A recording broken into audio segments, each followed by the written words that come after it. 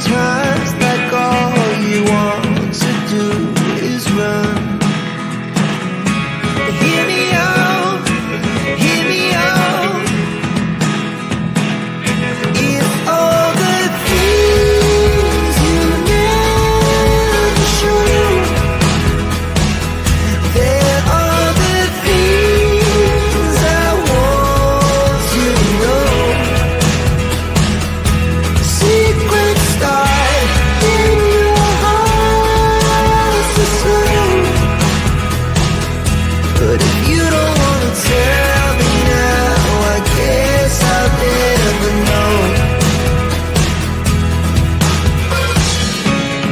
Losing almost all my energy. It's getting hard to talk to you, and I'm the only one who speaks. It's all the things you never show. There are the things I want to know. Secrets start in your heart to slow. But if you don't want to tell me now, I guess I'll never know. Here we go. Okay, hey guys, welcome to the live. Happy Saturday. And Shannon's with us tonight. Hi, Shannon. Hello, thank you for having me. No, this is so awesome. I'm so pleased that last night when I asked you that you were just like, yeah, sure. I'm So pretty straightforward, sure. yeah, no. And, we're going to get into this today, of course. But before we do anything, if you guys haven't hit the like and share for Jack and Lily, please do so.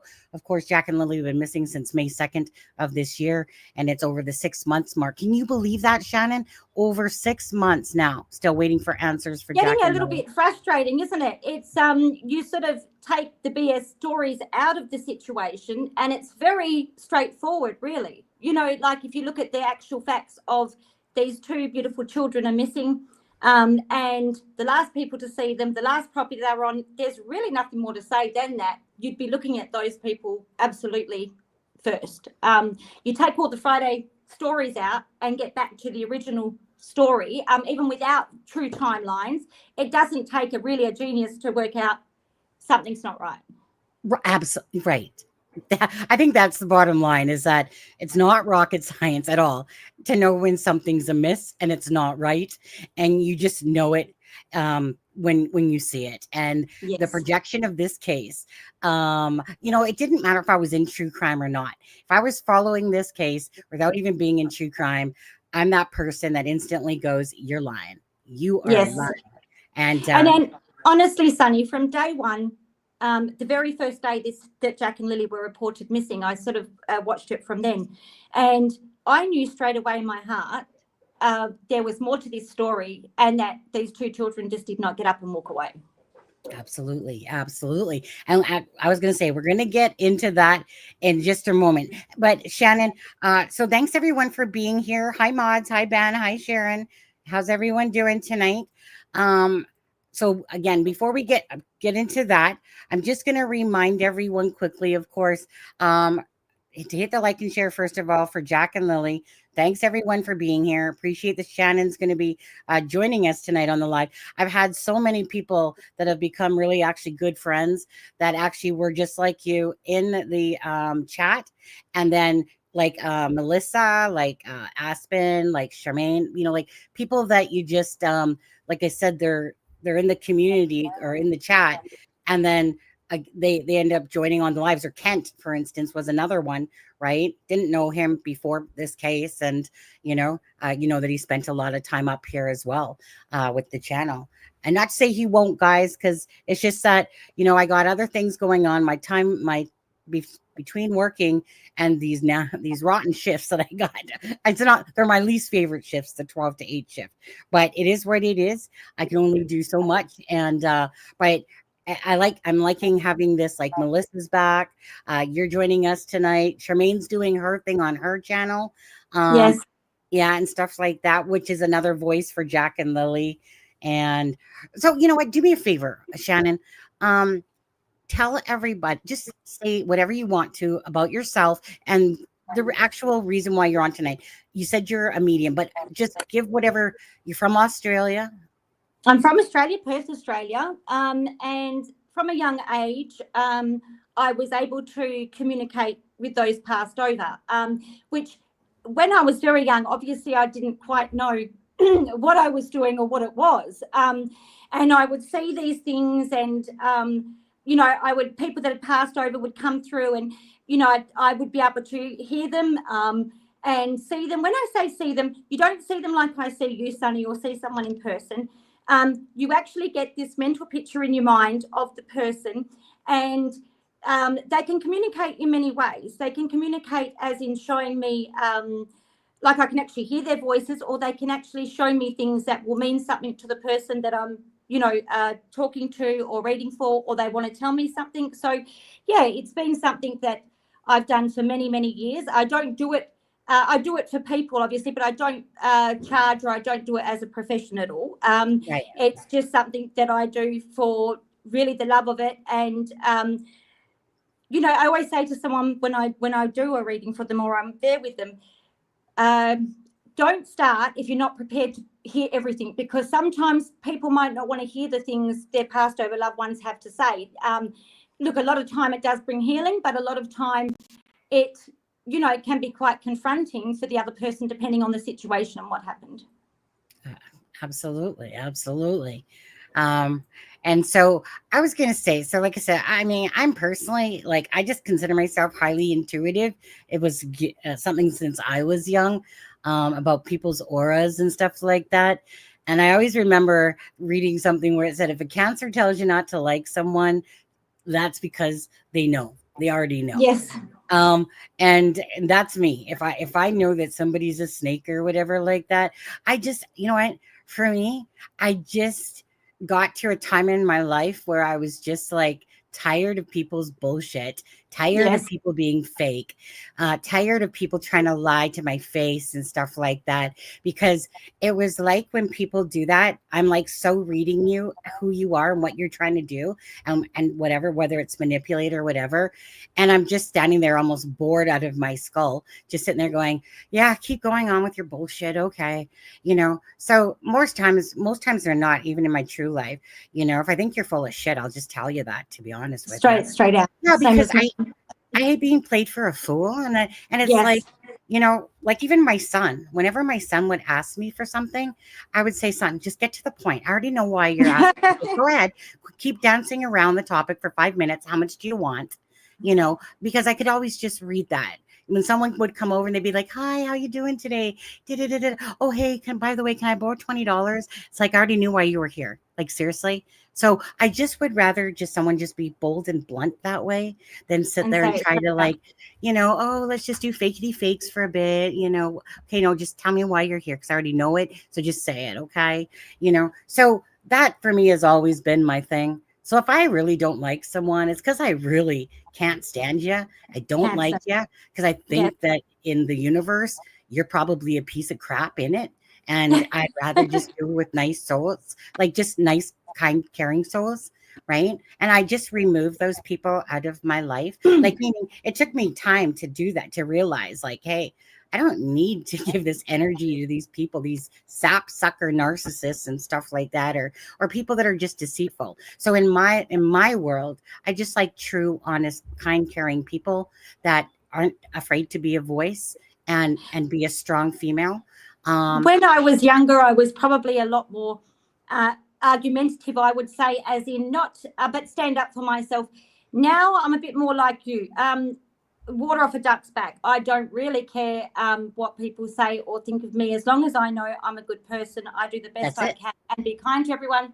Yeah. It doesn't bother me at all, so and I don't argue anymore. I just think, oh well, just goodbye, and that's it. Yep. Oh, well, that's perfect. Okay, so now again, thank you guys for all being here. Okay, so Shannon's joining us tonight. Now, before we get into Shannon again, we'll come back. We'll just quickly circle back to a couple of things here. So, as you guys know, Melissa, aka American Justice, she's been working on this amazing document. Okay, I always like to call it the Holy Grail because it's a place that people can go where there's a ton of information. So, I'll quickly show that. And you guys, I had to reboot my computer, so almost everything went missing that I had up. Okay, so this is the document here that Melissa is working on. It will probably be released in a few weeks, couple weeks to a few weeks. Just it's just that it needs to have more information to it. There's still a lot in there already, but this is gonna these are beautiful pieces of work. This takes a lot of time, a lot of energy, and honestly, it's very detailed as she goes into it. But she has all these different your little tabs on the side, which will take you through the timeline, media links, and stuff like that. So again, once it's dropped, then you guys can have access to it.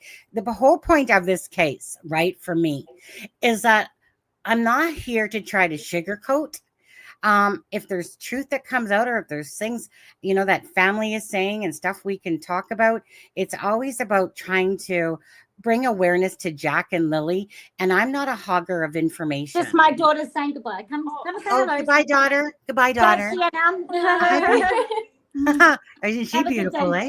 No, she's a cheeky one. She's a Cancer too, Sonny. Oh my goodness, get back here, daughter.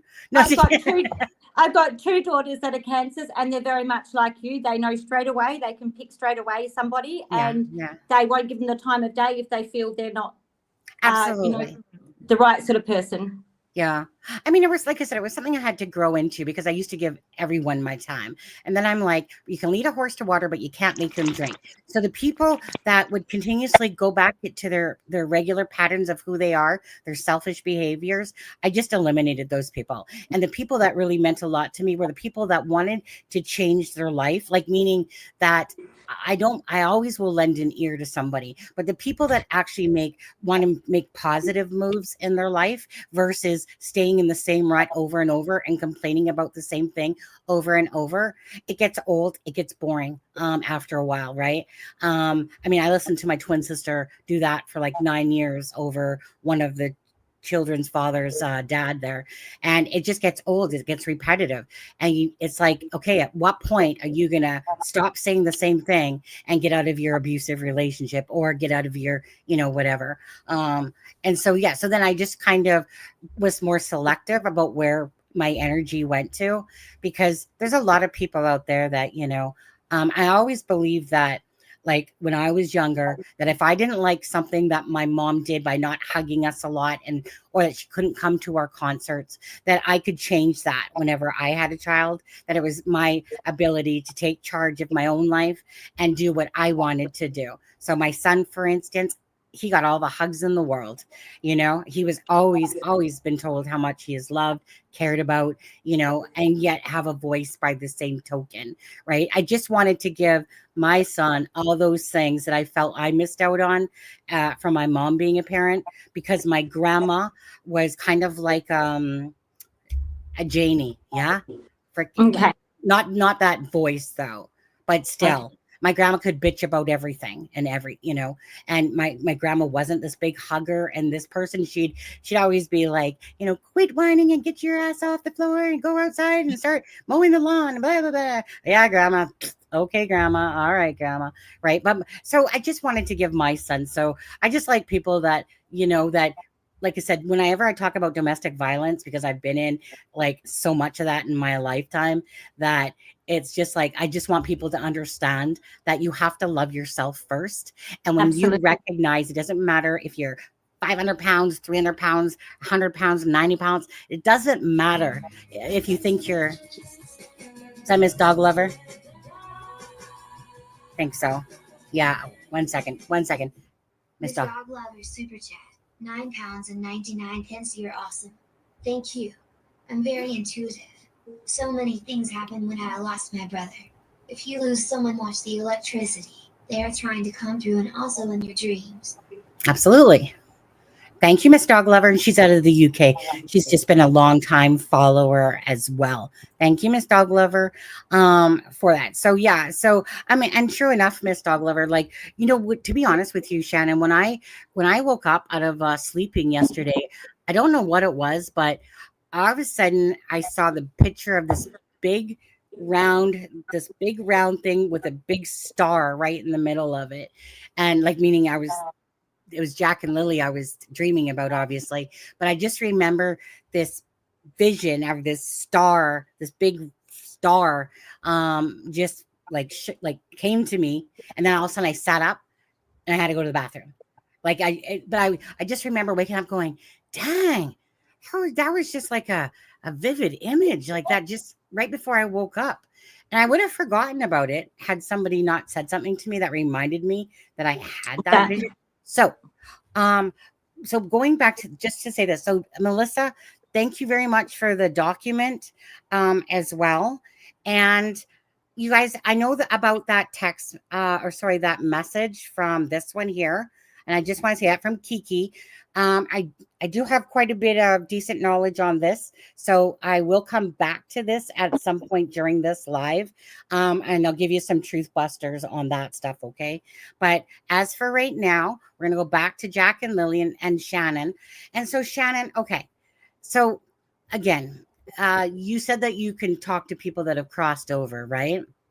Yes, that's correct. Yes. Now, that could be in many different ways. Like Yeah. I said, with Jack and Lily, it's been a little bit harder because the way they communicate would be different to maybe an adult with a bit bigger vocabulary and that had lived more life. Like for instance, with Jack and Lily, they can't really give me directions to where they are. I can see where they are, well, where in my opinion, where I believe they are. Okay. But I do see a car leaving the driveway, and I do see the direction they've sort of gone, and that would be their way of trying to communicate, that to me. Obviously, to me, in my opinion, they don't know left, right, or where they sort of were, or going, because they weren't at that age where they could really communicate. Well, I mean, yes, they can communicate, but, they're limited communication skills at that age. And I think, too, in my opinion, their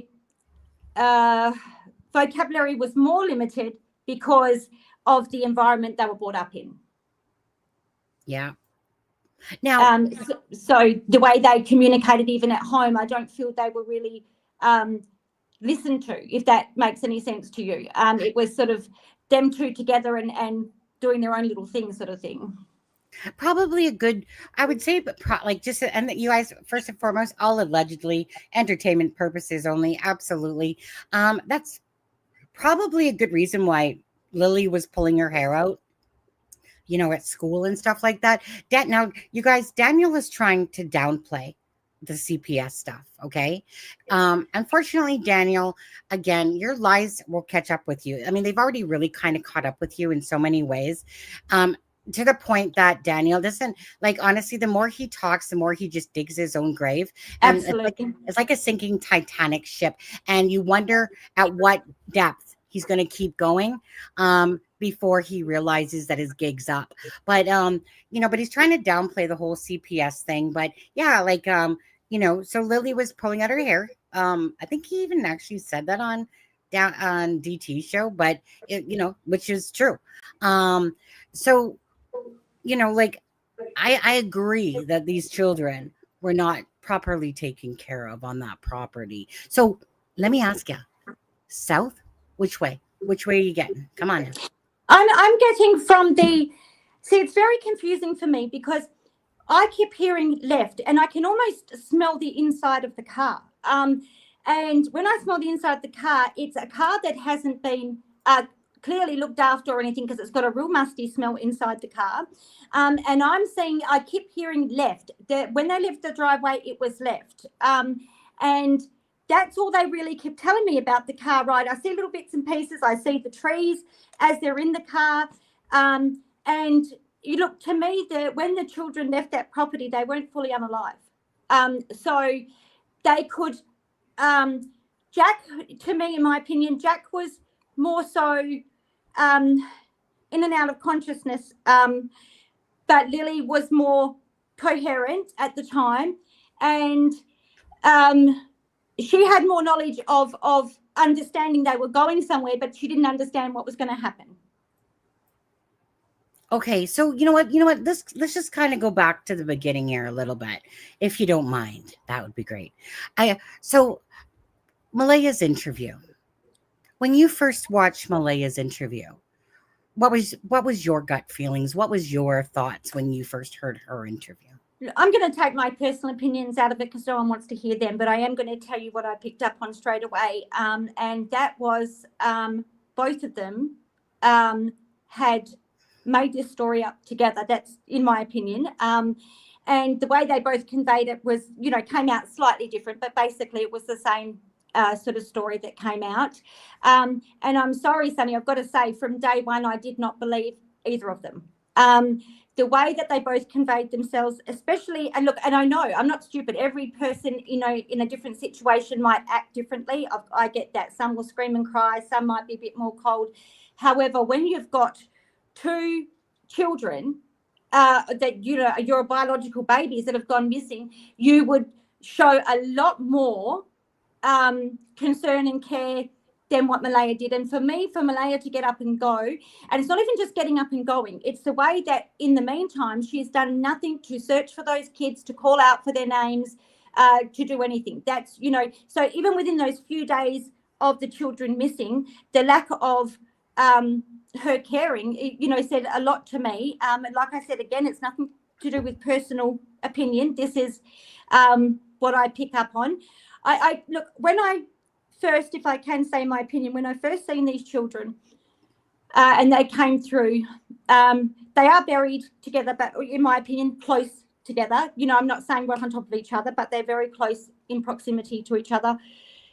When I first seen them, it was complete darkness. You could see their little faces and I could see them, but it was complete darkness. And I could see a lot of, it was very muddy, swampy sort of area. And I could hear the trickling of water in a not too far distant from where they were. And it was very dark. And at that time, the two little babies to me were confused. They didn't quite know what had happened. And I remember them calling out for their mum. That broke my heart because they were calling out for their mum, and they didn't know what had happened. In the latter times that I've seen the children all communicated, Lily especially, Jack sort of follows Lily, but Lily's running in a big open green field and she's got these little pink clothes on and she's got a big smile on her face. So that shows me that they have actually passed over properly. So what I'm saying by when I first seen them in the darkness, that gave me a good idea of where I believe the children could be. And when I seen them afterwards, it just showed me that they'd fully passed over. Okay. Now, when you say the trickling of water, are you thinking about it like, is it like a river, a waterfall-y, like, or ocean? What's your vibe on that? I don't honestly get ocean at all. And look, that's just my opinion. And people say, oh, but this psychic said this and this one said this one. It doesn't mean that I'm right, they're wrong, or vice versa. What that actually means is everyone has a different, any sort of psychic or anyone that's got any ability has a different way of doing things. See, when I see Jack and Lily, for instance, I see a distinct wasps and they're like a bright orange wasp and they're quite large. Now, I have to determine from that, are they showing me where they are? Are there wasps there? Are they relating that wasp in a different way or does that have a spiritual meaning? And this is where some psychics, you might say, oh, they were wrong on that. They weren't actually wrong. It's just the way that you interpret it and you've got to put the whole everything that the messages you get, you've got to put the whole thing together and try and work that out. It's a bit like being a detective, I guess, in that way. You've got to try and put all those messages from the past over together to get the one story.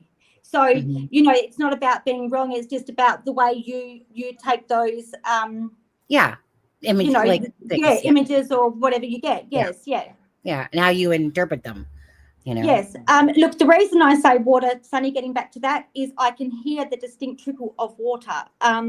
and it's, to me, not an ocean sound, that's a distinct, ocean sort of sound. I get a distinct, I can almost see clearly where they are, it's, Okay. I get, sorry, yep, keep going. No, I'm sorry. I don't want to cut you off. There. I get the distinct trickle of water. And to me, it sounds like a waterfall of water falling, because I can hear it hitting rocks, and I can see the stream of it running. Now, it's not a stream where it's a real fast stream. It has got some sort of depth to the stream, but it's not whoosh, whoosh, whoosh sort of stream. Right. Yeah. Yeah. What I'm seeing, yes. 1 second. Ben, are you flirting? Stop it right now. You're not allowed to cheat on me. Well, not at least more than once today, okay? Tone it down, Ben. Go easy. Now, question for you. Do you feel, how far out do you feel that these children are from their home, approximately? Just your own thoughts. Close. Like 5 kilometers? Like, what do you use? Look, I'm gonna say no more than half an hour. At first, I had it right down to, I believe, 15 minutes, but that could be because I believe from where the water stream is, they are 15 minutes in. So I'm going to say 15 minutes to half an hour, with a maximum of 60 minutes away, but I don't believe it's that far. I believe it's no more than 30 minutes from that property. You've got to look at the basics of things too, Sunny. I don't believe that this was planned at all. What happened, I don't believe that it was planned. Correct. And it was more a fact of, or a situation of panic and, okay, what am I going to do now? Yeah. So there was no time to be traveling 2 hours one way, 2 hours another way in the middle of the night. Well, yeah, I mean, look, you could have, but they're not, people saying, oh, well, if this person hasn't been caught, or this one, they must be smart. No, quite often the best criminals are the dumbest. I know. It's just one of those things that, it's finding those remains, in my opinion, if those children aren't alive, which in my opinion they are, it's finding those remains. What do people want the RCMP to do when they don't have those remains? I mean, you're coming from a tight-knit community. We've all seen what happened to the poor neighbours when they came forward with information. So I believe that even if other people do have information out there that they might find that is not even important, and I feel there is a couple that do have information, the reason people will stop coming forward is because of what happened with the neighbours, and because everyone knows each other there. They've got to be very careful. People, I think, are waiting for those remains to be found or whatever before they will come up and speak, and that's the sad part. Because and you can't blame them. Look at the neighbours, and in my opinion, I will 100% say the neighbours are telling the truth, and they had nothing to do with the children's disappearance. I absolutely 100% agree. And just quickly, hi, Alexa. You guys, if anyone doesn't know Alexa, she's quickly, I don't think I got it highlighted here. Alexa, she was with us on the Delphi case, Sebastian Rogers, a long time. Like I said, I told you that the Charmaine, Alexa, and Melissa, like very blunt, honest people. Alexa was a criminal profiler, body language expert, and graphologist. And, Alexa was on here all the time doing lives and stuff. Nowadays, it's hard to get her. Yeah.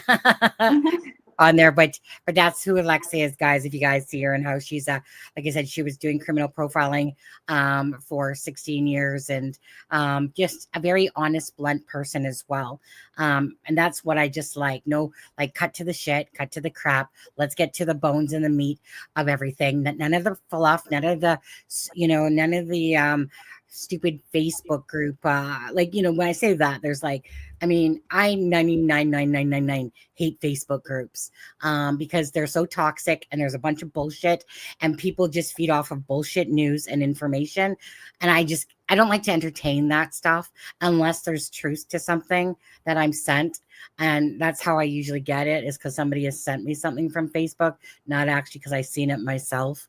But yeah, so I just like to keep it real, keep it honest, keep it with as much like the facts as we can do, even if the facts might not be truthful from anyone that might be involved in Jack and Lily. For me too, Sunny, yes, there's a lot in what people say, or what Daniel's saying, what Malaya's, well, not really saying, but in bits and pieces, she's come out and said a few things.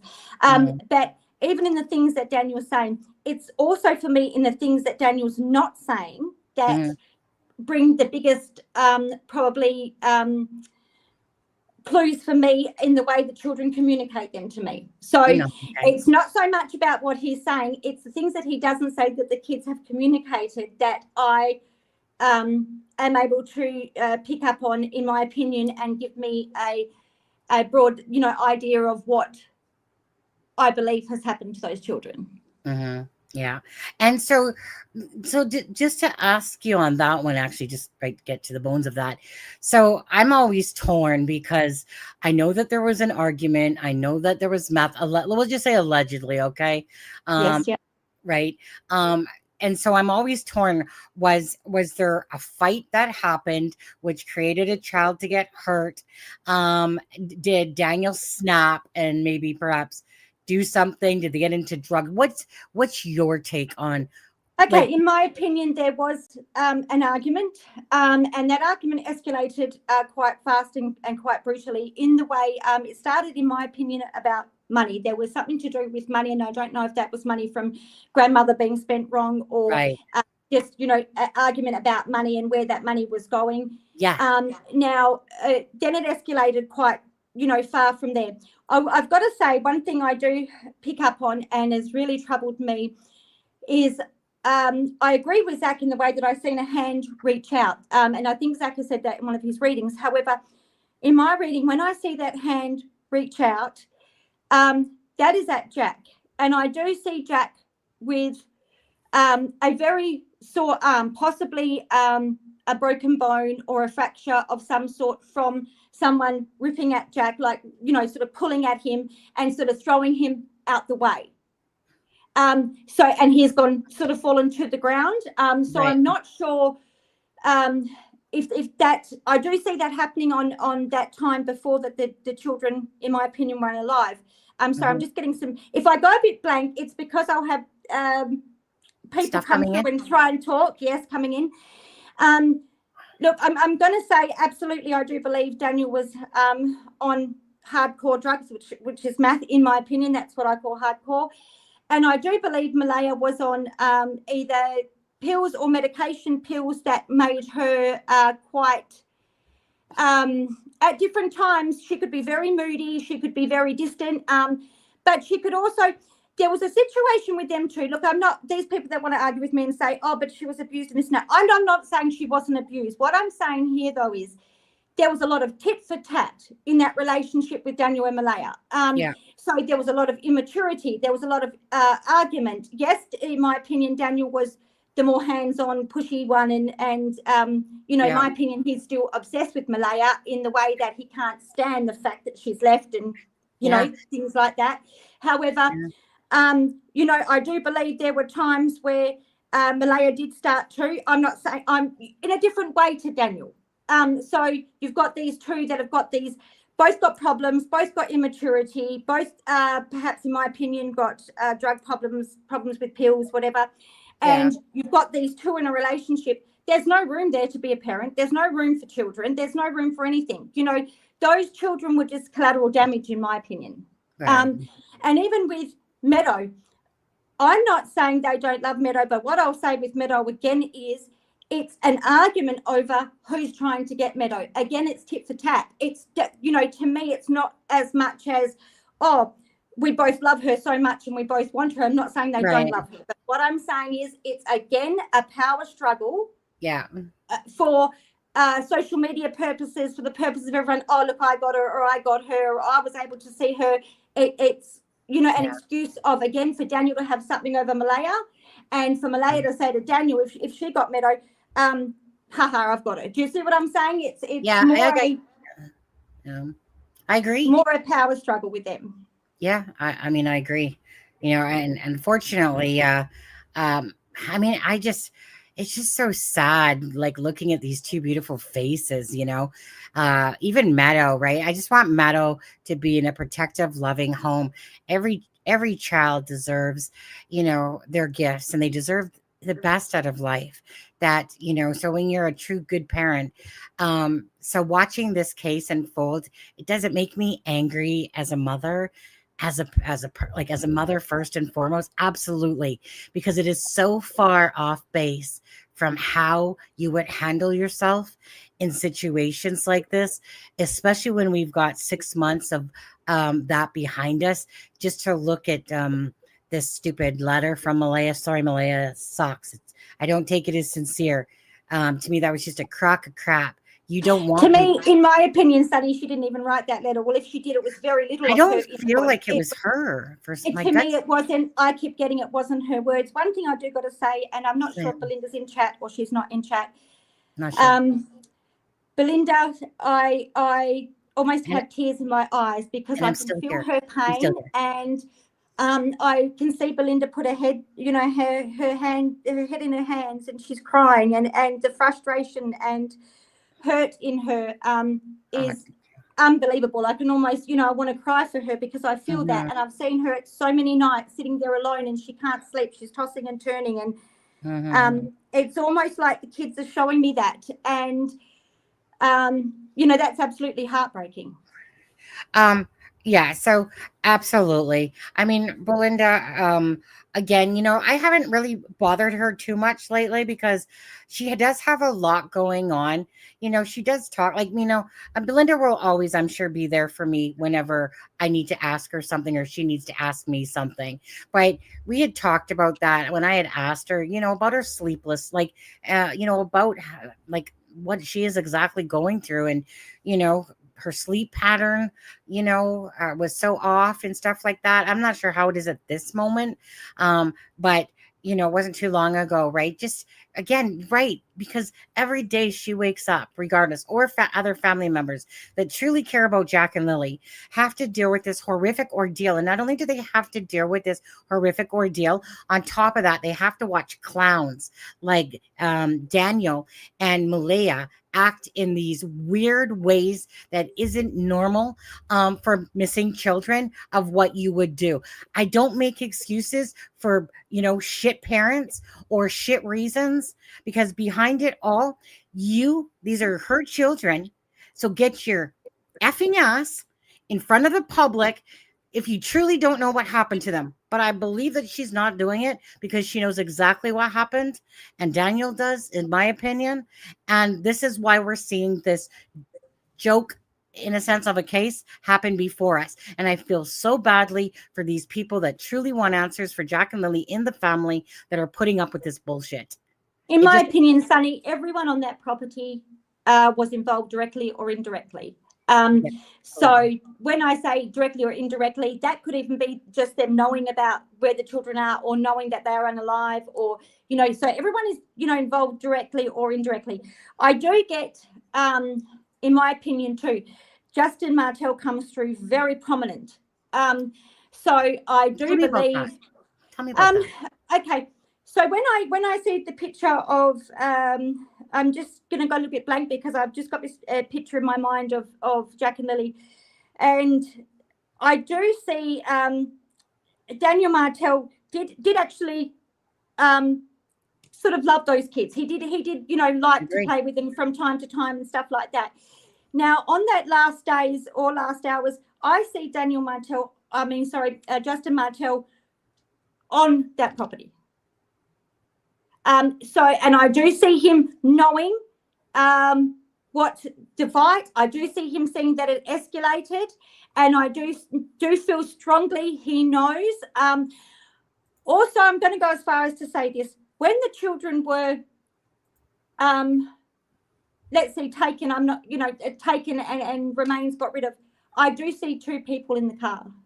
How many? 2 people in the car. Okay. As in driving and passenger, or vice versa. Correct.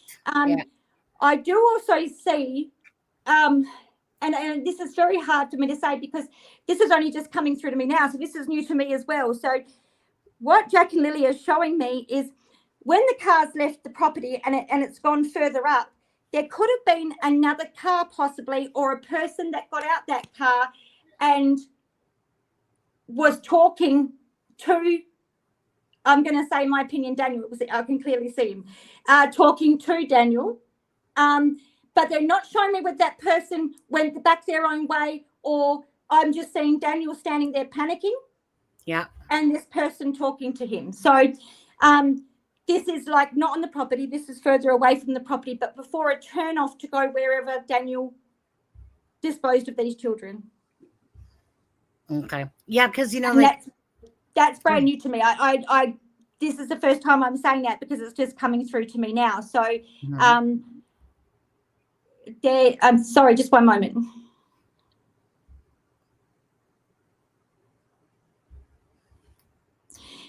For sure, Sunny, they're closer than what we think, or what people may think, and for sure they are showing me continually the waterfall or the stream of that waterfall. So okay, yeah, keep going. on the map that's in front of me here, let me just bring it bigger. On the map, and if sorry, let me just go to it. So if this is 1407 here, by my mouse, which way would you have are thinking? Okay, so when I kept getting left, I was thinking at first left from the property outways, but now I'm sort of looking at the property. So I would say go the other way first, Sunny. This way? Yes, yeah. Okay. Now, that could be for many reasons. That could be because there might be another way to cut through and they didn't want to use main roads when they were doing whatever they were doing. Absolutely. Right. And I mean, because everything pops in your head like, well, okay, are there cameras that are catching anything? Because obviously the police asked for 5 days worth of, you know, cameras, and, you know, Glengarry is down over here. Now, Brad said that one of the trips was up where the pink blanket was and stuff, and that another, I guess, trip was, or what he believed he heard, was down up 289 and then down McLeod. That's where that little bridge is, by the way, you know, Okay. where that star is. Go ahead. Sonny, how far is there a place called Blackbrook? I keep hearing like a Blackbrook or something similar to that. And the reason it's the brook, because Malaya's name too, and it just keeps coming through this brook and wafts about this brook, or there's wasps in this brook or something like that. So I couldn't really find it, but it keeps coming through very strong to me. And what was the name? Kind of Blackbrook? Blackbrook or something similar to that. Okay. Now, and this could be totally off base, but now people have been talking about this, and I already knew this. Foxbrook mean anything to you? I clearly get, look, when I say Blackbrook, that could be for two reasons. The brook keeps coming through because someone keeps relaying that to me because of Malaya's name, and that's how they're remembering this. Now the black part, yep, and the black part could be because when I first seen them, they were in complete darkness, so that would be that coming through to me. So, or do you believe it was a black car? I can only see the inside, unfortunately, of the car. Okay. And I do feel that it was a manual sort of car, because I can hear the gear changing in the car. The car was very dirty, very musty inside. There was sort of junk all through and mess through the car. So, yes, it could be that. I can wait for them to come through more and say more things. But, you know, in my opinion, they are 15 minutes to half an hour from the house. And I see I'll tell you what I see distinctly is Sure. I hear the stream running. I can hear, it sounds like a waterfall to me because I can hear it running off the rocks. I can also see that if you go inland from that stream, there's some jagged rocks near the edge. Then you go and there's massive trees, but not like the trees that are near Daniel and Malaya's. They are similar, but they've got the massive big roots coming out the ground. And I see that's where, and there's sort of a big rock right near there. And that's where I see these bright orange wasps for some reason. And I see the children are there. Now there is a place here called Blackbrook Falls. So Now, to me, I do remember seeing something about a Brook Falls, but I think it was a little bit far for where I was looking at. right. But it was pronounced for having wasps. So whether that has different meaning, whether they had visited there before, whether Daniel has something to do with that, or been there before, that could be all what it's relating to. So Blackfoot Falls, where I just if I did a straight line path, hold on a second. We'll make it pink, I suppose. Daniel likes pink, I think. Why not? So if I just kind of went, 1 second.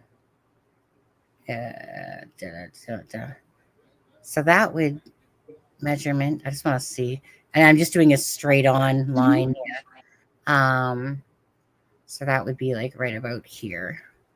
So that would be like, what's that? Feet, miles, kilometers. That'd be like 50 kilometers. Yeah, too far, I think. That's far. Yeah. Definitely quite far. 1 second. Addie V became a member. Thank you so much for that, Addie V. But again, Sonny, that's where I'll say the interpretation of that. I never thought. The kids I've always said are closer than that. But that conveying to me could be the part where the Brooks to tell me her involvement. It could be that they've been there before. So Right. the kids aren't really elaborating on that. What I do get, and Jack's clearly showing me again, is when Jack was transported, he had very heavy breathing. So when he left that property, his breathing was very laboured, but he wasn't unalive at that stage. I do see possibly for, I don't know if you how much you want me to say, or you don't. I want you to say everything from your heart, the way with right? Lily. I'm going to get a little bit teary because It's okay. I feel suffocation and choking with Lily, and I believe that when she was possibly gone underground or buried, she wasn't fully unalive yet, Sonny, in my opinion. That's just my opinion. So the rest of hers was underground. Can you say that one more time? I'm sorry, because I was looking at a message to ask you. Yeah. So when I see Jack, Lily. I see Jack with very laboured breathing prior to being off the property. Yeah. I do see Jack with some sort of broken bone arm. I see bruises on their body, and I feel Jack finished breathing, not breathing on his own. However, not Lily. I do see Lily being, it's even horrible for me to say, and I'm so sorry. I do feel Lily was, in my opinion, either suffocated, choked, or but she wasn't fully unalive when she was put underground. Yeah, so I feel that was she finished trying to breathe underground, because I do see, in my opinion, when they're getting underground, this person's panicking because they haven't got time. They don't know what to do, and they're not even checking for. It's not as if someone has found someone injured and they're checking for vital signs of this child or whatever. They just think it's done and go. You know what I mean? It's right. Yeah. I do see Lily screaming, and yes. Sorry, did you want me to stop? No. Scott said, someone named Scott said, "Are people really talking about what is on their mind?" Duh. Is that like to be ignorant? I'm not sure, because it comes off as ignorant. Are people really talking about stuff that's on their mind? Yeah. I don't. Well, yes, they are. I mean, like, duh. So I don't know if you, I Exactly. don't know if you're being rude, Scott, because I don't even know who the heck you are. But if you are, you better tone it down or get out of here. I'm just going to put it that way. Uh, so, yeah, that's why we're here, right? To give out facts, talk about Jack and Lily, and speak what's on our mind. Absolutely. So if I Absolutely. And misconstrued your like we message, said, this too is bad. just in our opinion and what we feel or what we see or whatever gift we may or may not have. So I do, you see Lily screaming and sort of trying to grab at the person, but obviously she's got no chance. And I do see in that car that night too, when I say I got that musty smell, I do get that musty smell, but I also get a strong smell of math coming through somebody's sweat. You get what? What was that one? A strong math smell in the Oh, a car meth. that night, but through somebody's sweat. Like they're perspiring because they're anxious, they're nervous, Right. panicking, and they're sweating, but you can smell that distinct math smell coming through in that car. Yeah, exactly, Kate. Sometimes you just, I'm sorry, but Scott's comment was just like a no-brainer. Like, dude, seriously, did you just literally ask that question? No offense, Scott. Actually, take offense to it. I don't really care because that's just like sometimes you just read a comment and you're like, no, we're just gonna sit here and pick our nose for about an hour and a half. We're not gonna talk about anything that's on our mind whatsoever. Okay. Zach, this is Shannon. So Shannon's from Hi, Zach. yeah. So she knows who you are, Zach. But Shannon's always in the chat. We see her, and I've known like Shannon has always made comments about being a medium. And she like whenever I look at Shannon's comments, it's like I feel like me and her have the same brains thoughts going on with this case in so many ways. Do you think the same, Shannon? Do you think? Absolutely. And Yeah. I think a lot of people do. There might be a few differences here and there in a few different things again on what people pick up on or the few little different differences. But if you look back at it, like I said, take the BS stories out of Friday morning, take Daniel shenanigans out, take Malaya's non-talking out. Yeah. You've got to look as in these two children were last seen on that property. They were the last two adults. Janie was in her thing, but they were in the, so this is what I'm saying. Let's look at this seriously. Those two children did not walk off into those woods. They were not handed over. They are not on a reserve. Weren't handed over. This is all my opinion. And I can tell you clearly, I get the same picture and have all the time of those children being unalived off the property. They are next to it, in my opinion. Waterfall, running stream. I can hear the waterfall actually falling. I can clearly see the water running. It's not not an ocean, nothing like that. And I see where the kids are now. When I say they're not, to me, they're in the same place. I'm not going to say they're on top of each other, but they're in the same sort of area.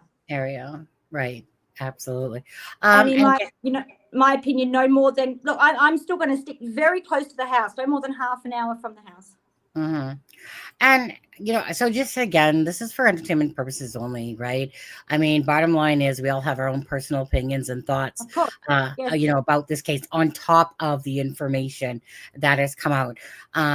So bottom line is that if you're not interested in someone's mediumship or what they're saying, where the door is to have a good night. And if you, of course, there's a lot of people that are, don't get me wrong. But there are people that, you already know skepticals everywhere and stuff like that. You know what? I don't really care because I know that there's true people out there that have gifts, and then there's true people out there that are just shit and they suck at it and they think that they're really good, and stuff like that. I always that's how I am, Sunny. If you don't believe it or you don't believe me or any psychic for that matter, then don't listen. If that's what you want to do, then don't listen. Quite simple. You know what I mean? So, I mean, I can only give what I see, and I will stand by what I see, and I will stand by, the way I from day one have said the same thing, and I will stand by that. Absolutely. Right. Again, I have the power to use my voice, hence why I have a channel. Everyone has the power to use their own voice. But again, in here, it's just about being respectful to each other. And, you know, Scott, sorry, but if you want to ask stupid questions, you'll get a stupid answer to that. Because sometimes you just look at something and you're like, what? Like, seriously? Anyways, but again, so thanks for everyone that is here tonight. Again, this is Shannon. She is a medium, and she is from the chat. She's been in it for a long time. I've always like seen a lot of Shannon's comments, and I'm always like, yeah, you know it, Shannon. Yeah, you know it. You got it. You're on the right path of thinking as well, you know, type of idea. I think she already knows that. I probably don't need to tell her that, but it's just that my line of thinking from everything that has been given to us, for me, in my personal opinion, is absolutely the three people on the property know exactly what happened to Jack and Lily. Manipulation, deception. No, to me, someone just said about them being sold and trafficked. That doesn't make sense at all. It doesn't make sense. One reason is because why would Malaya have left that property if they were in it for the money purposes and stuff like that? She didn't leave that property for the fact that they were trafficked. That to me is like a line of, okay, so I would actually believe more traffic than hidden, but I don't believe either. And there's no signs about that. I think if people are paying, and correct me if I'm wrong, Shannon, but I think if people are paying quite attention to what's going on here by the RCMP and what it is that they're trying to find out, it's the fact that they know the truth of what the Jack and Lily are not alive. Yeah. Absolutely. And why they brought in. Look, RCMP, a lot of people are saying, you know, they should have done more sooner in this, and perhaps they should have. However, I do get a distinct picture that with the RCMP, they do have new eyes looking at this case. I do believe that behind the scenes there's someone new or having another look at it, and I do believe they have their sights set firmly on the people that they think are involved, or persons, people, and I do believe they are just looking for that proof. Now, unfortunately, what proof can they have apart from the remains? Really, that's going to be their number one thing that they want for proof. Sure, absolutely. You know, so that's going to be the most important thing for them. The only concern with look, I feel, in my opinion, even when and I do believe the remains will be found. That's look, I'm going to say they should be found anyway, because they're not that hidden. It's not some mastermind thing that these people that were involved. It's not some mastermind thing that you know, in my opinion, that Daniel sat there and worked all this out. I'm going to do this, or premeditated it all. It's not like that. It was panic. It was spur of the moment. It was quick. So there's plenty of people make plenty of mistakes when they do that, and he has. And people saying, "Oh, well, he's smart because he's got away with it." No, he's not smart at all. You know, it's about the RCMP finding those remains, finding proof, because they're very stuck. Like we said, we've got a community here where everyone knows everyone. Very limited people are coming forward and saying things, and when they do, God help them, basically, because everyone's coming for them, and, you know, you're a liar, you're this, you're that. So no one wants to come forward. So what's that? You know, by people saying, "Oh, the neighbours are lying," this and that, that's actually stopping other people from saying anything they know. Now, it could be the smallest of things, but that will stop them from coming forward. So they've got to a point that they need to find some sort of remains. I'm still here. Yep. You know, do I believe anyone is going to dob on the other one? No, I believe that even if the remains are found, and in my opinion, they should be and will be, praise the Lord, I believe that even when the remains are found, we're still going to have people that are not going to tell the truth. They're still all going to try and lie, because the longer the time goes on and you know, these remains aren't found, it's going to be very hard for them to know exactly what happened to those children, right down to the truth. So it's going to be a matter then that I believe that even when the remains are found, yes, criminal charges will come, in my opinion, absolutely. But it's going to be very hard. They're still going to lie and blame each other, and I believe it's going to be when the charges do come, I think a lot of people may be upset about the charges because I believe they're going to give the story that it was an accident, which is still, I mean, that's bad enough as it is, but that's not as bad as unaliving someone. Does that make sense to you, Sunny? You know, it's yeah, absolutely. Yeah. Yeah. So, yes, they need those remains, but sadly, I think even when the remains should and will be found, What's the charges then? yes, it's what charges the truth Right. should hold and what charges they've got from remains are going to be two different things. Yes, we're going to be happy that they will get justice and the correct people are charged, but yeah, it's still not going to be how it should have been. So just to ask you, if you don't mind, Shannon, so Mary Stevens, I see you one of the bracelets, I believe it was, and what's that troll's name? Oh, Charmaine. Yeah, in Charmaine's channel. I saw you won that bracelet there, Mary Stevens. But she was asking, do you believe it was Justin and say Daniel driving in the vehicle when you said two people? I'm going to be very honest here. I do. Justin was my first thought of person that came to me. I do have a sort of a picture of the person, but I'm going to be honest, I've never seen Justin, so I don't know. When I can see a person visually, that actually helps me because I can then connect with whoever's coming to me with the pictures they're showing me. So okay. So I'll show you when then.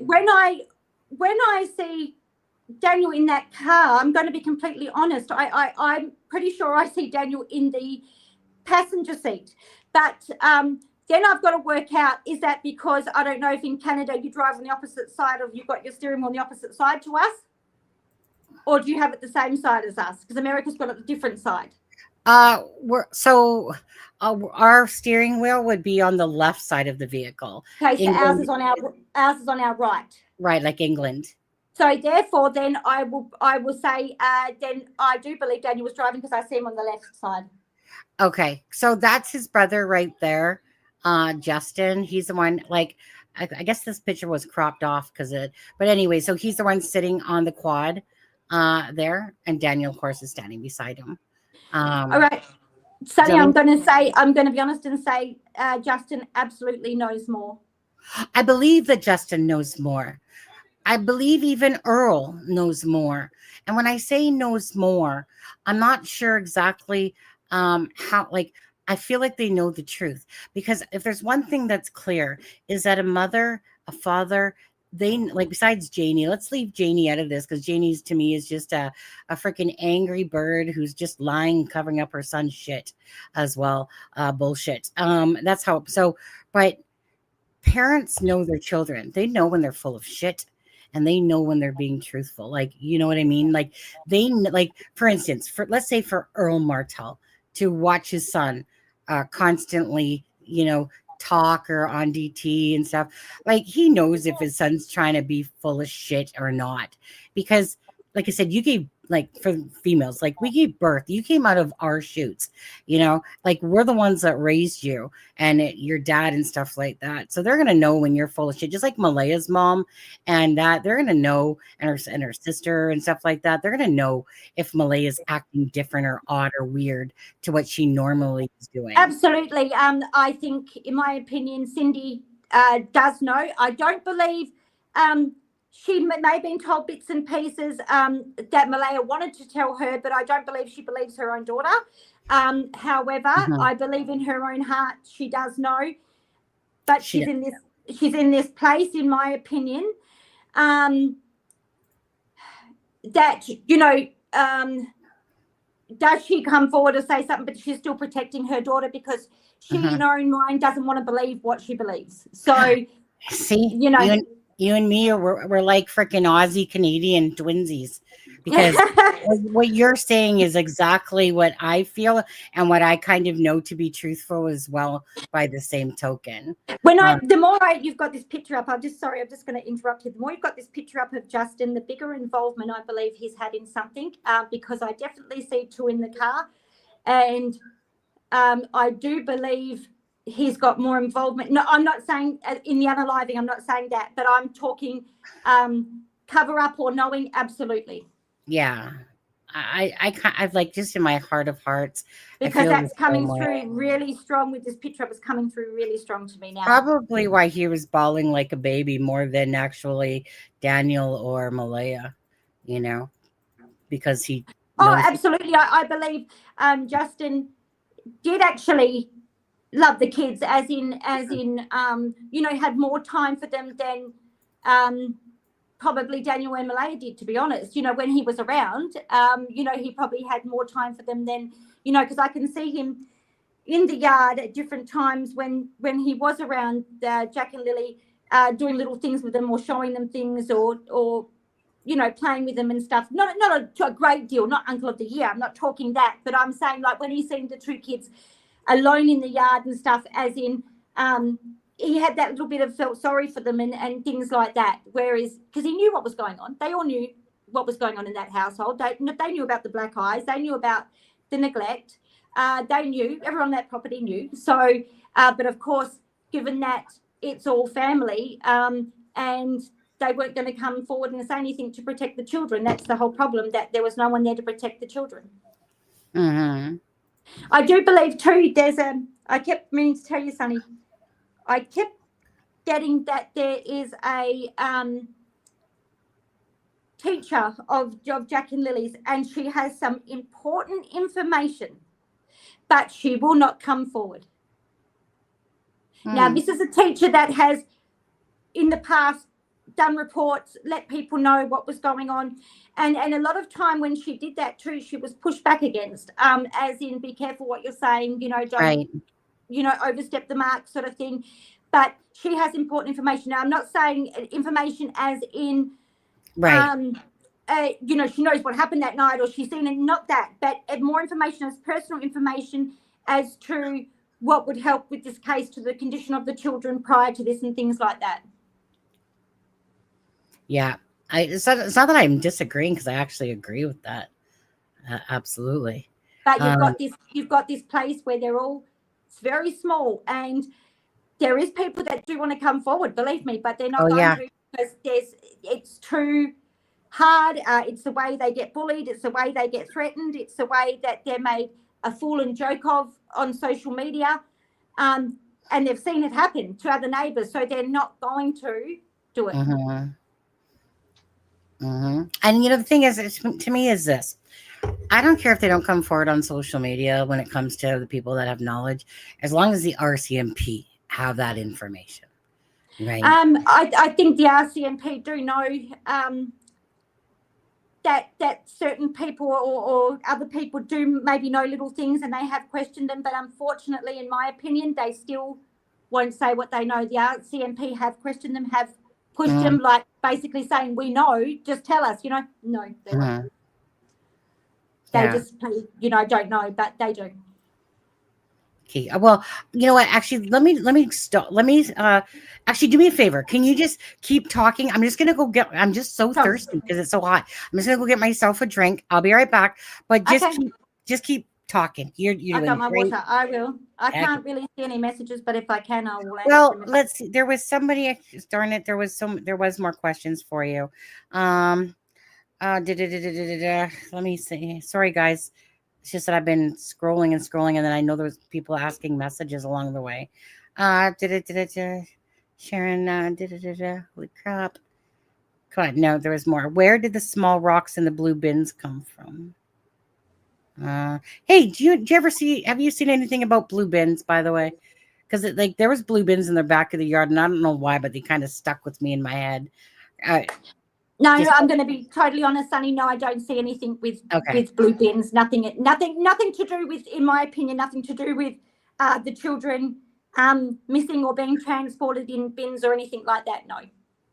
Okie dokie.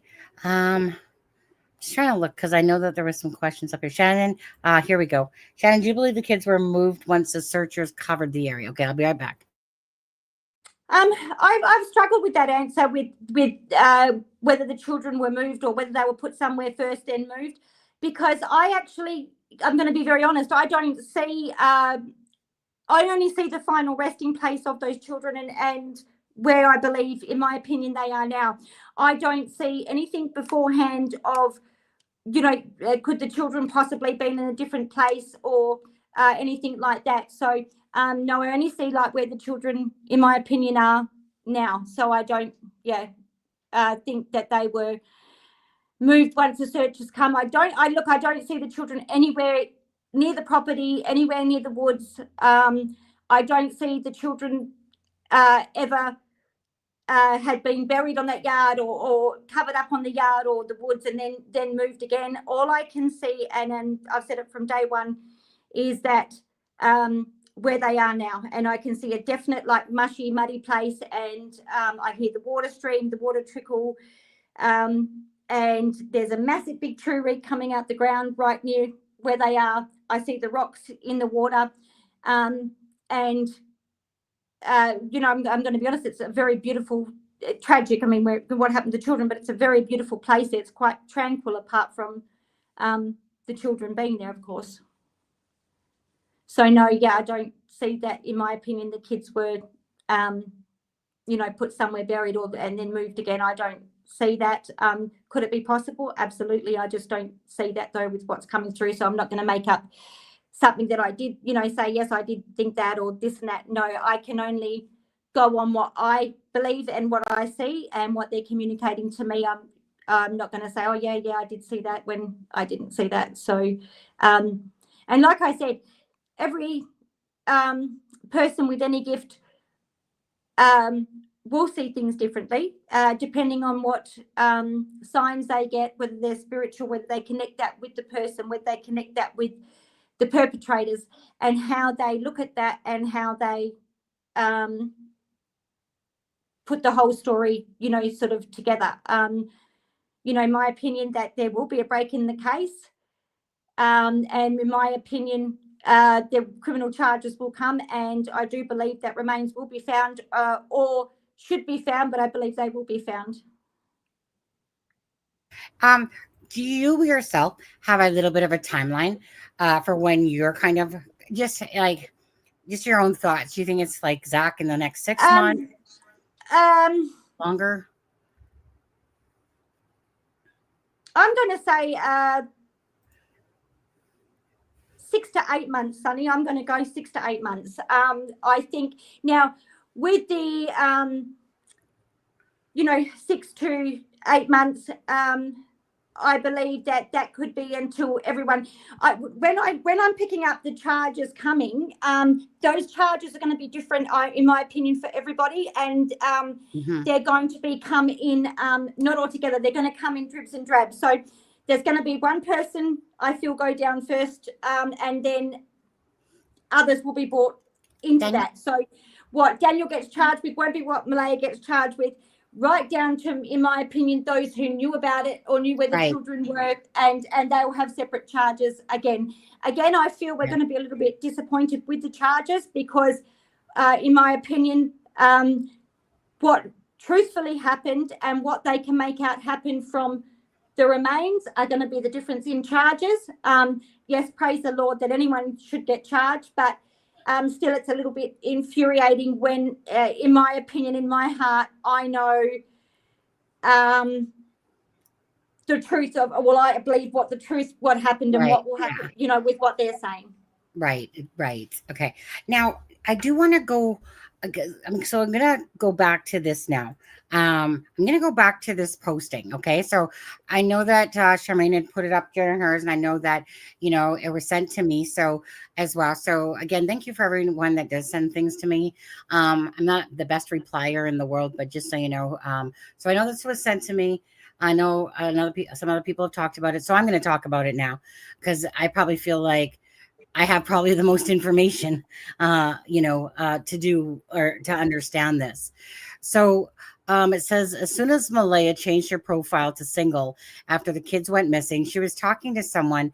And so Kiki Uwu, that is the daughter of Wade. So of course, Cindy and Wade have been together, and I think it was approximately 13 years, I want to say. I think that's what I recall. Haley telling me it was about 13 years. And so let's see here. So it says she was talking to someone who had romantic interest in her. That's the red flag, number one, because how are you trying to move on so quickly with your kids being missing for a few weeks, not even a month? This time period was when Malaya still had Meadow at her mother's. I don't think it was the same person as before, but she is officially in a relationship now. Who's Braden or Brandon Cross from Stewiacke? How could someone be attracted to her? Okay, so I was already told that this information would probably make its way out, and it was just a matter of time. So I already knew about this information for that part of it. Okay, so I believe that the name is wrong for the last name there, Cross. But I'm not gonna like Charmaine showed it on hers. I was personally going to black out the name of it, to be honest with you, but it's already out there. So really, it's not like me blacking it out is going to stop people from knowing a name. But I don't believe that the last name is right on this one. The first name, yes, was also the information, right? Is that, yeah, Malaya's in a relationship, and it's been ongoing for, we'll just put it this way. Within the first couple months that she was in this particular relationship. Now, again, because it's already coming out, I was kind of waiting for it to see when it would come out before I would talk about it personally. And I have made references like last night and a couple references, but not really touching on it too much. And again, it's just because, some things I'll put out there, but other things it's like, but okay, like let's see, like, is it really important to know who she's dating? No. I mean, if that fucktard wants to be involved with a missing persons case of something that happened to two children, sorry, Sadie, it doesn't matter who she's dating, but what does matter is it would be nice to see the time that she puts into, in my opinion, going out, putting into men, doing what she does, drinking, snack, versus putting that time into her missing children. That would have been nice. Absolutely. So, that's where I think, they're saying, oh, it's none of your business what Malaya does now.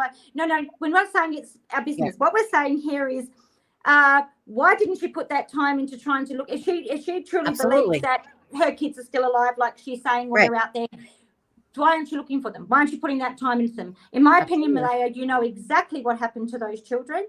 You know those children are not coming back, and you're quite happily moving on with your life. Now, when I say that happily moving on, I believe part of that is she's doing that on purpose too, to try and forget what's happened and what, and she's trying to keep herself busy and all that sort of stuff, and not think about the children.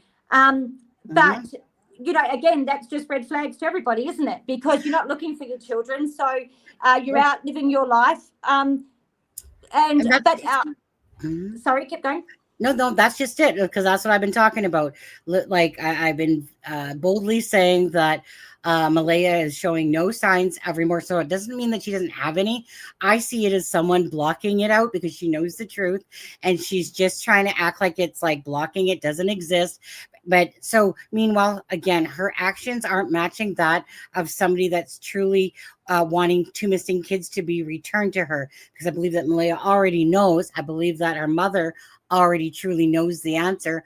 I believe that family members, have seen the truth and are seeing the truth of that. This is a bunch of bullshit going on, and Malaya is and that's why Wade said that in his interview there, like she's not showing any remorse or sorrow. She's going to the beach or whatever she's doing. So who cares? But bottom line is, as well, like, you're putting time into this because your children are not coming home. So don't give me that bullshit, Malaya, that you just want your kid. Yeah, maybe you want your kids back. But the thing is, they're not coming back because you know that they're not alive. And this is why this bullshit, because I personally still, like, in my gut feeling, I personally don't feel like she actually wrote that letter, or that they didn't come off like it just came off like as if you're standing beside somebody and they're helping you with what to say and stuff. I don't know. It just In didn't my come off. opinion, she didn't write the letter. And in my opinion, you only have to hear the few times Malaya has spoken or what she said, Yeah. and it doesn't correlate with the letter Ex- anyway. There's completely different. I agree. I agree. I believe someone else wrote it. She might have given a little bit of input or said, yeah, sort of thing, but she had no interest really in writing Right. a letter. In my opinion, they don't want the remains found because obviously, finding the remains finalises everything. Everyone knows then what's happened.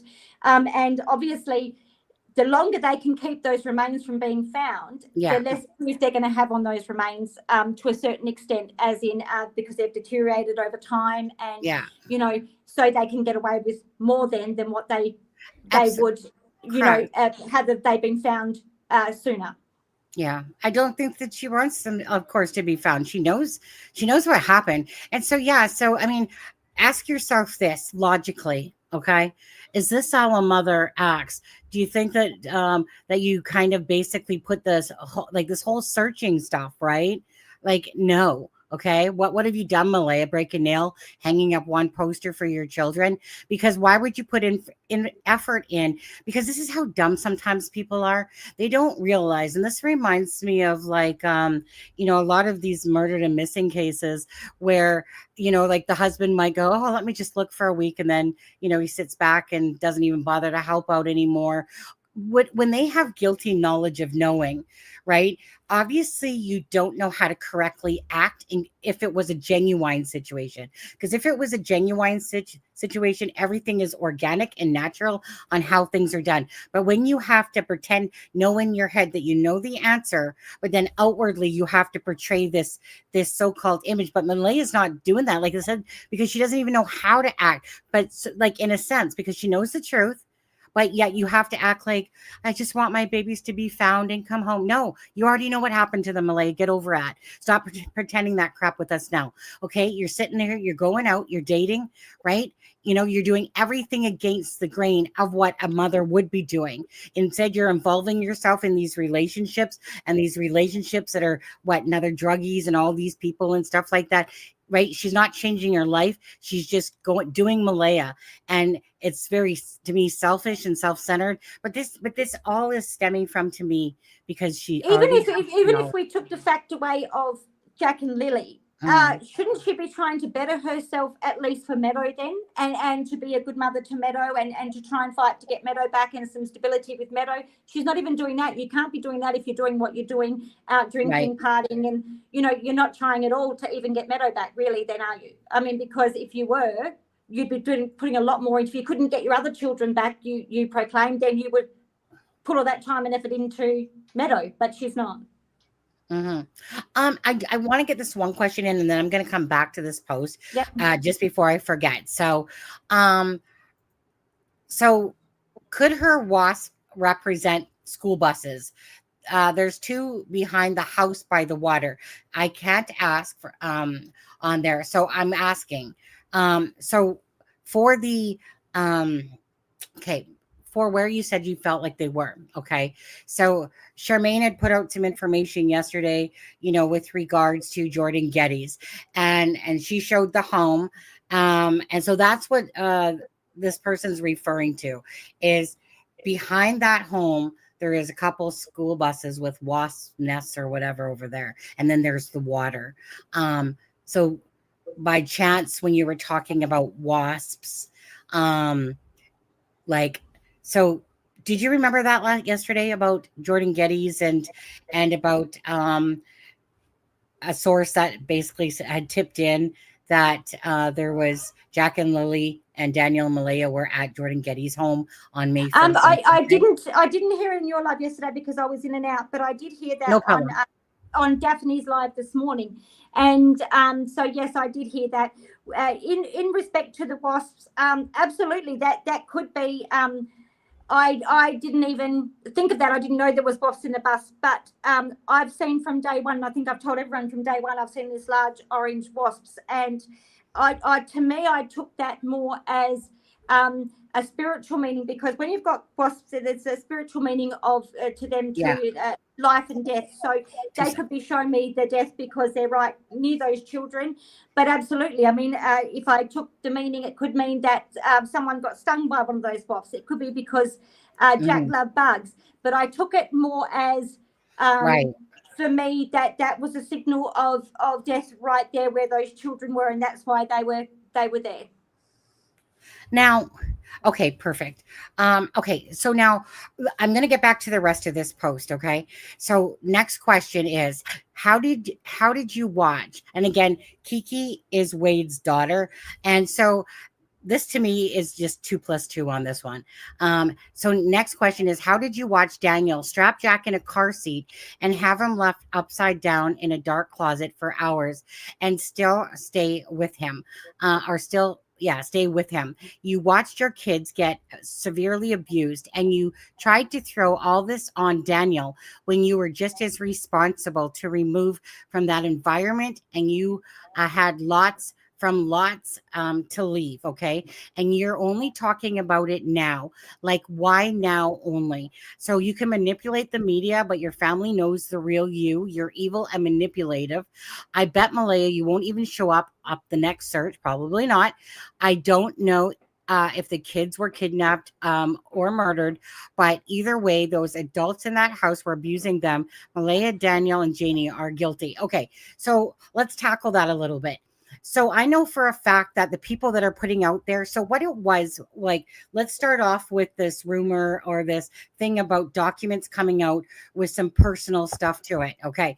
So the bottom line is that, of course, they're going after to do more unredacteds to the documents. Now, so basically, when you're asking to unredact personal and private information, you have to inform the people that you're talking about. So like, they would have to inform Malaya, they would have to inform Daniel that about information, or rights for personal information. So this is what's kind of going around. So I'm going to be here to somewhat set the record straight to this. Okay. So basically, Malaya was obviously told this, and I believe that this information, just like this information here, okay, it doesn't take 2 + 2 to get this. Chances are this is mostly accurate, what you're reading about Daniel strapping Jack in a car seat. And all this information, probably a little off, a little bit of the truth, but pretty much probably close. Okay. Now, Malaya, first of all, would have been informed about any time that there's information about personal stuff. So they need to be told this, right? Now, that, of course, would have leaked out probably either, and I believe it's from the Malaya Brooks side versus the Daniel side. It could have been both, but either way, I believe it's coming from the Malaya Brooks side, because the people that are bringing it up are people from more that side of things. But who knows? It could be from Daniel or Malaya. That's knowing that they were contacted to let them know that if information is whatever, unredacted, personal information, they had to know about it. So they're dripping that information out. They're telling someone close to them, whatever, someone that they, whatever, and that's getting leaked out. Obviously, in this case, again, Wade would, so basically this means to me that Malaya has been saying something, because Wade, of course, is the father of Kiki, and of course Cindy and Wade, obviously Malaya, right, is probably, I'm sure, pissed off that Daniel's accusing her of being the abusive one, and while he's all innocent of everything. Okay, not true, Daniel. Again, your gig is up, dude. Okay, this right here is going to come out to fruition, I'm sure, going to be very accurate, or something very close to this situation is going to have accuracy. Why? Because to me, in my opinion, Malaya has told Wade and Cindy. Wade passed it on to his daughter Kiki, and Kiki is bringing it forward to you guys to let you know what's kind of being said. So I would take this with a big grain of salt for sure on this information, knowing exactly how this is trickling down, and that it would be coming from Wade to his daughter, and she's bringing it out to you guys, because I feel like again, I feel like people are tired of Malaya's bullshit, and the fact that she knows exactly what happened to Jack and Lily. But I think that Malaya's probably pissed because Daniel is coming out with that post and saying how abusive she is and all that stuff. And she's probably like, bullshit, Daniel did this and that and this. And I'm sure little truth busters are starting to come out. Now, will Malaya give up the rest? Who knows? Who knows? I don't know. I don't think so. I'm hoping at some point that she just freaking caves in and realizes like that you have to take accountability for your damn actions. And these two kids deserve so much more than your selfish asses of trying to protect yourself over the children that you know what happened to them. But anyway, so I wanted to address that post for the sake of the documents and for the sake of that there's probably going to be a lot of truth to this. Do you think in my opinion, no one will break as much as they would like to and do sort of heat is on. Tell little bits about each other. Neither of them are going to fully come out and say what's happened with those children and what they know. I believe, look, when they, of course, I believe there's going to be a break in the case soon. And I believe that, charges will come. And I believe when those charges come, then it's going to be a bit more telling, but still it's not going to be what we want. It's going to be, in my opinion, more, it was an accident, it wasn't, meant, rather than the truth of what really happened. Yeah, right. I know. And, and I'm, come on, Daniel, because, Daniel's going to come out, right? Because Daniel, you know the truth about this, right? You know the truth about this post. So what's your answer going to be? What's your deflection bullshit answer going to be, Daniel? Because you can't handle it whenever your ego or yourself is being attacked. So what about this? What about Jack being strapped in a baby seat and upside down, basically, turned upside down in some sort of dark closet and stuff like that? Tell us all about it, Daniel. I don't think it matters how much bullshit he comes out with then for this, because there's no excuse or no reason, is there, for this? I mean, just like there's been with nothing else. This, the black eyes with Tonka trucks and, this and that. No, don't believe that for one moment. Daniel did hurt these children.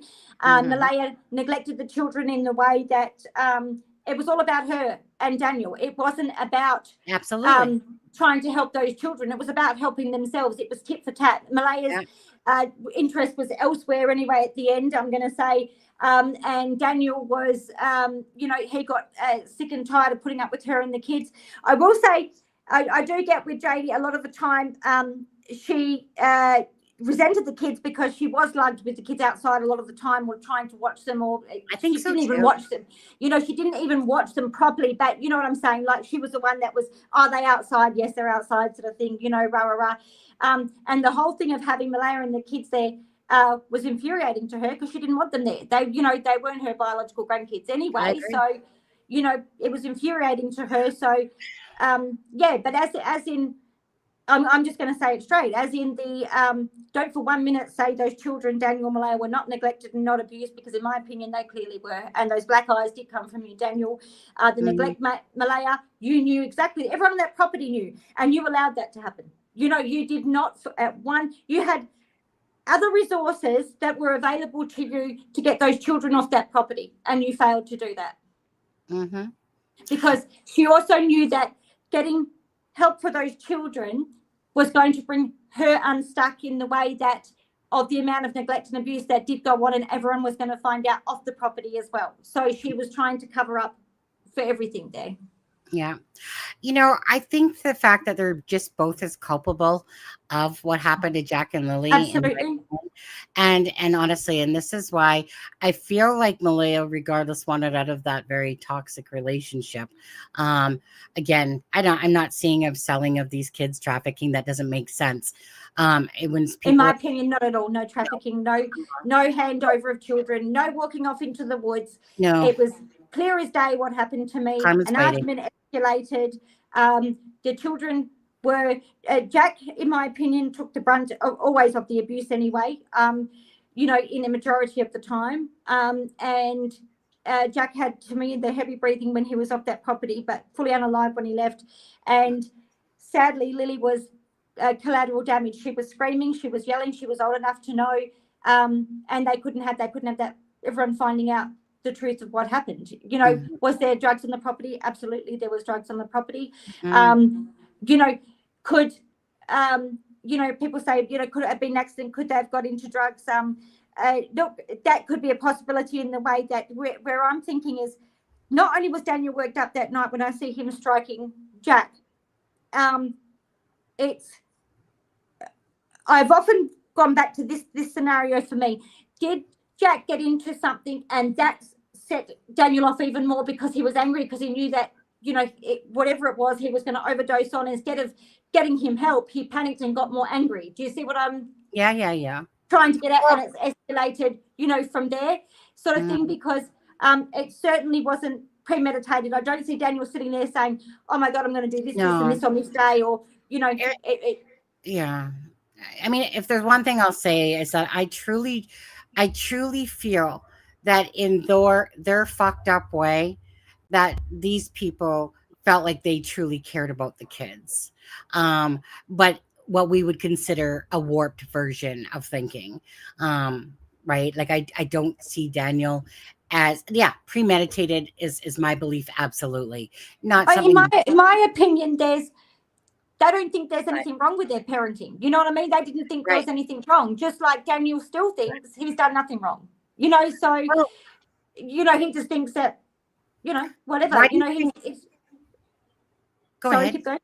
No, go ahead. No, you go, Sunny. You go, Sunny. Well, all I was going to say was, remember Malaya's interview and her words. She kept using the words that the children were always supervised. She didn't want to look bad. She didn't want them to come off bad. They already had CPS, but she kept using the words that they were always supervised, and you knew it was a bold-faced lie, that those children were not always supervised, but it was the portrayal. In my opinion, I always see those children alone, whether they're in the house or whether they're outside. Majority of the time outside, I see the children, but always alone. You'll see them tagging along together, and you know, I can see Jack as clear as day in the sand, you know, with bugs, and Lily sort of looking from standing over top of him. Lily was basically like his little mother, in my opinion. You know what I mean? She tried to look after him and mother him, and, you know, would make sure, you know, Jack, get your boots, and, you know, grab their jackets when they did have them. There was certainly no parental supervision, in my opinion, at the best of times, even when they were getting ready for school and stuff. You know, there was no, in my opinion, in that house, there was no set times for anything. There was no structure. There was no routine. It was just whatever, whenever. You know, you know, there was no, in my opinion, proper meals cooked for those children on the table. There was no set dinner times. There was just, I agree. And I just want to say this, Lady Ellen, to you, because yesterday when I was actually making my thumbnail, I was sitting there singing the song, "The Heat Is On." You know, remember, the heat is on. And so look, in my opinion, there is a break coming soon. What's that break going to be? Well, look, it could be several things. It could be just certain redacted things could come out that gives them very little wiggle way to sort of move with their BS stories from there.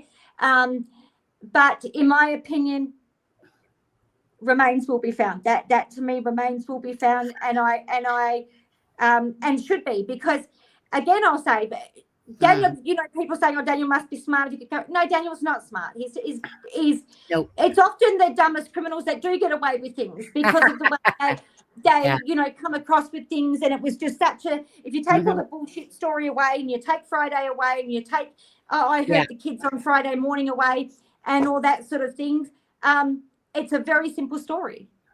Right. Absolutely. You know what? Absolutely, Shannon. That's exactly it. It is so that's what we call Occam's razor, right? Is that it's really not this complicated story. What's complicating it is, to me, in my eyes, is about the digital data and what's, you know, like the digital data and knowing where these children are buried. But to me, it's a very Occam's razor type of story. There's no freaking really weird, twisted stuff to this case. These are normal cases that happen all day long in the United States, but here in Canada, it's a more what we would call a twisted case for sure. But it's the manipulation of Daniel and Malaya's actions that are preventing. Well, it's those two having the knowledge that are preventing this case, of course, So, from being. and another thing I look at too, Sunny, is if you look at the story that Malaya gave these children away. Okay, let's say Malaya did, she did do. I don't believe so, but let's say she did do that. Okay, and at the start she said, "Oh, okay, they've gone off in the woods," so she lied about that part even. There's no reason for those people to have kept Jack and Lily. Even if they wanted to keep them, they would have come forward, said, Malaya's given us the kids. We're going to keep them. We're going to look after them. Yep, okay. Malaya will come forward and say, okay, I lied about that. So what? She would have got a slap on the wrist. Do you see what I'm saying? So there was nothing to come out of that. There's nothing to come out of that. There's no reason to have those children hidden from anyone. So, if they were on a reserve with natives, this and that, well, you would be more or less reassured that they would be able to stay there, because if it was, done right back at the start and done properly, no worries. But that's not the truth at all, and they know it. That's not the truth. They know these children are no longer alive, and there's really no other explanation, Sunny. As in kids off in the woods, no. Given away, no. Sex trafficked, no. Stranger abduction, no. No one was right there at the time that took these kids. When that person come forward and said they seen some children, on the road or with an older lady, near a car, no, I don't believe that for one moment. That, it was anything like that, or it was Jack and Lily, no. Yeah. Honestly, it's just a bullshit distraction, and it makes you wonder who all has the guilty knowledge of Jack and Lily's disappearance, and the cover up of family members and stuff like that. Honestly, hey, let me ask you something. Actually, what do you feel about Ron McKenzie in all of this? Just to ask you, Ron McKenzie is the uncle. Yes. Yeah, and he was the one that. I'm going to say Ron has full knowledge of what's happened, just as Janie does. Look, you've got, like I said, that family there that is quite a big family. So, of course they know they're all going to cover for each other. And really, because a majority of them there are family, this is what they're counting on to get away with everything. Do you see what I'm saying, Sunny? Because what family member is going to come forward and go against the rest of the family? They're not going to. They're not going to. So, no. So, in my opinion, and Malaya, because she's involved and knows, of course, she's not going to come forward. Cindy in her heart, I feel Cindy in her heart wants to say something, and she wants to come forward. I don't feel she believes Malaya at all. She knows in her own heart, but she's not going to do it. And that's what I'm saying, Deep. There's a situation now, I believe, for charges to come, there's going to have to be those remains found. And I believe that they're accessible enough that they will be. Do you think that they're going to be found during the search from Please Bring Me Home? Or no? That's my husband swearing in the background gaming, by the way. Sonny, when I've said this before to people, and I'll say it again, when I see the remains being found, I don't see it's by the RCMP being found by them. So it very well could be researchers that find them. Is it going to be with this search? Or a search next part of the spring? I'm going to say not. I could be wrong, but I'm not going to say this search, but subsequent searches or one after, yes. Yeah. I do believe that they are going to be found, and they should be able to be found. Look, I'm going to say this, Sunny. If there was people out there searching, that should have been right from the start. If people had been out there searching on a regular basis, I believe they would have been found by now. But it's because no one's been out there searching to any high degree. Right. Yeah. And they've all searched basically around the property and this and that. Whereas we know from Daniel's statement saying that, you're not going to find anything on the property, but we know they're not on the property. So, they should have been searching a little bit further out near waterways, this and that. And I know it might sound ridiculous, but I am almost positive can put my life on it. If you search near those waterfalls, near waterways there, even if they had different groups of people, you know, doing each waterfall or different places, those remains will be found. They're not hidden that well, or and Daniel had too much panic and too much going on in his head that he was able to be articulate with the way he buried them or the way they were buried or where. Do you see what I'm saying? It was no big plan scheme of where they're going. Well, I was going to ask, because one thing that, like, you know, like, because so many different thoughts go through like your head, right? When you're trying to think of everything logically. And so there was a part of me that goes, because Daniel said, you know, about the waterfall in Malaya, and, you know, she'll know what that means and blah, blah, blah. The old Daniel. From that comment, Sonny, from the very first time he said that, I always took that comment as an underhanded threat to Malaya, meaning if I go down, you're going to go down with me.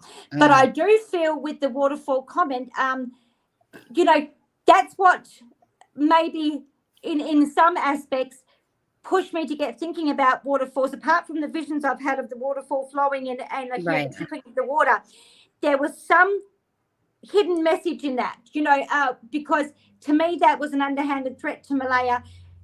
You know where the kids are. If I go down, you're going down with me, sort of thing. So that's how I took that message. That's how I take it. I mean, that's how I take the whole thing regardless. And that's why I think that he's going like, that's why I still think that he's trying to blame this whole hidden thing. Like he's trying to protect Malaya still, but by the same token, shut the fuck up. Because you notice. Oh, absolutely. I mean, look, you've got to wonder why they both are. There's going to be one reason, Sonny, that they're both protecting each other.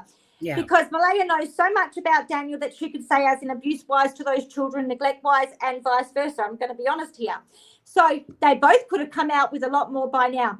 What would be the reason that you don't come out with all that? That's because you're both involved in something and, you know, one goes down, you both go down. And not only that, you know that if it comes out that Daniel was a bad abuser, Malaya, and you were allowing that makes you just as bad and vice versa. So they have this little sick thing happening. The only difference between Daniel and Malaya in this aspect is Daniel's still obsessed with Malaya. Yeah. And in his warped mind, I'm going to say, warped mind. Yeah. Oh, you know, I'm going to get her back one day, or she still likes me. And no, she's far moved on. You know, she's quite enjoying this life of out and about. Oh yeah. Right.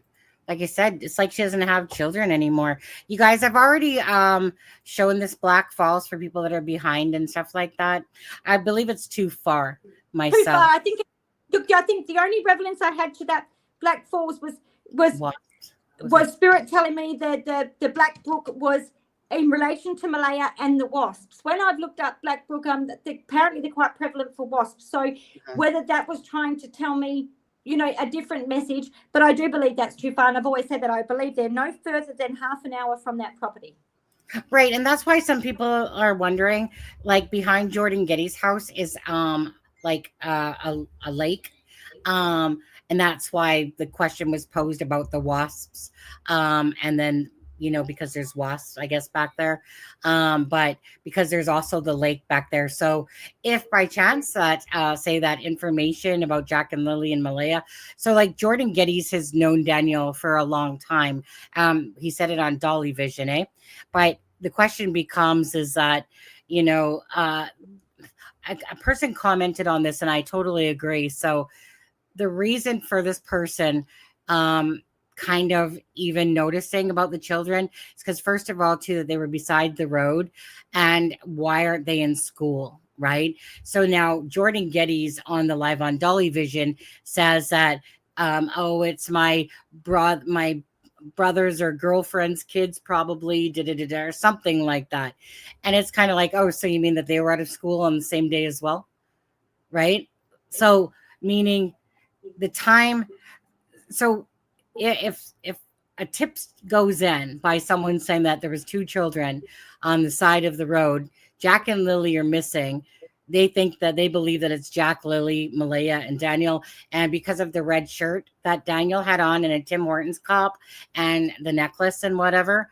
So what's the chances that Jordan, your girlfriend's kids are going to be at a school that same day as well that Jack and Lily are, right? So Right. So in my opinion, Sonny, if the kids were there that day, or you know, and Daniel was there, or what I see with Jordan is and Daniel, all I see there is anything. That's what I see there. you know what?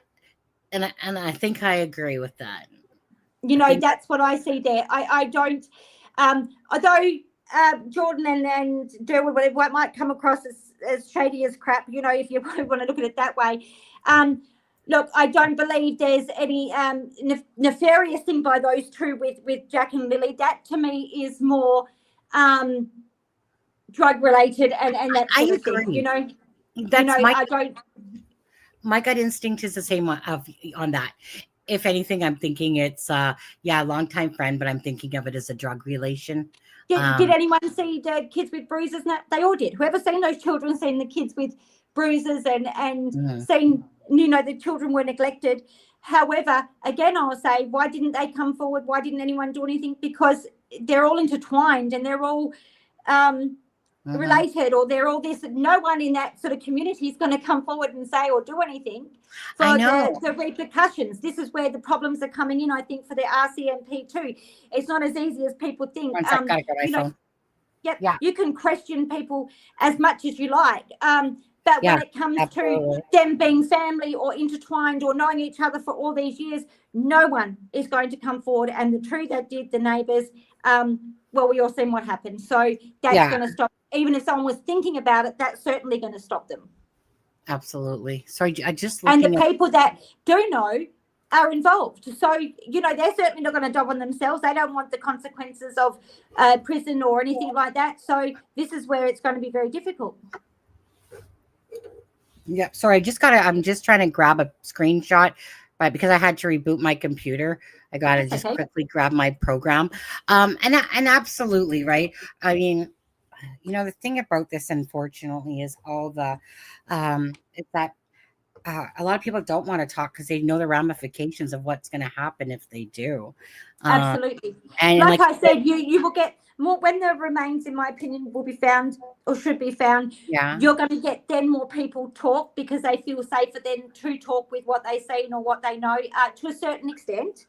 But, you know, as until then, and they have something they, you know, or proof, no one's going to talk. It's going to be one of those things where you've got a community that's closed in like that and they're just not going to talk. Yeah. Whoops, one sec. Down, around, or don't forget I desert you for dessert. Just grabbing a screenshot here. Okay. Let's see here. Who is that? Oh, Charmaine. Troll alert. Charmaine just gifted 5 memberships. Okay, 1 second here because it's going to go off. Let's see who got those 5 memberships. Charmaine, thank you so much for doing that. Love you, Troll. 1 sec.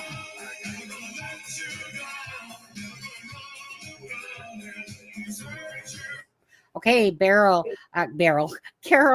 Padgnock, Donna Flynn, Donna Gardner, 2 Donnas right in a row, Tammy Higgins, and Amethyst Girl. Those were all gifted memberships by Charmaine. If you're in the chat right now, please show Charmaine the love and give her some hearts and thank you. You down.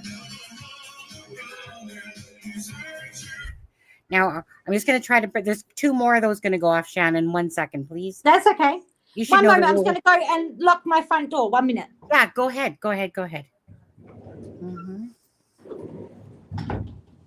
Image file. Okay, 1 second here.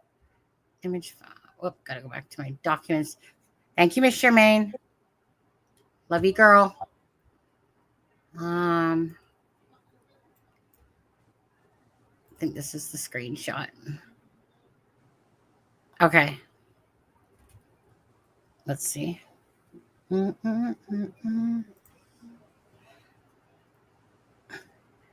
did she say? Wait, what you talking about, Charmaine? Charmaine, you know you don't have any good moments. Those are few and far in between. I just get so ticked off. Don't we all, though? right? When you're very passionate and you freaking can't stand liars and bullshit and, freaking all the Derwoodism bullshit going on and stuff like that, and Derwood, seriously, you want to talk about the biggest moron out there besides Daniel? Well, you're a step right behind him. Seriously, between you two, it's like Twiddle-dee, Twiddle-dumber. And I'm sure there's a Twiddle-dumbest out there to go along with you guys. Right, Janie? Just asking. Anyways, because it's so ridiculous, his stupid rants on his posts and stuff like that. So we call him Dickwood nowadays because honestly, he's a true Dickwood. He's an embarrassment to this case now as well. And honestly, it's like having like the leftovers, of Derwood now. It's like he's so predictable. He's always beaking off. He's always putting me down or Charmaine down now or anybody else and all that stuff because he has all this knowledge that they're on a reserve and that, they're just time's just waiting and he has all the answers and please give up the children and all this bunch of crock of crap. Okay. At what point, Darren, does it not get old? Do you not get boring and your shit doesn't make sense and it's nonsensical. Okay. But you want to talk about idiots, morons, and stuff like that. Just take a look in the mirror every day, dude. Seriously. Oh my God. To those people. Anyways, so you guys, we're here to fight for Jack and Lily, not stupidity. All right. Janzi just gifted 5 memberships. Probably sure you are great. She is a great person, Charmaine. Absolutely. Love her to death. Well, not literally. Well, if we die, Elon, we know we love each other to death because we have a mug, right? I got that mug that I gave her. I got her I'll shank a bitch for you mug going on. Let me just take a look here. So Janzi, Donna, no, that's not you. Hold on. Here it comes. Okay. Ben husband. Ben got one. Lady Allen got one. Patriot Girl got one. Renee got one. Florida Girl, you got one. That was from Janzi, so make sure to give her a lot of love for that. Because you guys, I will be doing a members live next weekend at some day, whatever day Nova doesn't want to do a live on. I'm going to do a membership live next week.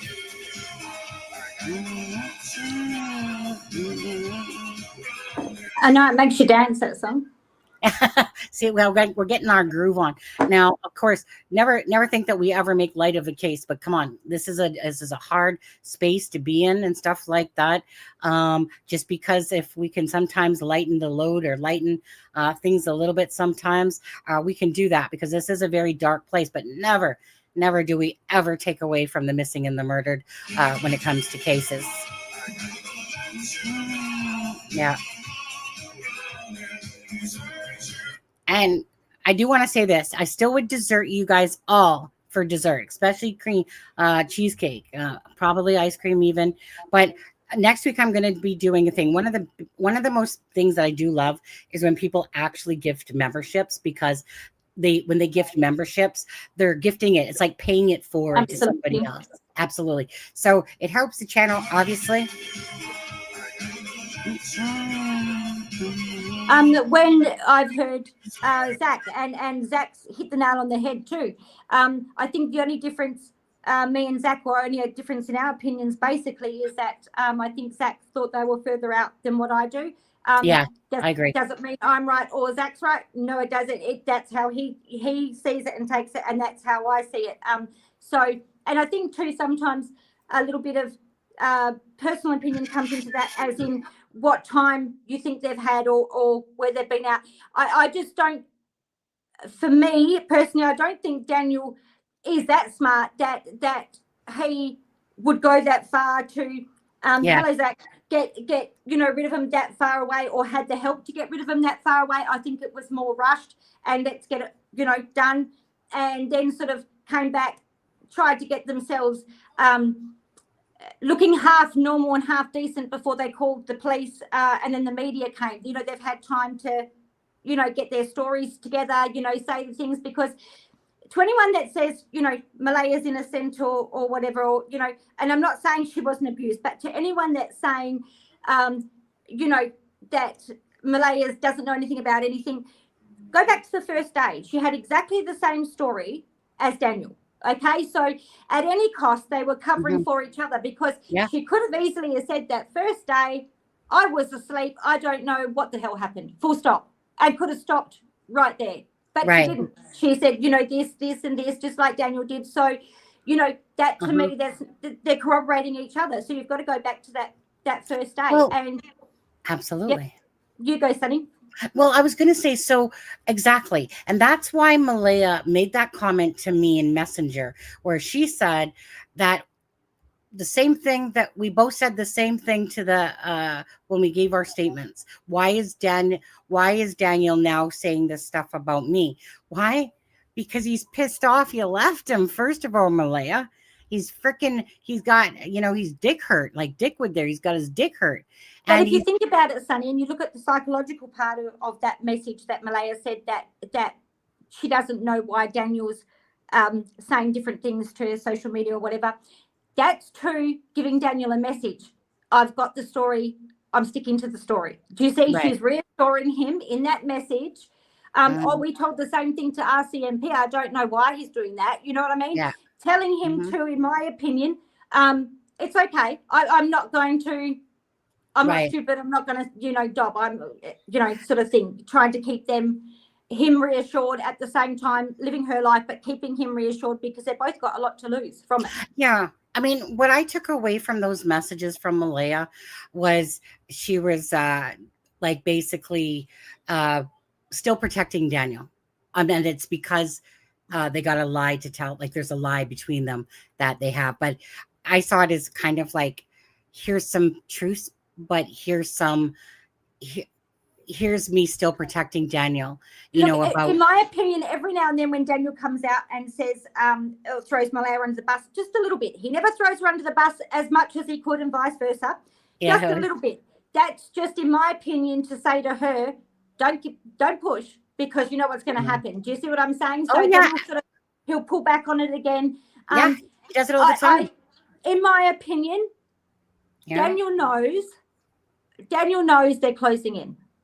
In my opinion, Daniel knows they're closing in. They are getting closer. And, it was only a couple of weeks ago they called Daniel back in again to talk to him, I believe. Right.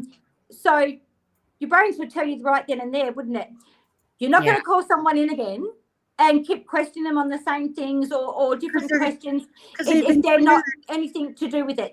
This thing of everyone's cleared. Well, no, the RCMP didn't say that. They said everything's on the table still. It's still a, missing person investigation or whatever, but everything's on the table, which clearly says if everything's still on the table, that's from abduction through to murder. Do you see what I'm saying? If everything's still on the table. So, this thing of people saying, oh, he's been cleared or he thinks he's cleared. No, not at all. In regards to polygraphs, there are some reasons why people can pass polygraphs. I've seen it day in, day out. Number one, absolutely. Go ahead. Depending on your mental state, medications, alcohol, questions asked will be whether someone and their narcissistic behaviours and what they believe will all pass polygraphs or, and again, I'll say they might have told Daniel or whoever that they have passed. Doesn't mean they have. No, they might have said the answers were satisfactory. They don't say, you actually passed or you failed. It's not said like that anyway, number one. Number two, it might have been satisfactory what they gave. Absolutely. Does that mean they're innocent? No, it doesn't. Right. Absolutely. Now, Zach, I think so I wanted to go back to this for a second because I agree with you. Sorry, Zach, but I personally don't believe that they're in the Cape George area. I think that's just too far. I don't really think that they're over there myself. Do I agree that they're probably... I agree that I can see why Zach thinks that. And when I first, right back from the start, when I first seen water, I've got to admit that was my first probably thing that my brain jumped to immediately. It wasn't until in communicating with Lily and Jack that I've been able to see that different area and got the distinct, in my mind, trickle of that water coming down the waterfall, a stream that was flowing, not horrifically fast, but it was flowing, and I could hear all those sort of things. Do you see what I'm saying? Well, so that waterfall is near Earl's Land in what's it called again, guys? oh shoot, it's on the tip of my tongue. Because Earl has land down there where that waterfall is. I think it was called Hopewell or something, Charmaine. Was it called Hopewell or something like that? But anyways, so yeah, my question to you before was, do you think because I was kind of thinking like that the children would be maybe perhaps put in a reminiscent place, something that meant something to them, but that was just a thought, right? Now, what's Look, it called? You you guys? don't, it's hard to say reminiscent place or not, in my opinion, because they've all grown up around that area and they all know that area inside out.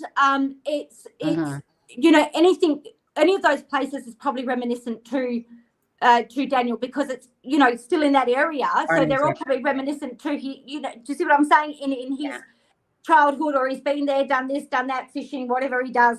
So they're all reminiscent in a way. So it's very hard for me to predict. You know, is it reminiscent? However, I do see that it's clearly somewhere Daniel clearly knows about, but then that's hard because he knows everywhere around there. You know, he knows the inside outs around there, and so does the family. And this is why, you know, it's extremely hard for the RCMP, because you don't have people coming forward with information, and when they do, they're discredited or laughed at or whatever. And then you've got a family that's been in that area for so long, and they know it like the back of their hand. Absolutely. Absolutely. You know, part of me wonders, like, I mean, like I said, I'm always thinking about different things, but the point I'm at personally is where is the most likely place that Jack and Lily would be? You know, is $1 million question. You know, there's part of me that thinks that when according to neighbor Brad there, that when he was going towards the Pink Blanket, now Ron lives up there, and he spends all his time at Ron's, right? And Logan spends a lot of time, of course, with Daniel, but Logan being Daniel's cousin there. But so I can't help but think, like, it's always bugging me about the fact that Janie, that she introduced Ron into it, like, meaning she said about 6:24, she sent him something on Facebook at 6:24 a.m. Then she goes on to talk about the phone call at 8:48. Then you see another call that she goes out at 10:19. She also claimed that she didn't have her phone prior to the search, prior to the RCMP arriving, but obviously the RCMP in that arrived at 10:27 versus the 10:19 that's on her phone. But because of these close knit family of Ron, Daniel, Janie, on the prop, you know, stuff like that, you know, it just, and you know, you got Earl and Daniel and all that in the area, you got all these Mackenzies and Martells and shit like that. But I just can't help but think why. Well, the neighbor also said that the Kia Rio had belonged to Margaret Mackenzie, which is Ron's wife, and that he had driven that car for about a year and a half. And so it's just kind of always kind of entered my head about Ron, like, you know, like kind of like what you feel maybe about Justin. I always just feel like Ron knows as well. And maybe when his car stopped for 10 minutes or whatever, maybe he was truly at Ron's house, because it's not a far distance. You would still be able to hear that car at nighttime, right?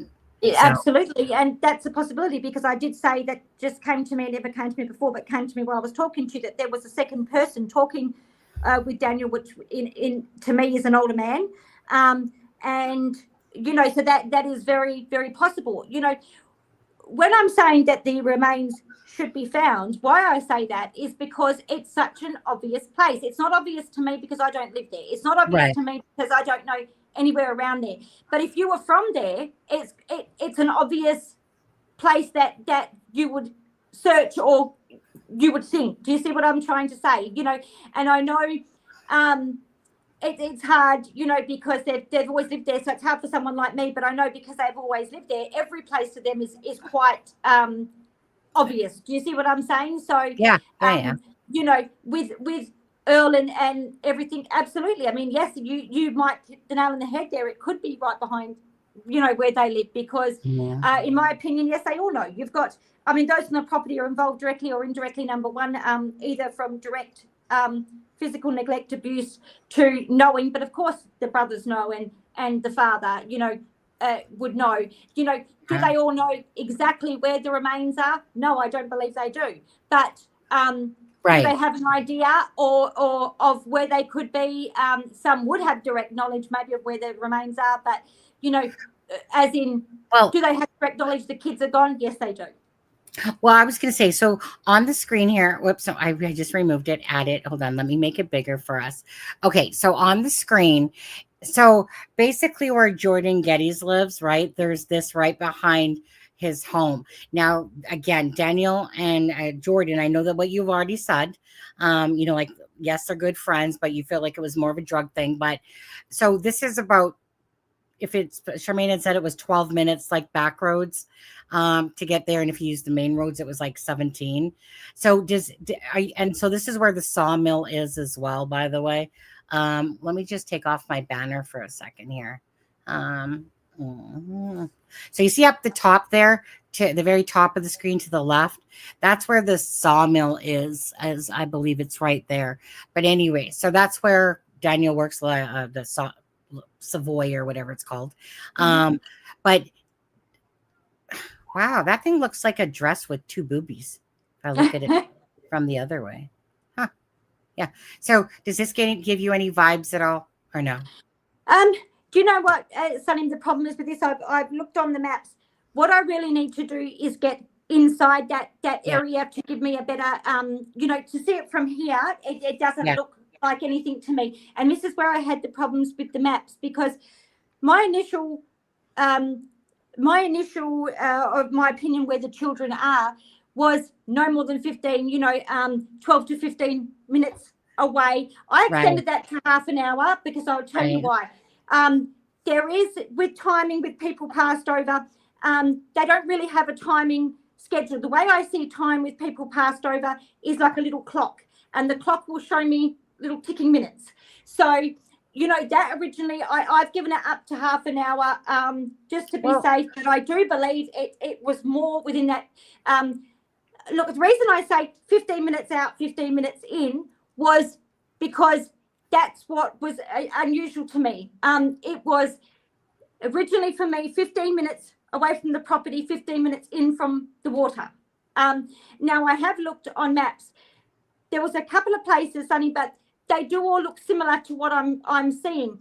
As in, I can see the waterfall, I can see the streams, I can see the rocks. But what I need to do is if I could get, God bless somebody, get someone to go into those areas with the video or something, so I could actually see the vegetation there. Do you see what I'm trying to say? Because I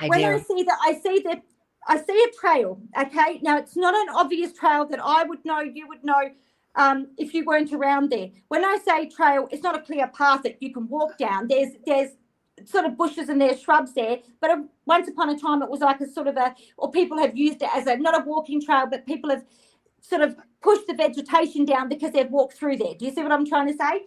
And that's where, to me, it's 15 minutes, you know, in from there. So you very well could have hit the nail on the head with this area, but unless I can see a clear picture of the ground of that area, but if it, you know, it's, when I looked on the maps and I seen the waterfalls and I see the vegetation around there, they all look similar. When I see, I'll sit this way because I'll explain this to you.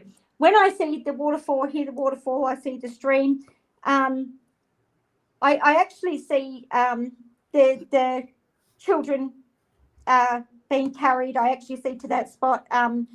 And you sort of go from the waterfall coming this way, you would go to your left and you would go up about 15 minutes or so into that area where I believe the kids are, their bodies are, their final resting place. Because now Brad said that the trips were approximately like a round trip or whatever, about the round trip was about 25 to 30 minutes. Okay, if we look at the neighbours, I didn't even think of this prior, but I'm just thinking this is just coming to me now. If you look at what the neighbours said, and I was, let's say I was correct, and they are that, as you know, closer distance of that amount of time to transport, then to go back and to do some, let's say, digging or getting rid of or whatever. Do you see what I'm saying? That's where your trips would come in, because someone that's paranoid and panicking like he was, you're not going to stay there for 1 or 2 hours digging and doing this and doing that. You want to see what's going on. back Yeah. at the house. If anyone's come, does anyone know? Has anyone opened their mouth? Do you see what I'm Right. trying to say? So Yeah. you're going to come backwards and forwards to see what's going on at that time. You're not going to leave it. I'm not going to take my chances. If I've got somebody else that I can only imagine, okay, if someone was unalived and I had to get rid of them, and there was people on the property that knew, or even one other person, and I didn't take that person with me, could that person do something stupid and panic, like call RCMP, call 911, whatever they do, while I'm not there? I'm going to keep checking.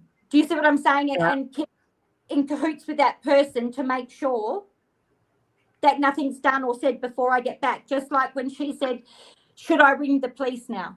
Why would you even say that? Do you see what I'm saying? So that was her trying to, with him, you know, okay, we've done this, we've done that, you know, I've warned you, Malaya, this is how it's got to go, whatever, let's say, you know, or should I call the police now? And then he sort of made fun of her and said, well, of course you should, you know, the second time you said it or whatever, you know, like, duh, who doesn't call the police? You know what I mean? No, because that was all, in my opinion, all part of your plan. There was a time. Yeah, let me ask you something about this quickly. Well, Zach is asking, this will be a quick question, but I'm going to ask you in a second about the 8:28 time. But Zach is saying, Shannon, off topic, but have you heard, Zach, come on, man, go stay on topic, Gus Lamont case. The who? The Gus Lamont? Gus Lamont. Have you ever heard of the Gus Lamont? Yes, that's in Australia. That's a little boy, very similar circumstances. Yeah, I thought it was a girl. Yeah, it looked like a little girl with this beautiful curly hair that went missing. And again, I will say, do I think that was through a nefarious act? Absolutely. I do not believe that child, again, just wandered off again, no boot prints, no nothing. And if we bring it back to don't even anyone without psychic visions, let's just bring it back to decent thinking and common sense. Right. Again, you don't have children that just wander off with no boot prints, no this, no that. Usually when someone is just wandered off, and there has been plenty of cases where they've just wandered off and they will find them, whether that be in rivers, whether that's because they've drowned, whether that be, you know, in bushes, they will find them, they will see boot prints, that, you know, there's scents, there's this, there's that. In these cases, there's been none of that. So what do you want people to believe? That the child was there, all of a sudden, alien comes down, picks them up, that's why there's no scent, and they're gone. Exactly. Forever. No, that doesn't happen. You know what I mean? So even if those kids were transported off the property, there's got to be boot prints, there's got to be car tire prints, there's got to be, you know, this, there's got to be that. Don't be ridiculous. You know what I mean? So even if you look at it, you know, that way, that's just my opinion. You know, does it make me right? No. I can only go on what I see. I stand by what I see. I stand by what I hear. You know, in my opinion, I've agreed with just about everything Zach has said, apart from just those areas of where the kids are. You know, I do get, because I think in one of Zach's readings he's seen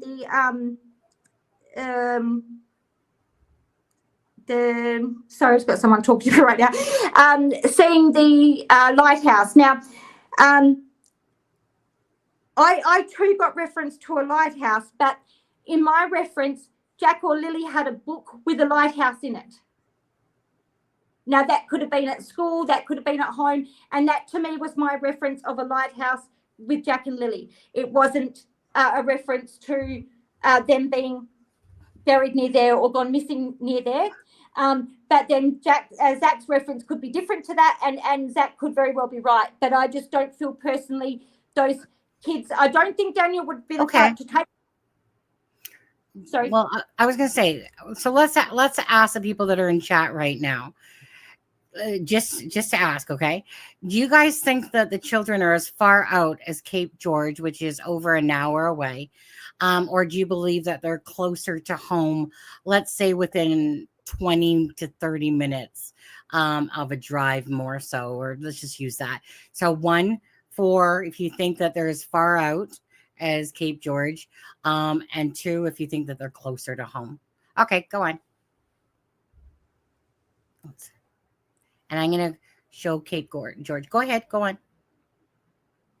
I haven't even seen there. I've been so busy concentrating on what I'm doing. I haven't even seen there too many of the messages. Oh, no, that's okay. I'm just going to take people to Cape George for a second, though. Cape George. Cape George. I mean, when I looked on maps, I've got to say what an absolutely beautiful area. I mean, it's sad that they've got these two beautiful missing children, but what a beautiful area it is. Yeah, so Cape George is like way up there. Like way over here. Is the point, I suppose. Is that a lighthouse over there? Cape George Lighthouse. Can it take us there? Oh, yeah. Let's take a look. Let's take a look. Oh, yeah. Oh, that's like the Jack and Lily one, isn't it? Beautiful. Yeah. 1968. Oh, wrong year. 1969 it should have been. It's the year I was born. Beautiful, though. But anyway, so just to ask you guys in chat, though, Cape George, you think that they're that far? Like, that's quite the way. Let me just go back to I got to bring this back to. In my opinion, Sunny, too, it's not just the distance for me that I've taken into account with what I'm seeing from the kids. It's I just don't see that huge big body open water like that. I see the water, but I see more a stream of some sort, or I can hear the trickling of the water running. I don't see the gushing of the ocean water. Mm-hmm. Yeah, I like, no offense, Zach, but because we don't know the true answer. No, look, Jack could very well be right, because I did see in my readings a lighthouse, but I attributed that to one of the children in their books loving a lighthouse, or something reflected to the children with a lighthouse, as in loving a story about a lighthouse, or could have been at school they did the lighthouse picture or story or something like that. That's what I attributed to, but then I could be very wrong, and Zach could be right. Well, I personally, my gut intuition says that they're not that far out. That they're definitely a lot to me, closer. someone that's in a panic, that's in a rush, that just wants to get rid of these children. I don't believe he would have left them in the transport that long, to have them with him that long. He was in a panic, in a rush. He just wanted to get rid of them, and that this place was closer, it was faster, it was then dealt with faster. My opinion, someone on that, they're always rushed with what they do. It hypes them up, it makes them faster. So everything's fast. Yeah, and to me, I believe that it's somewhere outside of the search area, or a place that they didn't, absolutely. Yes. Yeah. But I want to go back to something else. And sorry, Zach, I just wanted to poll people to do what they think. Now, I wanted to ask you about the 8:28 time. I kind of believe that was a point that when Malaya was actually going to call her mom to tell her that the children were missing, and she didn't answer. So I think it kind of got postponed in a sense. What do you think about the 8:28 time? To me, I'll agree with you, Sunny, there, and I'll agree with several things for that. In my opinion, Malaya was first scared to tell her mum, because she knew her mum was going to know. She knew that her mum would pick up on things and know that whatever story that they're coming out with, I believe Cindy knows in her own heart that's not the truth, and she knew her mum would know that too. I do agree with that. And I think so. She sort of thought, okay, well, mum didn't answer, so then things have escalated from there. But I believe that Cindy does believe in her heart that, she knows what's happened with those children. Does she know where they are? No, I don't believe she does. I agree. But, yeah, I believe that, she knows the truth. Whether she wants to admit that to herself or not, no one wants to admit that about their own child. So, you can't, say that. But in her own heart, she knows. And I think Cindy's known from day one that... I agree. And I believe that when Wade spoke out in that video from Tent, and he didn't know he was being recorded, obviously Wade and Cindy would have had a conversation together about this whole thing. And I think that through Wade, we kind of know what Cindy was thinking as well. In my opinion, Wade was being... Wade was, what you see is what you get. He was being authentic in the way that he didn't think or plan about what he was going to say. It was just thrown upon him.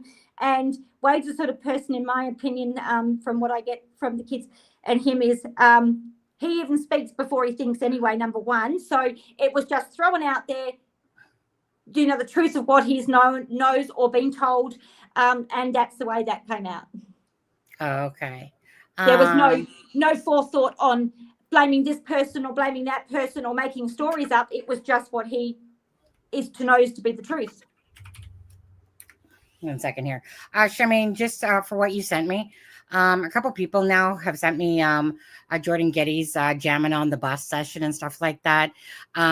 Before anyone sent me something, to be honest with you, I was already looking at that stuff last night, and I came across that video of him playing the drums in the bus there. So thank you guys for sending me that.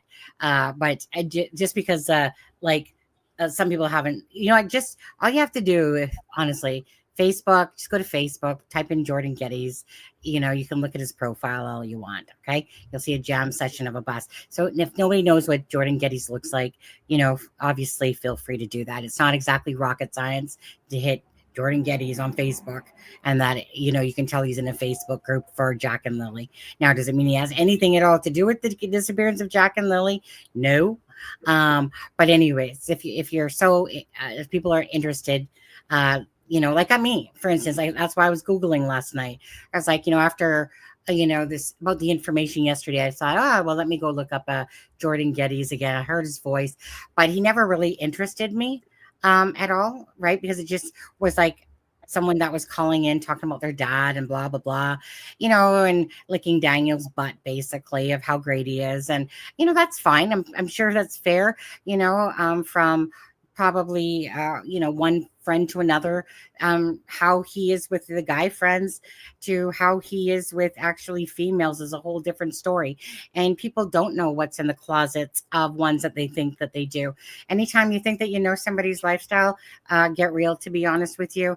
Clear example was the Sebastian Rogers case with the stepmom and the biological dad, and all these little dirty secrets. People that knew these people for 30 years never realized some of the stuff that was going on in that household with Sebastian Rogers. So you never know what's underneath somebody's bed, monsters underneath the bed, or somebody's closet and stuff like that. Is because, like I said, so he claims that Daniel was this great person, and I'm sure he was to maybe him, you know, as they're passing a doob across. Well, absolutely. How you know someone as a friend or, let's say, in my opinion, a drug buddy or whatever, you know, is completely different than living with someone and having an intimate relationship with them, isn't it? So, you know, that's completely different. You know, for me, the children for both of them were just too much. Anyway, Jack and Lily were just too much for them, as in they were both immature. They were both out of control in their different ways. They both wanted different things than to be tied down with children. And I think Malaya's living the life showing that. Like meaning I think that Belinda was correct. I think that the Malaya that she knew was a good mom at that time. Absolutely. You know, that's people change, as in depending on what partner they're with, what that partner lives like, what they do. Of course, that's going to change the situation about you being a parent to those children. You know, look, they were completely different. Malaya, in my opinion, and I don't know much of her background, but in my opinion, growing up, she was quite spoiled in a way, in the way that everything was done for her, you know, that sort of thing. Yeah. Daniel had a completely different childhood, but you put them two together with their issues and their problems, and you get one big bang. Yeah, absolutely. And I do think that, like Malaya, obviously, I think it's pretty obvious to all of us that Malaya is a grandma sucky for Patty. And, you know, and I'm just going to say this, okay? I mean, no offense, but to Patty, but, you know, Patty likes her drinks, just like Darren likes his drinks and stuff like that, okay? That's, to me, why in the documents that woman couldn't remember freaking last week from Daniel sitting in the car to whatever. I'm sure that she has unstableness of memory.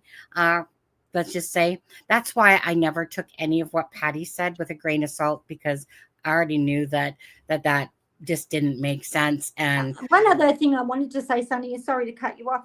Before I forget again, there was one interview I seen, and that was someone went to speak to Malaya's dad, I think, and grandmother on the other side. Say it again. Say it one more time. Someone went to speak to Malaya's dad, I think, and grandmother on the other side in that interview.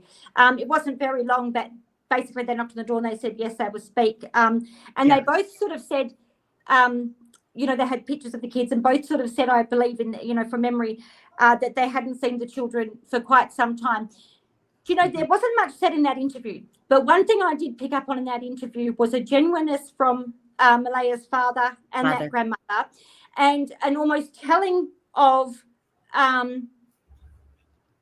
they believe something nefarious had happened. They didn't even say anything like that, but it was just their way of saying we hadn't seen the children, you know, that often or for a while. And it was the way they said it, meaning don't come looking at us, don't come looking at reserves. We don't know where the children are. Do you know what I mean? That said a lot to me in that little interview as well. Absolutely. And if there's one thing that's consistent, whether it's from Cheryl, whether it's from Belinda, whether it's from, and I cannot remember their names. I know that his name is I think it's Henry Joseph Brooks. I think that's because Joseph Henry. No, I think it's either Joseph Henry or Henry Joseph Brooks. And I can't remember the grandma's name for the life of me from the Malaya side there. But there's one thing that definitely has stood out to me is that all of this seemed to have started, meaning the downside, the down spiraling side to Malaya was the moment that she hooked up with Daniel. If there's one thing that's very clear to me is that this was became a very obsessive, toxic relationship. You got someone who's looking for love and need like Malaya, you know, and stuff like that. And she's picking these wrong people.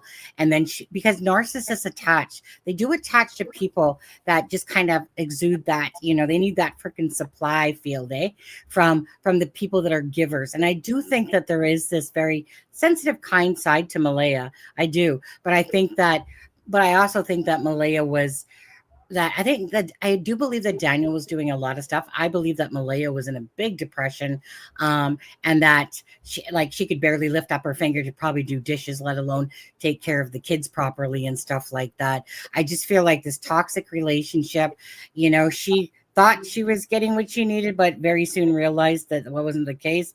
And she tried to leave multiple times, but unfortunately, it became too late. So, you know, you reap what you sow, you stay in something, and you know that it's not a great situation for you. You had all these people, Malaya, that were around you that would have helped you and stuff like that. But instead, when the van came to take your shit away, again, Daniel talked you into it yet again, right? And then all of a sudden this happens to the children and she knows. And then this was her out. This was her, I'm out type of thing. But knowing you know, the sad part about that, Sunny, is in my opinion, she's gone and done it again. You know, with different, with, you know, another man, and she's repeating again, except for the difference this time is she doesn't have the children, so she's able to live the life now of partying and going out. So as in toxic relationship, in my opinion, she's gone in for another one, but she's got the part now without the children, so she's able to live the rest of that with that toxic relationship. So if you look at it that way, a lot of that toxicity around Daniel Malaya too would have become because of the children, because they couldn't cope. They weren't there to be parents. They couldn't be parents. They were too immature, too selfish, all the rest of it. Absolutely. So you take the kids out the equation now, sadly, and that's what Malaya's now in, but without the children. Yeah.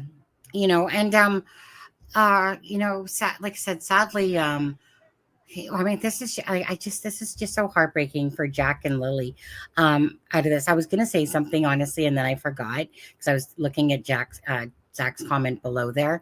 And Mary Stevens, I think she was in a heavy depression. Absolutely. I think that she was even doing drugs, but she chose to, you know, put herself in another relationship, you know, another toxic relationship that's not going to hold well for her again, because Malaya doesn't know how to love herself. She knows how to whine, manipulate to get money and do things, you know, as needed and stuff like that. She kind of reminds me of my somewhat older sister. When I say that, I just mean that someone that just got very spoiled and they have very selfish tendencies. In And my opinion, Malaya has deep dependency for love, dependency for money, Yes. dependency for someone Everything. to home her, a dependency for everything, for someone to She rely worked on once. for everything. Yes, yeah. Okay. You know, everything else is, sorry? She had a job once at 15 years old. Yeah, that's what I'm saying. She's dependent on someone to do everything for her. You know, it's Yeah. so then having 2 children that depend on you, it doesn't Yeah. work. If Yeah. you've depended on someone your whole life and then you've got 2 little babies that depend on you, it just doesn't work. Well, absolutely. You know, so you know, I do want to go back to this part again because I know that you've already said it, so I'm not going to ask you to repeat it. So there was somebody that asked you, how do you feel like the children lost their lives? Shannon did say it earlier in the live, and then, you know, at that point she had a hard time even just saying it, but you know, it was just speak from your heart. You know, I mean, Yes, God, I'll say it again. I don't believe either of them were fully unalive when they left that property. I believe Jack was in the midst of being heavy breathing and in and out of consciousness, but didn't fully unalive until he hit the property. I believe that little Lily was there. She seen that, she was screaming, she was upset that they took her as well, and I believe that she was unalive fully off the property. And I do get this overwhelming feeling of and I'll tell you why I see this. When I originally seen Jack and Lily, and I seen the muddy swamp area, I actually seen them underground, you know, and it was complete darkness. Jack had fully passed, but little Lily was still trying to breathe. So I believe that when she went underground, she still wasn't fully unalive. right. You know, and I think, you know, one thing that Daniel does, and you know this, he literally, like, in so many ways, Daniel, please fuck up, because you always tell on yourself. You tell on yourself by telling us about the dog, like the inspector dude, Keddy, Reddy or Keddy, or no, I think it was Reddy with Narc there. He told on himself about how he was trying to get a false confession. Trust me, dude, they are not your friends, but go, you know, you're an idiot. And he keeps acting like he's being open and being honest. But the thing is that it's kind of like the stupidest tactic ever that he's trying to use. And when he says things like, I 100% know that they're, you know, that they're alive, and, you know, that Malaya had nothing to do with it. That's it. Does he not realize? No, he doesn't. He doesn't realize just how much of a crackerjack he is coming across. Like, these are unnatural ways of doing things. These are the ways that people that lie and manipulate. I mean, to me, he's a full-blown narcissist. I honestly believe that Daniel, he truly believes what he's saying to us. Like, he's convinced himself of this. But beyond it all, I know that Daniel knows that, dude, you're not kidding us. No, he thinks he's kidding us. Like, I don't understand, Shannon, why this man is so stupid to try to get the public to believe him, because at the end of the day, he's doing such a bad job of representing himself, let alone Zach. Come on now, Jack and Lily. Look, And in my opinion, because that night was craziness, and it was rushed, and the way he got rid of those children was rushed, and everything was rushed. You know, in my opinion, when that dog handler allegedly said that to Daniel, he was basically saying what we're saying. He was basically saying to him what we're seeing or thinking or whatever. Yeah. So he was basically saying that. But don't just disappear, Daniel. You know, in Daniel's head, he's getting pushed against the wall, you know, further and further every day, through his own big mouth, of course, but he's getting, you know, pushed further, you know, towards the truth. So, you know, he's got to keep coming up with these stories, no matter how bizarre these stories are. So he's got to think of something, you know. So he's just, I think, hoping that, look, in my opinion, they never, ever in a million years thought this was going to blow up like it has. Oh, no. Oh, absolutely. You know, they just thought, okay, we're going to have these missing children. Everyone will forget about it soon. Hence the reason I think their lack of you, Sonny, because you've kept pushing this case and the truth out there, or what you believe is the truth. Of course they don't like it. You know, so what else are they going to come out? they're going to Yeah. come out with besides that the kids are still out there alive. Well, if it's that simple and you know so well where they are, well, then go and get them. Show everyone, but it's not because you can't. That's the bottom line. So they're just getting people more and more angry and frustrated. And that dog handler, basically, in my opinion, did he say it? Yeah, he did. And he basically meant what he said, and he knows the truth. They do know. What they're basically saying to Daniel, in my opinion, is we just need that proof. We know what you've done. And, Daniel must think I'm one dumbass motherfucker. Just literally, because Daniel, what was always, I'll say comical to me in a sense, never comical because of Jack and Lily, but comical because at this point, Daniel is just transparent as transparent can be. It's like looking through frickin', just hollow space between me and his brain. It's just, I'm going to be totally honest with you, Sunny. There was one time, and I think it was when Daniel first came out and said that he thought the kids could be hidden. Yeah. And I questioned everything that I'd been seeing and hearing from those passed over. And I was questioning myself, have I lost the plot? Am I? Yeah. Because he was convincing for that 1 second. Now, had he stopped at that and then pulled his head in, do you know he could probably still have people, well, a lot more people thinking that he had nothing to do with it. But because he's been out of control since then and it's got worse and worse, I think, like I said, if you don't know the truth in what Daniel was saying, then look at the things he's not saying, because you couldn't be any more clear. Yeah, because there was a point that, from the start of the case, right, and me and Charmaine and a lot of others, we're kind of watching these weird actions of Malaya, and then we're kind of seeing like, okay, so Daniel is coming out forefront. Daniel has this ability for people to actually somewhat believe him. There's this what do you want to call it? It's almost like this softness about Daniel. I don't even know that that's the right word, to be honest, but there's this weakness that you have. I agree, Sunny. But before, in my opinion, before Daniel got ridiculously out of control, there was parts there that you would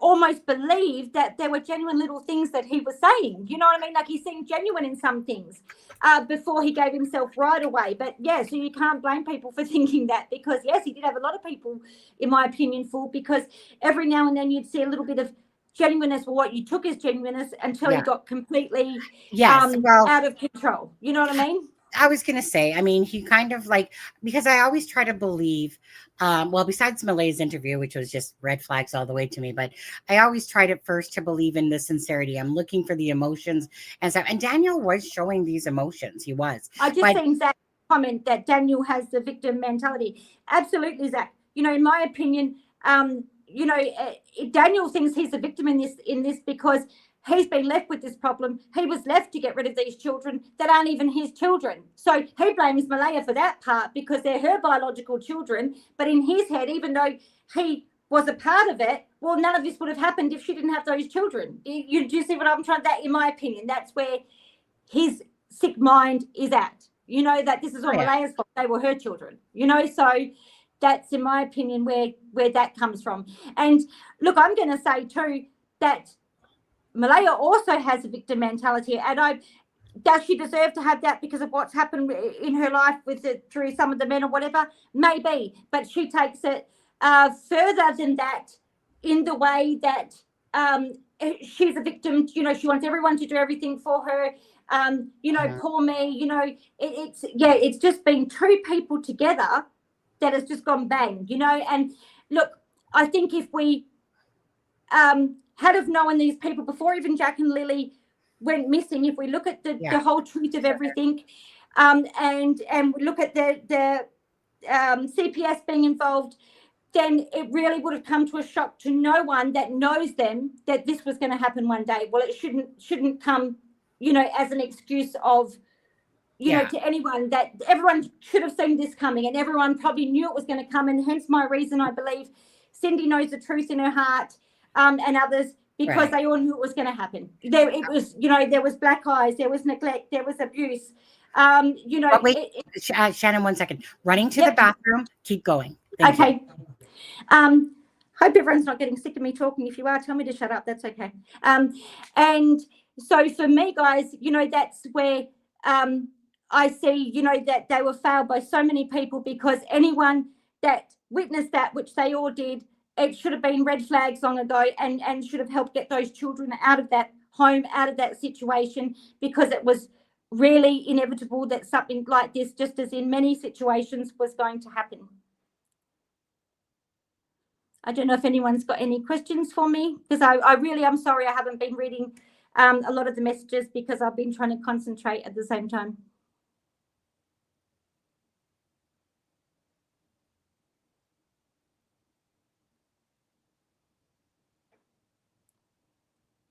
Everyone's gone quiet. Am I babbling too much, guys? Just say, shut up, Shannon. That's okay.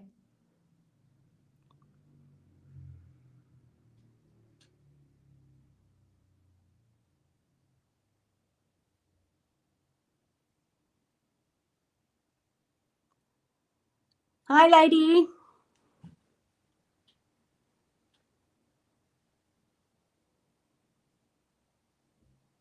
Yes, so sad, Lady Ellen, isn't it? It's crazy if you pull back all the lies, or the stories of Friday. We've got to go right back to the beginning, and there's 2 missing children. They were the last people with those children, and they were the last on the property. How do you just lose 2 children off a property? Even if we go back to let's just say they had walked into the woods, well, there would have been some sign of them in the woods. It just doesn't make any sense at all. It's just not feasible for anything like that, to have happened, in my opinion. But yeah, everyone's opinion's different.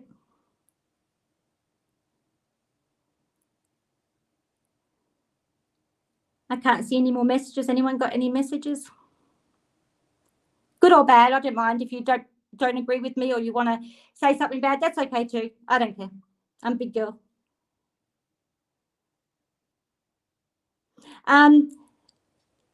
TJZ, hello.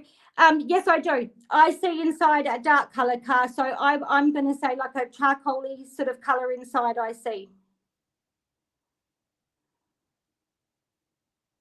Johnny, I see late Thursday evening into the early hours of Friday morning, very early hours of Friday morning, just after midnight. Now, when I say that, I don't mean that could be when they were actually transported, or when they were in movement. So between those times. So I would think that when Jack was, in my opinion, when Jack was heavy breathing, I've seen their panic around that, and them not knowing what to do, and that's when the panic started. So I'm going to say between the hours of 10 Thursday night, 9:30, 10 Thursday night, through to the end of this, maybe 1, 2 in the morning, till they were home discussing things, and then went through the night discussing. Sorry. Hi, Suzanne. How are you? Thank you. I know. I love the Aussie accent. Just saying. I think Johnny just asked when I see it happening, and I said for me, in my opinion, I see it between 9:30, 10 o'clock Thursday night, up until early hours Friday morning. That's when things were in progress. But then, of course, I see after that, right through till the next morning, discussing, cover-ups, discussing that sort of thing, what the thing needed to be. So let me just quickly talk about that for just 1 sec. So Malaya can't remember Wednesday. Daniel can't remember Thursday from Wednesday. He obviously doesn't remember. He remembers turning on the light. These people seem to have an issue of all being in and out of sleep and consciousness during their entire timeline. And so that's kind of like a consistent thing that people use when you know that they're kind of lying and bullshitting. Like, because all 3 of them are using the excuse like, well, I was barely awake. And, Jamie's like, yeah, and then I went back in to lie down. So now I can't give you times. But let's talk about Daniel there.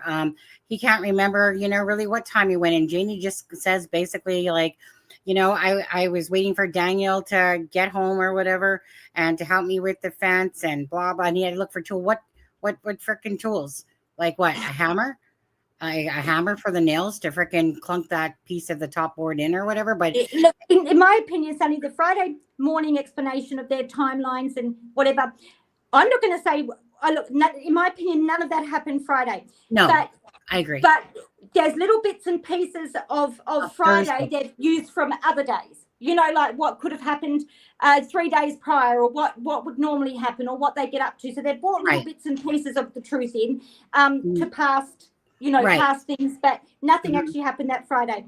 I don't believe any of the Thursday night, as in the argument. No. Blue, that argument to me was going for a long time. It wasn't just a Right.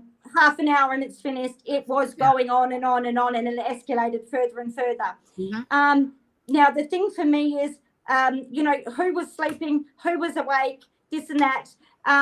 I actually don't believe any of them who was sleeping, who was doing this. That's been put together, in my opinion, to try and give some sort of timeline, because there is no real timeline, because Right. that Mhm. Thursday night was out of control. Mhm. And I do like, so the one thing that Darren did say that I do believe is that there was an argument, and it was probably about money, and it was probably about money maybe getting spent on drugs. But anyways, I believe that there was an argument about that, about money or something like that. That argument continued on till they got home. Like Darren was saying, I believe that that's true. That argument, like I said, escalated. And like, so, and I see why Daniel inserted the whole, I like this to me is like a little piece of a clue. Daniel saying that I flicked the light on in their bedroom at just after 12, May 2nd. Like, why did you feel the need to say that? Like he's totally inserting that for the purpose of that the In my kids opinion, that was trying to well, Said the let's kids be were honest what? here. When the neighbours have come out and given a timeline, which I believe they're correct, that, you know, again, before that even came out, that flick the light Mhm. on was well, I couldn't have done that. I was at home, I was flicking the light on, I was checking at the kids, they were, you know, fast Mhm. asleep, this and that. So when someone's committed a murder or something, or they've done something, Sonny, they're always got to be one step ahead with their life, or try and be one step ahead with their Right. lies, their story, their this. So given that, you know, if he knew fair well that he used that car, Yeah, and he knew neighbours could have heard that car, he's got to have things set up already. Because people that say, oh, how would the neighbour hear, you know, the car, this and that, I can tell you on my street, I just about know every neighbour's sound of their car. I've been here for 13 years in this house, and I just about know every sound of every neighbour's car and which neighbour it is.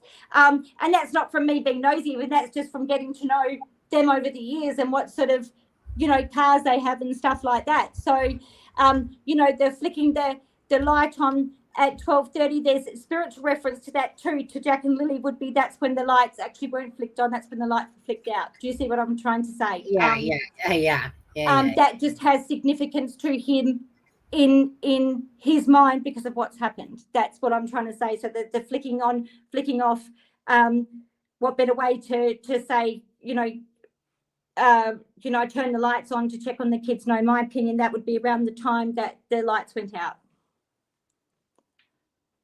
Sadly, in my opinion. Sorry, just was pouring some orange juice into my thing on there. Yeah, because like, I mean, to me, their whole like, again, I just don't believe any of the made up bullshit. There's too many inconsistencies. I mean, it's like you can't even use the timeline because the timeline's not real. The timeline is simply not real. No, that's why I've never really, people could say, oh, you know, Shannon knows this because she's listened to this and that. Not really. I've never really got into too much listening of these timelines and this and that, as you probably know from some of my comments. I've never really been too interested in timelines so much because I only see what I see and feel what I feel. So the timelines to me of Friday and stuff don't really make any difference to me or make any sense, because it's just not... common sense would tell you that it doesn't work. It doesn't work. It didn't work. There's no timeline there. So then I've got to go back to what I see with the kids, what I hear, the little signs that they're giving me, and sort of make your own timeline. Yes, the basis of they were last seen on Thursday or whatever, you know, it was. Okay, so you know in that time, then put that together with the symbols and the signs and the talking of the kids crossed over and what they're showing me. That's what I've based everything on. Yeah. you know, Yeah. not anything by what they really say. And again, I'll say why I say to me, and that's always been a big thing with me, it's in the things people don't say. I guess that sounds strange to most people, but to me, it's because No. the things that people don't say is what the passed over tell me, number one. And number two is because you see, even with Daniel, he has a thing of doing that. You know, there was nothing to say about Thursday. It was just a normal day. No, Daniel, you don't want to speak about Thursday because that's when it all started. That's when the fight started. That's when everything escalated. That's the day that really your life was going to be over, because it all escalated from that Thursday. Yeah. I mean, and it could have been something like that particular night, Malaya's like, fuck you, fuck this, I'm leaving, I'm out of here, you know, blah, blah, blah, blah, blah. He could have had knowledge of her talking to other men, or there could have been another man interested in her, you know. But my opinion is that it started originally with money. It escalated from there and everything came into it. But the first argument was about the money, because, you know, we've got to understand that, you know, poor Patty was a bank to them anyway. So because that was Malaya's grandmother, she thought she had more right anyway to say something about that money, because it was her grandmother, even though she was taken from the grandmother too. But so she should have been able to spend that money, she feels, on what she wanted, because it was her grandmother. And then Daniel had other ideas for that money, you know, and using that money to try and make money through rugs or whatever. Do you see what I'm saying? So that's how it first, in my opinion, started, and just went bang from there. Right. And look, it wasn't the first time that, you know, Jack and Lily were used to seeing arguments. They were used to seeing, you know, all these things happen. They didn't, you know, I distinctly see a picture of in my mind, and I see little Jackie in class. He's showing me right now. He's in class. And, you know, that's the only place he felt loved. He felt secure and he felt wanted. He loved to be at school. You know what I mean? And I see the little smile on his face, you know, and it just breaks my heart, because, you know, sorry, I get a little bit teary, because, you know, well, I know I can see clearly what happened at home, and I don't care what anyone thinks, what anyone says. In my opinion, I'm going to go as far as to say I know I'm 100% correct, and I know what these kids endured at home. They weren't even seen. They didn't even really have a place there. They were just extra work for them, extra mouths to feed, extra annoying. Do you know what I mean? It was it was so sad. They didn't yet there was teachers at school that really loved them. Well, that's the part that breaks my heart, is that there's a lot of family members out there that you know, but like I said, Malaya stayed multiple times over and over again. I think the family absolutely, you know, like, it's kind of like you're trying to believe what say like her daughter's saying and stuff, but, you know, in your heart of hearts, that it doesn't make sense, and that, again, a mother knows when, you know. And even these people that just say to me, oh, you're crazy, you don't know what you're talking about, or the kids are still alive. I get it. It's human nature. We all want to believe these children are safe and sound, and that no one could possibly hurt these children. But unfortunately, being realistic here, like I said, take away all the BS out of this story. Take away the timeline even. Take away what everyone has said even. Look at the facts. They were there with two people. There was Jamie there, and I believe, in my opinion, Justin. But, you know, they were the parents supposedly there to watch these two children, and they've just vanished. Really, say no more. It starts and ends right there. Yeah. They are the people that know. They are the people that were supposed to be watching them. That, you know, there's, you know, and that's the sad part. Yet we've come with all these stories now. Oh, this one and this one heard him in the morning, and this one this and this one that. No, in my opinion, none of that's correct. Right, absolutely. And, you know, the thing is too, is it's like, and like you said, I agree, absolutely. People are looking for the positivity. I'm telling you guys, the positivity is such a small percentage that even happens in cases when children go missing like this. Sadly, in my opinion, the most positive thing now we could do for Jack and Lily is find those remains and bring them home with some dignity, love, and honor. That's what they really deserve. Oh, absolutely. Right. So, you know, that, you know, I would love to I can't help, you know, I can't help what I see, the visions I get and the things that I hear. In my mind, I would love those kids to have been somewhere and looked after and loved this whole time. But I'm sorry, I will not lie. I cannot say that that's what I feel, what I hear, what I see. No, I can't. You know, although that's what we would have all loved, in my opinion. No, sadly, that's Yeah. not When the reality. yeah, you know, and it's too bad because, like, honestly, when the truth comes out of all this, you know, like, we're only seeing, we're getting to know more of the tip of the iceberg when it comes to what was happening in the home during, like, for Jack and Lily. Thank you, because I get a strong feeling, and I always have. Things were a lot, from what we've even heard, things were to me a lot darker and a lot worse than what we know. That's nothing compared to what the real truth was that went on in that home. Correct. Right. You know, that, in my opinion, you know, that's the sad part. You know, it's, you know, bad enough to hear the things that we allegedly know about black eyes and stuff, but that was nothing compared to, in my opinion, what really happened. I'm just going to put this out there too, Sunny, too. I've heard lots of people ask, not just me, but ask in chats, you know, anything about with the children being SA'd or anything like that. In my opinion, I don't even know if I'm allowed to say this. In my opinion, no. I don't feel anything like that happened to the children in the home anyway. So that's my opinion. Someone's might be different, but I don't, in my opinion, feel anything like that in the actual home has happened to them.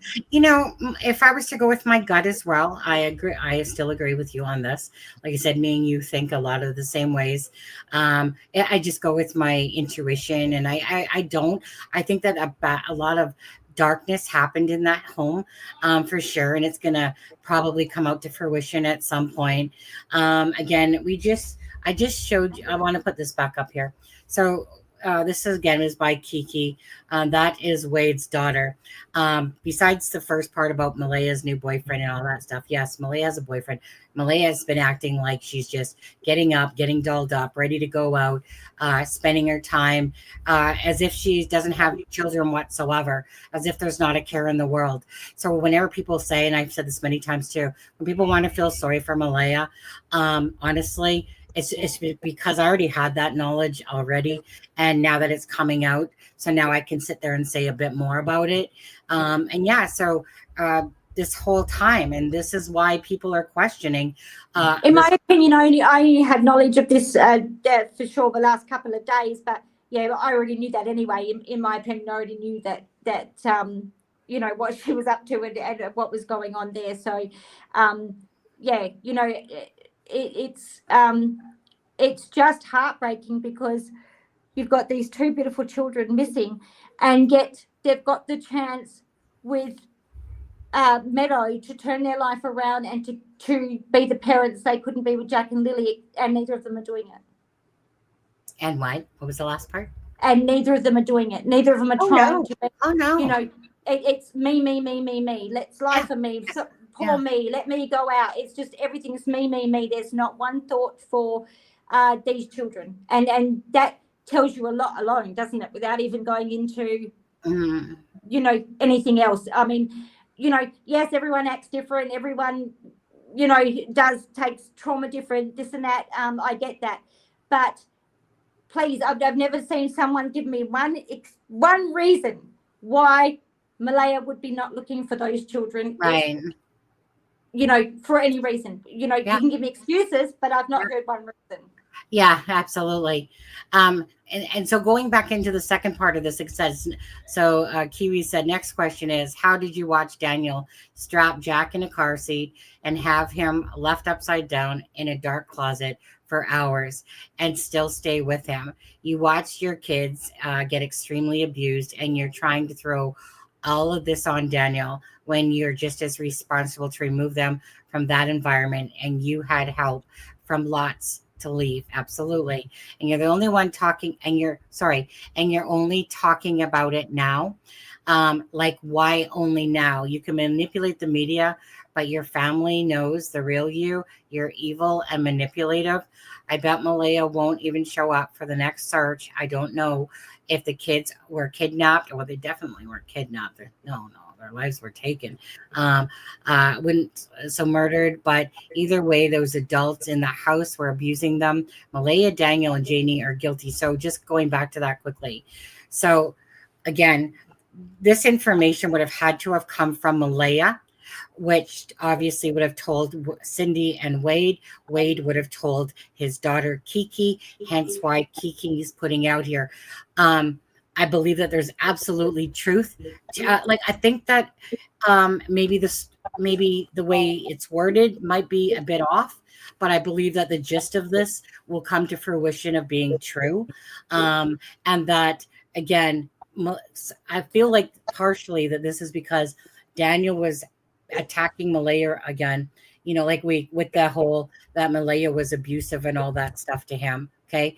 And I think that Malaya gets tired of his lying fucking ass as well at points and says things. Well, again, we've all listened to Wade. Wade is kind of like a talk off the top of your tongue type of person.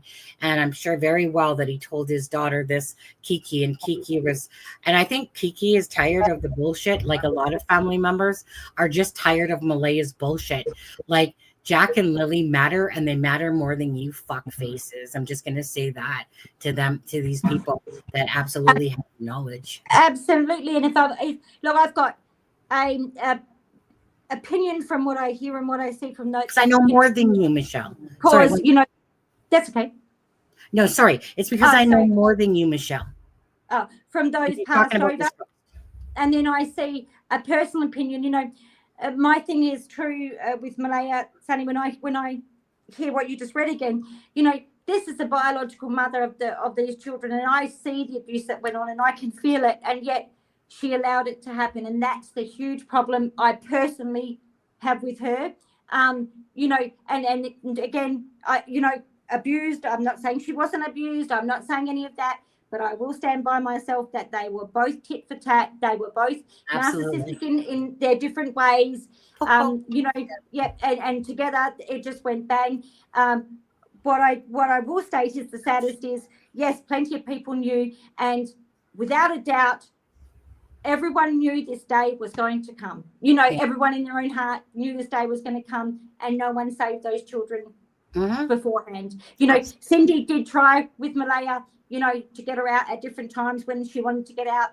How much I can only imagine, God forbid, if that was my grandchildren, unless you put yourself in that spot, you can't really say. But I do know in my own heart, if that was my grandchildren, no one would stop me from walking in there and getting those kids. Sorry, you know what I mean? So, but again, we've got to bring it back to Daniel and Malaya, and they were the ones that, even though Janie might know and she might have yelled at the kids or whatever, it's Daniel and Malaya. They were the ones that were supposed to be protecting and loving and looking after those children. Yeah. And, I do want to make myself very clear on this. Just because I don't give up on sources or certain things, okay? I pride myself in not putting out bullshit or not putting out a bunch of speculations and rumors. So when it comes to this channel, I would not sit here and even show this post whatsoever if I didn't have backup behind that, okay? So I just want to say this first. So some of these people that are the know-it-alls of information that know nothing and think that they know a lot, just remember, again, this channel has talked to a lot of people, and I will continue to do so for all those people that want to bring out answers for Jack and Lily. If you choose not to believe the information, totally up to you. All I care about, I'm sure most of you care about, is that answers come for Jack and Lily and the truth be put out there. So when someone puts out a post, and this is Wade's daughter, right, who literally would be talking to Wade, and this information would have had to have come from Malaya in order for this information. This is not the type of information that the daughter of Wade is just going to make up and throw up there on a board.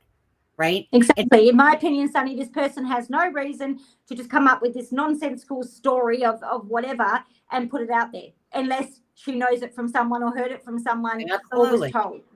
There's no benefit for her to come out with stories for no reason. Just like it's the same happened with the neighbours. That's what I'm saying. Every time someone tries to say something or bring something up, boom, they're dragged down, and this is why people don't want to speak out. Yeah. no one wants to hear the ugly, in a sense. They do, because that's what drives them to channels, right? And clickbait thumbnails and stuff like that, because they want to know about all the ugly going on in this case, in a sense. They want to hear every rumor, every freaking thing about it. Again, I ain't about rumors and speculation, rumors about stuff that's twisted shit that has no basis behind it.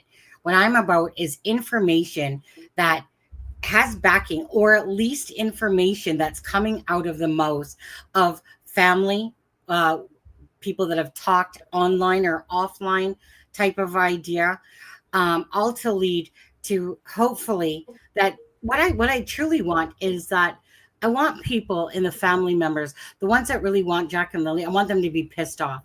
I want them to care. I want them to keep talking. I want them to keep fighting for answers for Jack and Lily. I want them to keep talking about the bullshit that was going on in this home, of this household of Jack and Lily, and it might be disgusting and it might be things that we don't want to hear. But at the end of the day, Jack and Lily deserve these answers. And Jack and Lily, in my opinion, they are definitely 1,000,000,000% not hidden, and by no means. These children are somewhere dead and buried or in water or whichever you guys believe. Now, again, it's like 2 + 2 on that part. That's my, but when it comes to information, I'm very serious about the information that I put out there. And if I even think that I'm very iffy about it, I usually won't talk about it, because I don't want to put out fluff and bullshit. What I want is the truth. And if the truth hurts to hear, then don't listen. Okay. But this is a very blunt and honest channel. And I will tell you as much as I can, when I can, and other things I won't, because obviously you're not going to break your sources' trust and stuff like that. And I gained the right to have that knowledge because people trusted me. And you have to get these people to trust in you by not sitting there calling them out, saying things that they asked you not to say and stuff like that. So you have to have your limits regardless. But this channel will always try to bring you the most current, up-to-date information and stick to that. And then that goes into our speculation about it all. I don't think there's any speculating that I personally have with this case. I believe that Daniel Malaya absolutely know what happened to Jack and Lily. I think that Janie herself has absolute knowledge, and there's probably some more that absolutely have knowledge as well to this case. And all I want to know is, where is Jack and Lily? And in my opinion, you're absolutely right, Sunny. It's the only victims here are Jack and Lily, regardless of what happened, how it happened, why not. They're the only victims, nobody else. And that's all that matters, is Jack and Lily and bringing them home. Yeah, absolutely. And I know that I've been sent pictures of the waterfalls. Some people have sent me pictures, but I'm going to ask Daphne for some of those pictures. And look, to be honest, when Daphne, I do remember seeing a post of Daphne's. I love Daphne. And she posted that waterfall. I do remember putting a comment, back, that's a long while ago now, putting a comment that looks very similar to what I see in my vision. So the area that she posted there is very similar to what the area was like that I see with the kids. Mm-hmm. Sorry, I'm not sure where it was though, or exactly what even that post was about. I just seen that she said something about waterfalls and showed a picture, and I said in the comments, "Oh my gosh, that looks exactly like where, I see the vision of the kids." Okay. And I'm wondering if that is the waterfall that I'm talking about Malaya, and because there are some waterfalls in the area, but the one is near Barney's, but it could be something closer that's a waterfall around. It could be. And like I said, that when I did look, a lot of them do look similar. So that's where, unless you go down the trail or where you could walk, can make the difference. Yeah, absolutely. So that my Ben is from lives in Australia now, right? Yes, he is. Hi, Ben. I'm on the West Coast. He's on the East Coast. He doesn't have an Aussie accent, though. He's a fake. He's a fraud. Yeah. But it's just the fact that he's saying it. So at some point, I'm just going to believe that he's going to gain the Aussie accent, See, when I'm speaking, of course, I don't hear my own accent, so I don't even know what I sound like. I know that's what I'm Then I saying. hear your beautiful accent, and I'm in awe. I'm like, oh my God, I love that accent. I know. That's what I'm saying, eh? Because it's like when I'm speaking, to me, it's just like when people say, love your accent, I'm like, what accent? Canadian English That's is me. Exactly. yeah. And yet when I hear, right. So I think it's so funny how it's kind of like we interpret our own accents or whatever you want to call them as like, well, it's just normal. And the funny thing is when you start speaking or for any, prolonged period of time, you forget even about the other person's accent. You just start talking and you forget all about that. It's honestly, crazy. I was going to say, to be honest with you. So, like my husband, like I said, he's British, eh? But there's so many times that I just sit there and stare at him going, oh, your voice is just so cute, because it's still 10 years later, like we've been together like 10 and a half years, eh? I remember watching something on YouTube and the Americans had to guess whether it was a British or an Australian accent. And a lot of them couldn't, sort of determine which was which or thought the Australian was British. But then when you put us together, we're so very different. It's, but yeah, I love the Canadian accent. It's beautiful. Well, I was going to say, because a lot of times people would say to my husband, oh, I love your Aussie accent. My husband's like, yeah. And honestly, for me, I'm like, where do you get Aussie out of that? Because it doesn't sound Aussie at all to me. Meaning, because I love the Aussie accent. So it's like, where do you even get it? But I get it because one time I called a New Zealander, an Aussie, and he took such offense. And I was like, dude, get the fuck over your life. If you're going to get pissed off because I'm over here and I didn't understand that you're a New Zealander. But some people get so stupidly ridiculous. Like if honestly, like all you had to say is like, oh, no, I'm from New Zealand actually. But exactly. No. But very slightly different anyway. There's not much difference in them. A little bit, but not much. But I always know when people say, oh my goodness, the way you say no, and I go, no, they go, what do you say it like that for? But yeah, to us it just sounds normal. I don't know. On there. What's his name? What's that psychic out in USA? Oh my God, I just watched him prior to the thing. You would think he was gay, but he's not. Jack Fraser. What's his name? Matt Fraser. Yeah. Okay. So Matt Fraser is kind of like big in the United States, eh? But anyways, he keeps saying idea. Instead of idea, it's like idea. And every time he says it, it's just like, but it kind of just reminds me though, like I said, when my husband, it's like the use like hug, right? Not just hug. It's like hug, and stuff like that. But anyways, all these years later, I'm still always stopping to go, oh, I love your little accent there, husband. Yeah. 1 minute. I'm just going to go to the loo. 1 minute. That means toilet. I don't know if you loo, but toilet. You go to the loo. You go to the loo. Okay. Let's see here. So, let's see here. Boom, boom, boom, boom, boom. Well, I've already asked you guys. Most of you guys thought that they were closer to home than not. But let's see here. Not even sure if any videos or anything came out today, to be honest with you. But I will show you guys this again, okay? I'll make it bigger though. Okay, so again, this is the document that Melissa is working on. And just to go through people that, of course, didn't see this, right? Introduction, and then you'll be like scroll. Lily, stuff about Lily, scroll. Stuff about Jack, right? Scroll down, and you'll see the different stuff, tips and flyers, different things out there, timeline, right? She has all these things. Anything that's in blue like this, that means it's a clickable link that you can go to watch it. Same with media links. It's all clickable links that you can go to watch them. And she has like the dates of when they were done as well. So, which is really good. Media notes. So this is, like I said, a huge, huge undertaking. Mm-hmm.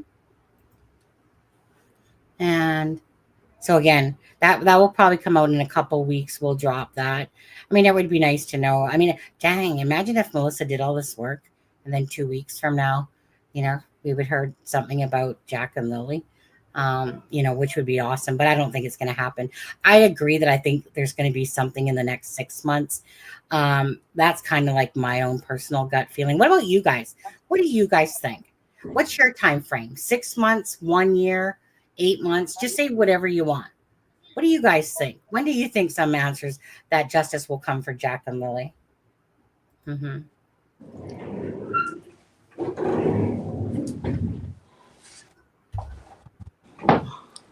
Mm-hmm, mm-hmm, mm-hmm.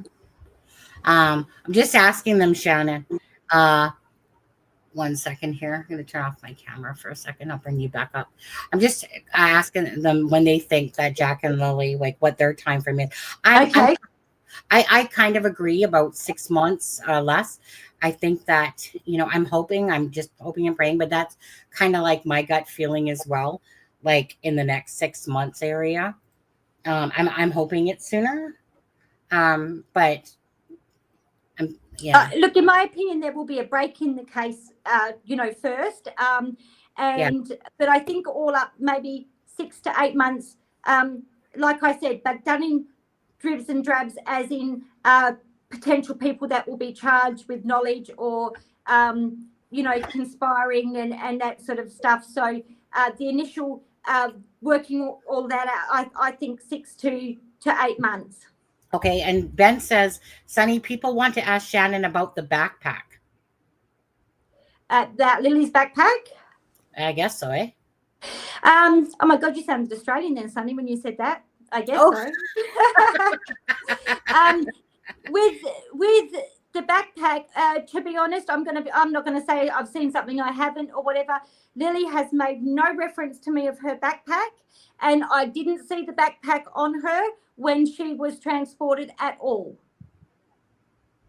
And she's made absolutely no reference to her backpack. Okay. So tell me, just if you could as well. Tell me when the children come through to you, do you literally see them as they were, like their age still? Yes. I do see them now. When they come through, it's not like you're crazy and you see, it's not like I see you or I see someone in person. It's more like a mental fog in your brain. Now, when people come through, like now they could be talking to me or they could say things very different for when I am doing one-on-one, and then I can even sort of trance out. Like you'll see maybe my eyes change a little bit and I'll trance out because I'm really concentrating on them. So you see a mental picture of them in your mind and you hear the voices, not like you would if in a schizophrenic way or something like that. It's completely different. So you get a very clear mental picture of them. Usually the longer they've been passed over, the better picture you will get of them. Like I said, when I first seen Lily and Jack, it was very dark. They were underground. I could see clearly it was underground, and it was very dark. And it breaks my heart because the Lily was calling for her mum, and that really broke my heart. In the latter times that I've seen Lily, or the one that brought me a lot, not joy because it's absolutely heartbreaking, but joy to see that they had passed over fully, because they were in an open field and Lily was running and she had a smile on her face and little Jack was sort of behind her, and they were both smiling in that picture, which then communicates to me that they had passed over.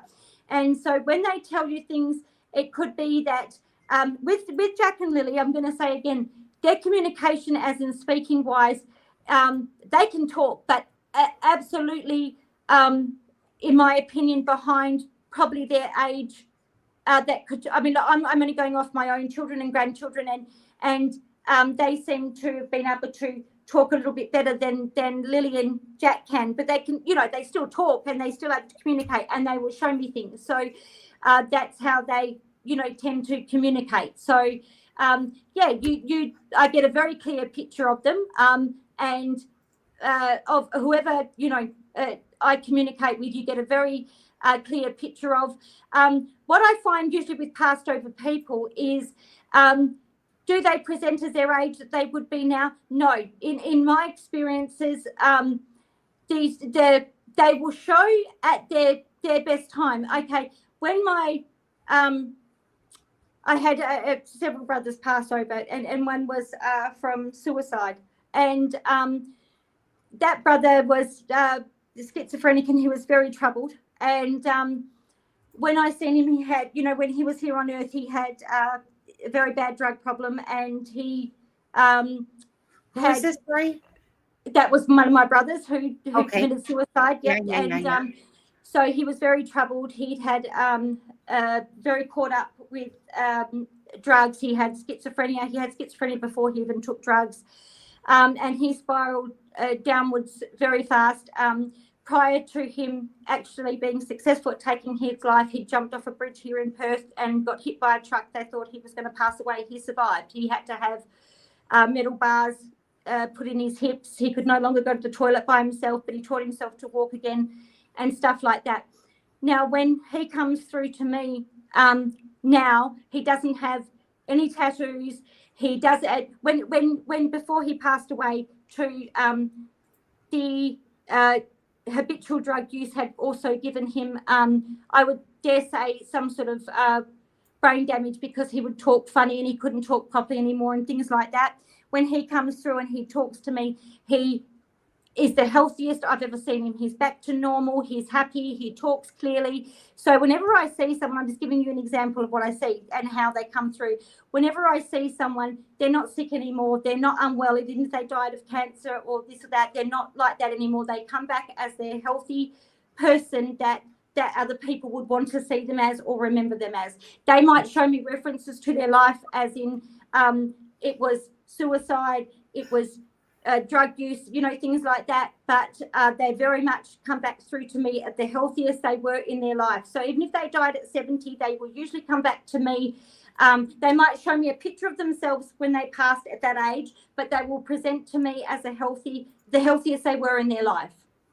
Right. Yeah, I get that. Sorry, So, I was trying to share a picture here with you as well, but I'm going to have to do it I'm going to have to do it the way that I didn't want to, because StreamYard is going to get a piece of my mind when it comes to their screen share, because it's not showing the proper picture. Like normally I just click on the picture, instantly I see it. It's not happening that way right now. I don't know what the bullshit problem is with StreamYards, but they're going to get a piece of my mind. But I'm going to bring up an image file here. I'm going to bring up two for you. And this, I'll bring up the image first. Okay. Now, in saying that, let me just take a look again. So there's this image. Okay.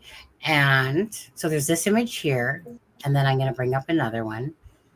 And I feel already, if I can butt in, the position where I see them, it's closer to the head of the waterfall. okay. So, Right.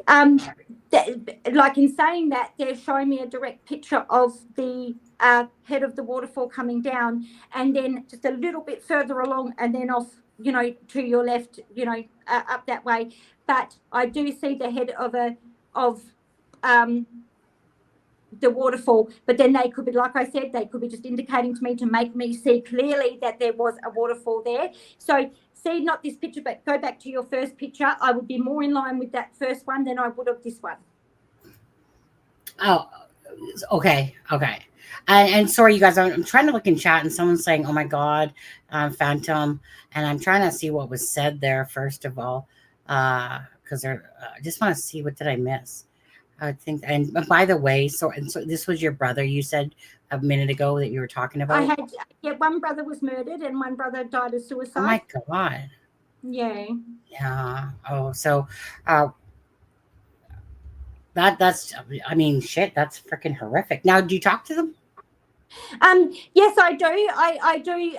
My especially Corey. I was very, very close with Corey. And I do communicate with him. I find that I also had, prior to this, I had a sister that died of cancer, and her son died of cancer before she did. He was only 10 when he passed away with cancer, and he was my godson. And then I had my sister and then my two brothers. So, I mean, that was a span of 10 years. But my nephew, I've only seen a couple of times, and my sister Michelle, I've only seen a couple of times, but Corey, I feel around me all the time. And, he does crazy little things like I could be, and this is, I'm not pulling your leg, I'm not bullshitting here. I could be in the kitchen and all of a sudden I will smell his aftershave or something, and then my bedroom light will turn off, you know, and no one else is there except for me. No one could have turned it off. The power hasn't gone off. Do you see what I'm saying? And I just know it's him. You know what I mean? Yeah. Awesome. And one other, my daughters, my grandmother was, great grandmother, sorry, was, back those days, people used to call her a witch, and she used to do the postmortems in her basement at that time. My mum originally lived over in the eastern states of Sydney, and my mum said she was that clever with her abilities that she would. My mum said they were shit scared of her. Everyone was. She was very witchy, and she was a very cold, nasty person though. And my mum said she would sit there thinking, oh, my God, I do not like you. I don't want to be here with you.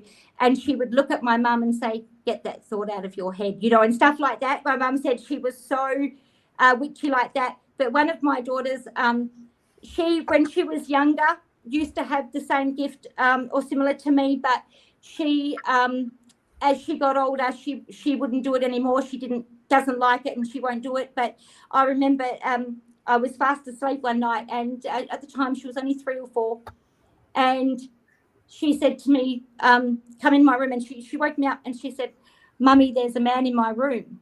And I, you know, panicked, of course. Why didn't hear no one break in, you know, this and that. And she said, Mummy, I don't understand. He's got a rope around his neck. And, you know, and I raced into her room, and of course she was not there, but she was starting to see visions. She would see things like, she said, Mummy, there's an old lady sitting in the rocking chair, you know, in the corner of the house and stuff. So she was also able to do it, but she won't do it anymore. She doesn't right. like it. You know what I mean? It scares her, and she, you know, she won't. I get it. Yeah, she just won't do it anymore.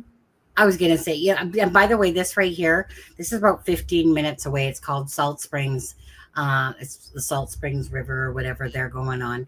And so it was sent to me. It was just sent to me by somebody, because this is like I said, about 15 minutes away. So I think.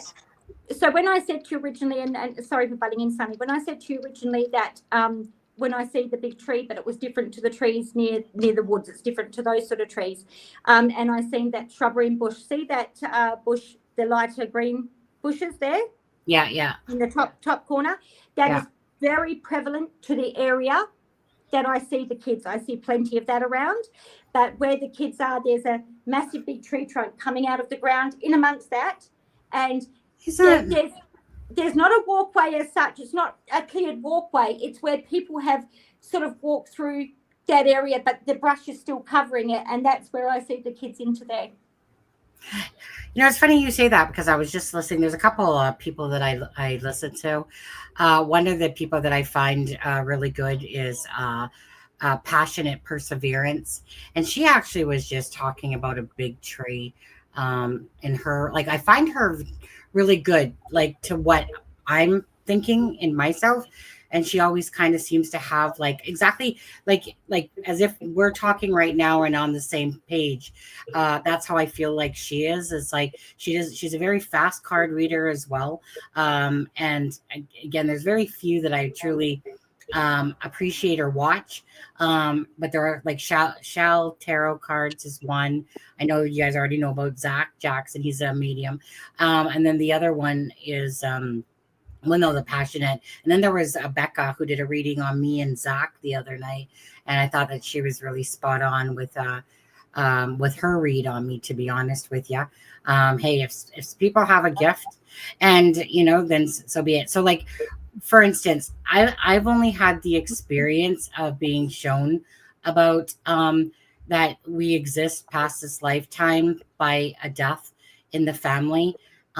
But it was like a side nephew, and the way he came through to me, I always say it was like coming through like a picture frame, because that's the best way I could describe it, I guess, suppose, is like he was sitting beside the water on a log, and he died of meningitis when he was 3 years old. And that you've heard me tell this story, have you? No, I haven't. No. Okay. So it was basically that my son was about 5 at the time. Jaron was a side nephew to that person that my mom was with for about 25 years. The oldest daughter, Michelle, so she had 2 children, and the boy died of meningitis on his way to the hospital. They thought it was just a flu.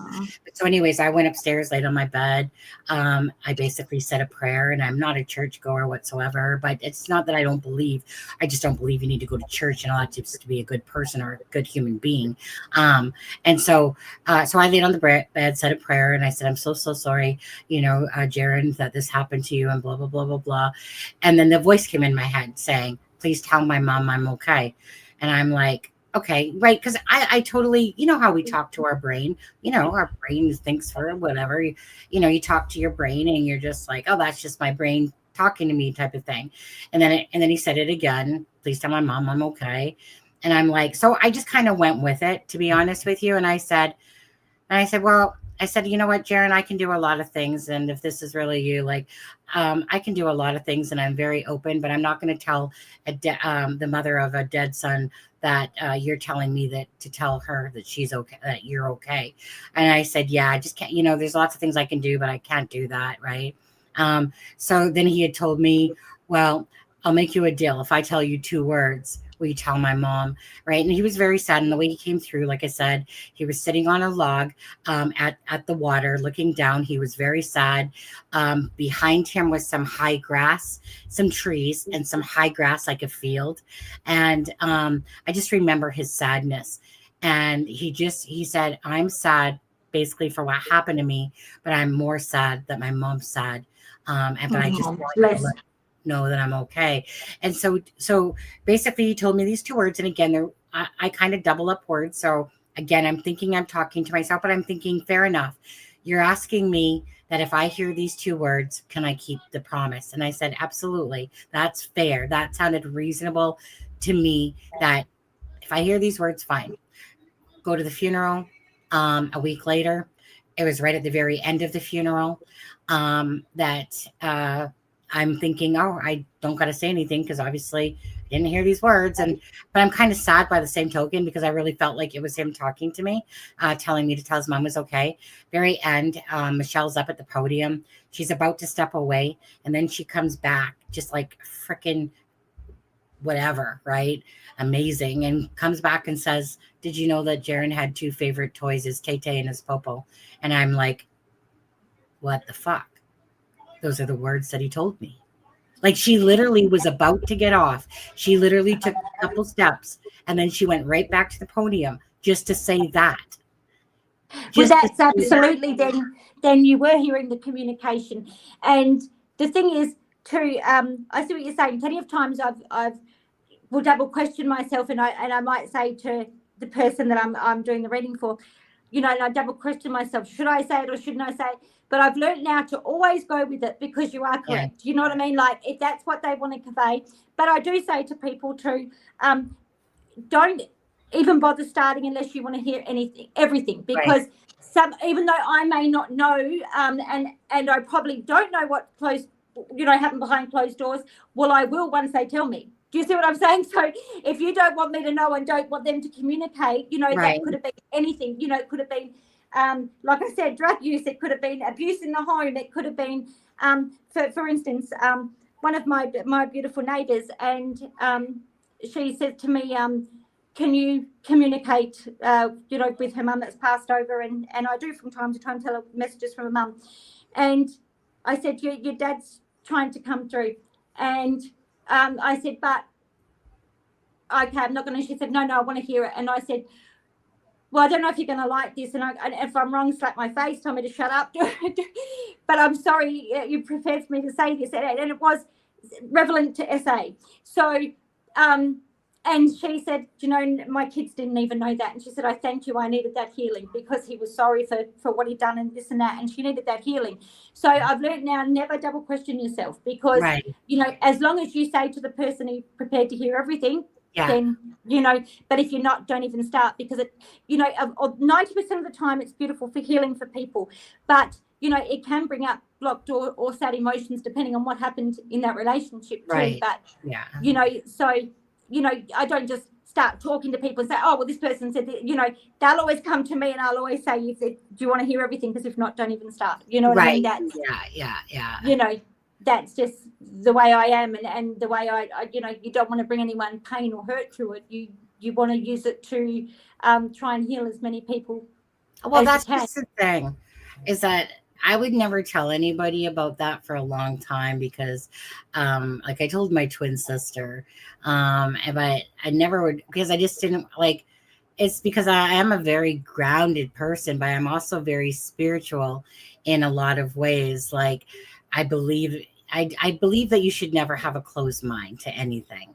No, absolutely. Right. And look, and you know, and that's what I said, I'm a big girl. You get plenty of people even in chat here, or, you know, I've seen poor Zach on his lives, and, you know, you get the trolls in, oh, you're just crazy, you don't know what you're talking about, this and that. Things like that don't hurt me, because when you've learned to develop your ability, and you know, in your own ability, and you know what you can do, what you can hit, doesn't bother you at all. You know what I mean? You could say whatever you like to me, water off a duck's back, don't care. You know what I mean? That's it's kind of like when I was going to say, just quickly, it's kind of like when Becca, during this read that she had done for me and Zach, based on that nasty person that keeps putting out videos and stuff, whatever, right? Like, honestly, it's like no sweat off my back, lady. Keep bashing me. I don't actually really care, because it's just insignificant. She's insignificant to my meaning of my life. And you know what, Sunny, in my opinion, people like that always hurt themselves. You know, when you go around bashing people and putting them down, and you're trying to go out of your way to hurt someone, in the end, you're only going to hurt yourself. You know what I mean? Well, nobody's interested in somebody like that in the long run. Well, I was going to say, because what I was going to say there was that, like, I am, like, some people think that my confidence is arrogance. Absolutely not. No, I am not an arrogant person by any stretch of the imagination. No. What I am is I'm confident in who I am as a person.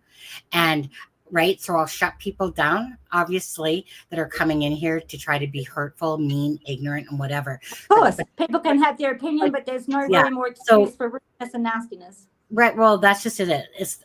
There's not an arrogant bone in my body. I am always about helping other people. I'm not that person that puts myself first. I'm always about helping people. So that's the difference, is because, like I said, because to the ignorant people, like I said, they'll sit, like, if someone, to me, my thing is this: look, either you got brain cells or you don't. Because you can absolutely tell when someone's being authentic and genuine when you're watching somebody. It takes you a very short period of time. So if you're that type of evil that you need to try to attack me and say shit like that, you know, I'm sorry that you're that fucking stupid in life, you know, because to me, you know, I've honestly never, ever, and you know, ever attacked another psychic reader or whatever. Like I said, everybody has their own ability, their own gift. Does that make me right? Does that make that person right? No, you're never going to find a psychic or a medium or anyone in this world just about that is 100% true with their readings or this or that. It's because, and I'll tell you why that happens. Because like I said, you get certain signs, like for timing with those passed over, I see a little clock.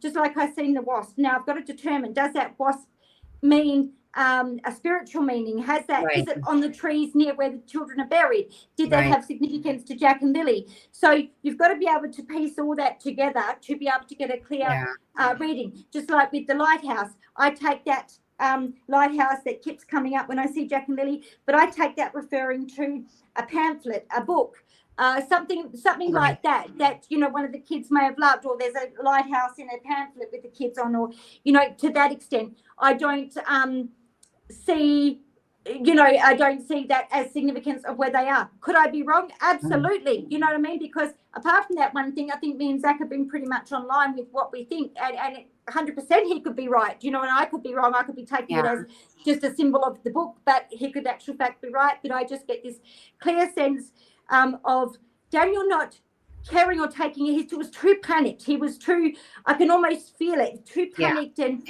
too rushed to be able to even think of going that far, get anyone to go that far with him. And it was more a rush, get this over and done with, because then when they got back, they had to get the story straight. They had to get things set, you know, for the next morning, get everything in motion. you know, in my opinion. You know, that's, I mean, and this is only my opinion, and this is why I laugh when people say, oh, you're full of shit, blah, blah, blah, blah. Well, no one's asking you to listen to me, and if you don't believe it, don't worry about it. Just believe your own thing. You know what I mean? I know, right? You know, it's like, how about you, you know what? How about you be thankful for channels that are literally covering things? I'm not holding a gun to your head making you believe me. Do what you like. You know what I mean? Like, I'm just giving you my opinion. If you don't want to listen, don't listen. Right? You know what I mean? That's as simple as it goes, doesn't it? You know, but, you know, that's what I said to everyone. Don't get so caught up with all this BS stories of all these different timelines and blankets and trees and, you know, this and that. You know, is any of it real? No, it's not. You know what I mean? I believe that blanket was planted. The footprints were planted. You know what I mean? You don't get one print here, blanket there, this and that. But does it detach from what I'm thinking? No, it doesn't. It has no meaning to me at all. Not that I'm being rude or nasty, but the only things that have meaning to me is, in my opinion, what I can see, what I can, you know, feel, offer, what they're saying to me, and what I can actually see could be possible to have happened. Nothing, you know. Does that blanket make any difference to me being able to bring Jack and Lily home alive or deceased? No, it doesn't. So that means nothing to me. Do you know what that's how I absolutely, in my opinion, how I work. Now, so for me, the importance of the blanket to me now is only really a matter of.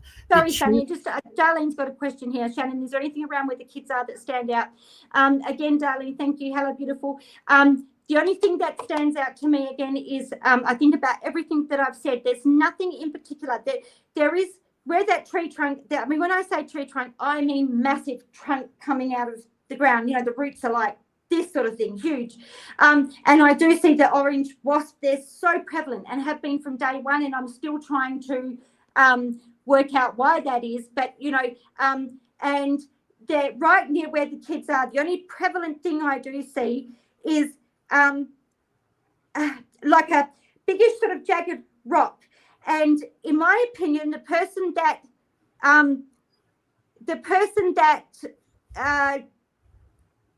I don't even like to say it. The person that took those beautiful babies there marks that rock. They either scratch that rock or mark that rock. There's something on that rock that it's not a cross. It's nothing like that. But there's a big scratch or something on that rock to I'm not going to say identify. Yes, I was going to say commemorate. Well, we're not commemorating, but you know what I'm trying to say. Yes, thank you, Sunny. Trying to identify what you know that was. I do see on the wrist too of this person a watch, and that watch keeps. I've kept forgetting to tell you that watch keeps coming through as very prevalent on that person's hand, and I think too that's why I get this distinct feeling that the kids are so close and about 15 minutes in, because I get that person continually looking at that watch to see timing wise or similar, you know, what they need to get back. They're in a hurry, they're in a rush. Do you know what I mean? So I get that as prevalence to a watch being on a person's hand, on their wrist. So, you know, that's why I just watched the other day on the Drunk Turkey Show, and it was like, hey, Daniel, I got a watch on my wrist, and I never look at it. Sure. Really, I didn't. Yeah, I don't even watch him because he blocked me. I think so. I don't even watch him. But I see a watch prevalent, and that's how I'm getting this pretty good timing of. Well, in my opinion, I could be completely wrong, but in my opinion, that's why I'm getting this timing of how far in they are from that waterway, and that they're not too far out from the property. Right. Now, okay, I want to go back to the blanket for a second, because what I was going to say there was what to me about the blanket is I absolutely believe that Daniel planted that blanket. And it was all to do with the misdirection of what truly happened to Jack and Lily. Then he used it as a tool to try to blame Malaya's family and all that shit. But I truly believe that blanket was planted by Daniel, and that it was just a form of misdirection.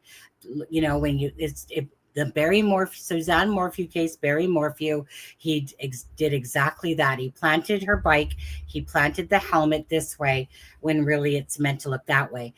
So the importance to me with this becomes, if it could have been proven that Daniel was the one that actually planted the blanket, that means full on that he's a besides I already know he's a fucking liar. To me, it just simply would have meant that, Daniel, go fuck yourself. You know that you planted that blanket, and you know exactly what happened to Jack and Lily.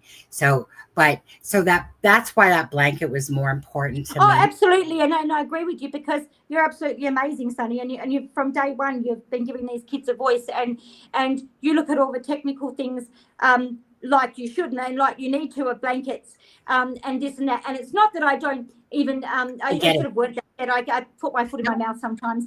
No. It's not that I don't care about those things. It's just that with what I see or do, that to me is no prevalence, but I see absolutely why that's got prevalence to you, because you're looking at the proper way of looking at things, whereas I'm not, sort of looking at those things. I'm just looking about, I get this haunting picture of these kids, and you know, sometimes in the chats, and I've got to be honest, I do have to get out of chats for a while, or I'll go off and do some washing, or I'll do something, because I get that frustrated, because in my opinion, Sonny, it's just so clear and so simple, like, and I'm thinking, I know. What's on here? You know what I mean? Like, come on now, you've heard what's going on here? You've heard you me. know, but look, I do believe the RCMP, they are doing a lot more than what people think. They have got fine, their sights set firmly on certain things and people. They do know. They just need that proof. They've come up against a stone wall of people not talking and things like that. So it by any means, it hasn't been easy for them. Did they make mistakes at the start? Right. Yes, probably in retrospect, we've all made mistakes at the start. Yes, this was very important. They shouldn't have made mistakes, but they're only human, and we all do make mistakes. Yeah. But I do believe that they did have, from the very first go, the best intentions of these children in their hearts. And at first, I think they wanted, like everyone else, to believe that there's a possibility those kids, because of, the woods, that they did walk off. But I don't think it was long until they realised that didn't happen. Right. Yeah. Hence everything else. Do I believe, in my opinion, that our CMP officer said that to Daniel, the dog handler, whoever it was? Absolutely. And I believe he's right. You know what I mean? So, they know, in my opinion, they're just trying to get the proof they need. And in my opinion, there will be a break in this case. Now, I'm not soonish. I'm not saying, look, I still give you a timeline for me, 6 to 8 months, give or take, there will be a break soon, but I think it's going to be more a break of see what you just put up before about what the Hickey said, something like that. Do you see what I'm saying? Like something that is starting to get that oomph in there, and people are really opening their eyes, and thinking, okay, well, she said that, rah. So, they're piecing it together nicely. And I believe the RCMP are loving Daniel talking, to be honest. They're thinking, keep going. Keep going. they're portraying like, oh yeah, we don't pay attention too much, but no. That's a bold-faced lie. I've seen that proven many a times, knowing behind the scenes how many things are brought up from online stuff that's out there, and with that all. Now I just want to tackle this again. So I absolutely get you, because again, the blanket for me was about the attachment to who truly put it there, which would, again, to be Daniel. So I'm like you that way too, though. Like there's things that if it's not going to help, like for instance, talking about how much Daniel's lying anymore is pointless, because it's we all know he's a liar, in my opinion. Right, and that's right. So once that has been established, then it's like, okay, is this going to help anything to the case? Is this going to help solve what happened to Jack and Lily? Now, the blanket to me was because of the fact of, I believe that Daniel planted that blanket there. And unfortunately, like the vehicles of Brad and Justin, right, there's probably going to be no evidence to show that. Now, I believe it's an absolute big distraction from the truth. So go, don't look this way, go this way. And then Daniel, I think it's with his control over Malaya that he tries to keep pointing it at the family, but then he disincludes. So, right, I'm not a big waster of time when it comes to information. If I deem something not important, I'm not going to waste my breath on it. Other creators might, but I'm not going to. If I don't deem that it has any value to this. So for a long time now, it's for me, it's about establishing that, Daniel, you're a fucking liar. And then the other point was tossing and turning with Malaya, at what point she was culpable. But I always believed that she had knowledge. It was just a matter of, was she helping RCMP, could justify maybe her silent actions. But I know that she's not. Like, at least I'm pretty darn sure she's not. And it's just like, I'm just over the bullshit of the two. So now it's like, okay, so where is Jack and Lily? Like, Exactly. And every time Daniel wants to put up with his bullshit, I'm going to fucking bring him back down to this planet again, because for him, every time he tries to build momentum, I'm there to freaking block your ass and to call you out for the little, for the little bitch that you really are when it comes to all this bullshit, Daniel. I'm over your shit. And so I do get frustrated sometimes with people in chat. I'm like, how are you fucking not seeing this? Like, this is simple, people. It's not rocket science, right? I know, and I honestly, yes, Sonny, I used to get the same, but I try and be, like you, understanding that, okay, everyone, because there are people that want to believe they're alive and they hate to believe, that people could do this. So I do get that. But the thing is, for me, I think it's a matter now of, like you said, you've hit the nail on the head. We know they're lying, you know what I mean? We know the other one doesn't give a shit about, she's out and about and this and that. We know that they've corroborated stories at the start. We can sort of say, in our opinion, that Friday's all made up, this and that. So you're right. Now it's really getting to being able to find those children. Right. And that's what it's always been about. But really, so I wish I had the power to tell you where these children are right now. I mean, that's always the forefront, is answers for Jack and Lily. But obviously, it's like looking for a needle in a haystack. Absolutely. And that's where it's been hard for me. Like I said, it's, I can see these waterfalls. I can look on maps. And yes, I see these light green trees, very relevant in the picture that I see the kids. I see the head of the waterfall. I see the streaming of the waterfall. I can hear it. But unless you can get into that, it's not even like a track, but like people have walked through there and the brush is sort of crouched down a bit, people have walked on top of it or whatever, unless you can actually get in there and have a look, how are you going to see it? Do you see what I'm saying? So this is where it makes it hard.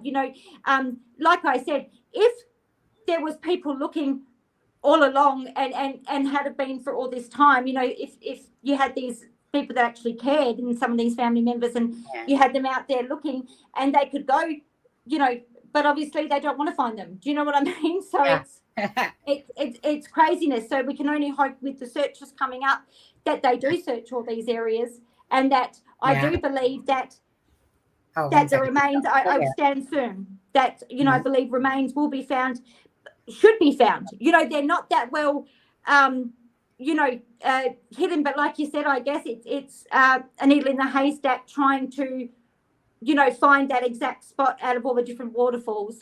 Right.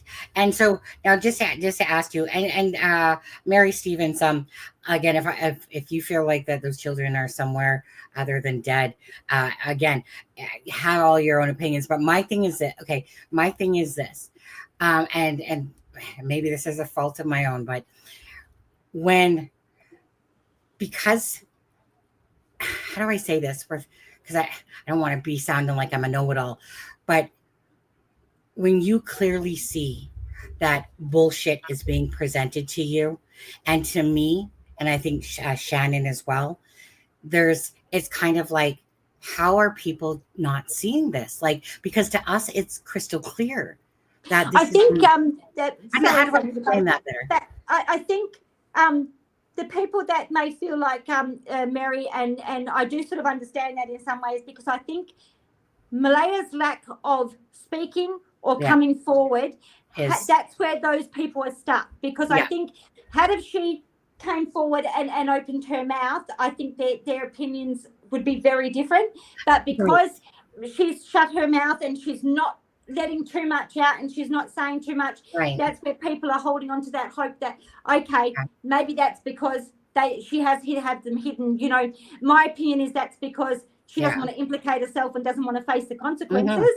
But of course, you've got people's hearts, because people have fallen in love with these children, and Well, that's you know, sad. that's that little bit of hope in their heart still. You know, I think if Malaya did open her mouth, people would probably feel very differently. Yeah. But because she hasn't, and probably a smart move by her in many ways. You know, later down the track, it's going to be a smart move by her, not to have talked too much. You know, so I think she's still got leeway. Malaya down the track when in my opinion, criminal charges do come, she's still got leeway to sort of move with her talking and that, because she hasn't talked too much. Yes. Daniel's dug himself so far down. I don't know what or how many more ridiculous stories we can come out with, really, to be honest. So, like I said, though, my only problem with that,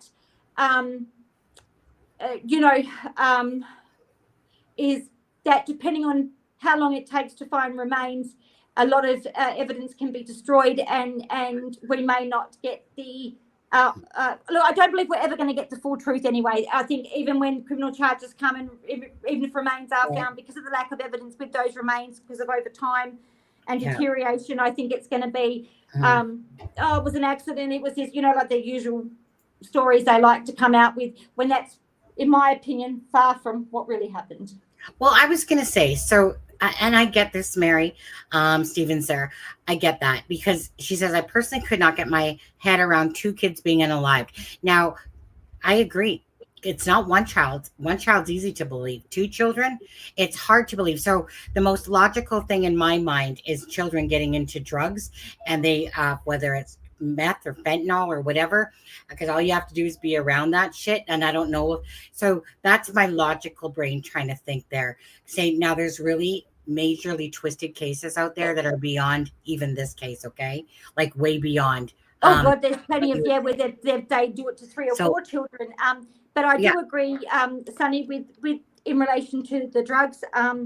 You know, like I said, it could have been that maybe, because I see Jack going first, maybe Jack got into something, and instead of Daniel trying to help him, whatever, Daniel's temper was out of control already anyway. So instead of trying to help, he's more or less, you know, hurt him for it. You know, and blamed him for that, you know, even though it was, you know, their fault if it was lying around, because I don't see that first part of drugs. So I do see laboured breathing, but I do see a hand reaching out to Jack and pulling on his arm and sort of not throwing him from one side of the room to the other. I'm not saying that. I'm saying just sort of throwing him to the ground and out the way. And I do see, you know, in my opinion, a lot more abuse has gone on in this home than what we are led to believe or what we've heard about. Right. You know, in my opinion. So now, again, this is just my own speculation. So, so if it wasn't the fact like that, say they didn't get into drugs and it was more of an argument. If it was more of an argument thing, I think that one of the children, and I'm going to say Jack, was pushed, and you know, one of those blows type of idea that either could have taken Jack's life or whatever. Then, so this is how I kind of picture Lily, and this is just my own personal thoughts, because it's really hard to think of someone unaliving another child because one or something already happened to the one. But I kind of always see Lily as being suffocated, that she would have been screaming, and it was like, and I feel like Daniel just snapped. I think I said that before. Yes, hand over mouth, her screaming, you know, kicking, and even when he's picked her up and hand over mouth to try and shut her up, you know, she's kicking her little legs and stuff like that, like she's you know, she's hysterical. So, you know, she's a little child, and Shannon, it's bad enough. Can you say it right, please? It's hysterical. Come on, sorry. Say it like Jane. Hysterical. You know, so you've got this. I mean, it's traumatic enough for 2 little children to see parents arguing and screaming, let alone anything happen to the other sibling, or, you know, any abuse going on as well. You know what I mean? There's got to be a reason that Lily was pulling her hair out and things like that. You know, you just, that's what I said. Get back out of all the bullshit stories. Get back out of the Friday timeline. Get out of this. Look at the simple facts here. That the children were in the home with those 2. The school had already said there was you know, abuse going on, neglect going on in their opinions, this and that. Let's go right back to the start. CPS, you know, Really, say no more. What don't you understand about that alone? You know, it was a recipe for disaster. And the sad part is, Still here. people. Sorry, did you want me to be quiet? Did you say? No, I wouldn't say that. I said I'm still here. Oh, you can tell me to shut up, Sonny. I know I blabber on too much. No. You know, too many. You know, so many people knew it was going to come, but yet when it's come, now they're all, you know, quiet. Do you see what I'm saying? Yeah. Mm-hmm. So it's sad because, you know, what did you expect was going to happen with two children that were, you know, abused and neglected? You know, the signs were all there. Well, you know what, and so that's just it. Okay, so this is where this comes from. Is that sorry, Rad Miller? Yes, for sure, Rad Miller. I agree. Janie did hear everything. Janie hears everything. Janie knows. You know, Janie knew when they were fighting. Janie knew about the money situation. In my opinion, she knew everything. She knew when the kids were, you know, black eyes. She said herself that morning when she supposedly seen the kids, she heard Daniel screaming for the kids or whatever, and you know, that just goes to show you, full stop, that's what he did all the time. You know what I mean? It was a normal thing for her. You know, like if I heard my son-in-law screaming at my grandchildren, I'd get up straight away and run, because he doesn't do that all the time. Do you know what I mean? But to her, she said it like it was just another, you know, just another day sort of thing. So she knows. Oh, absolutely. I was going to say that to you before, like, meaning Jimmy absolutely knows. Hey, what do you think about the whole Reiki thing? Eh? Sorry, I'm just going to put you back on charge before you run out on me. The Reiki thing now, didn't I hear the other day she redacted that again?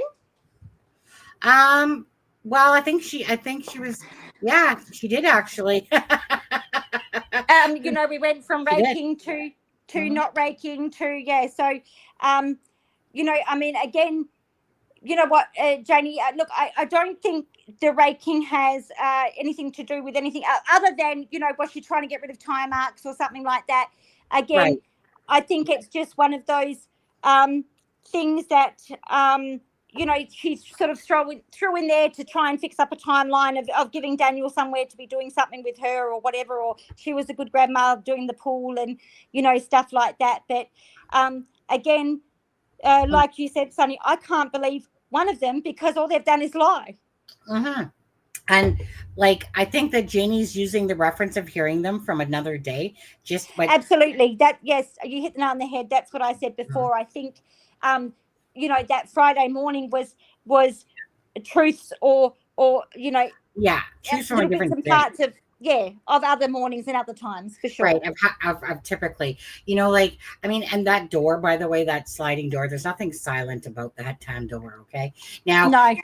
You know, like I said, I mean, I'm sitting on the floor, everyone. If you're wondering, I'm sitting on the floor now because my phone was going to run out of charge. Oh, okay. Yeah.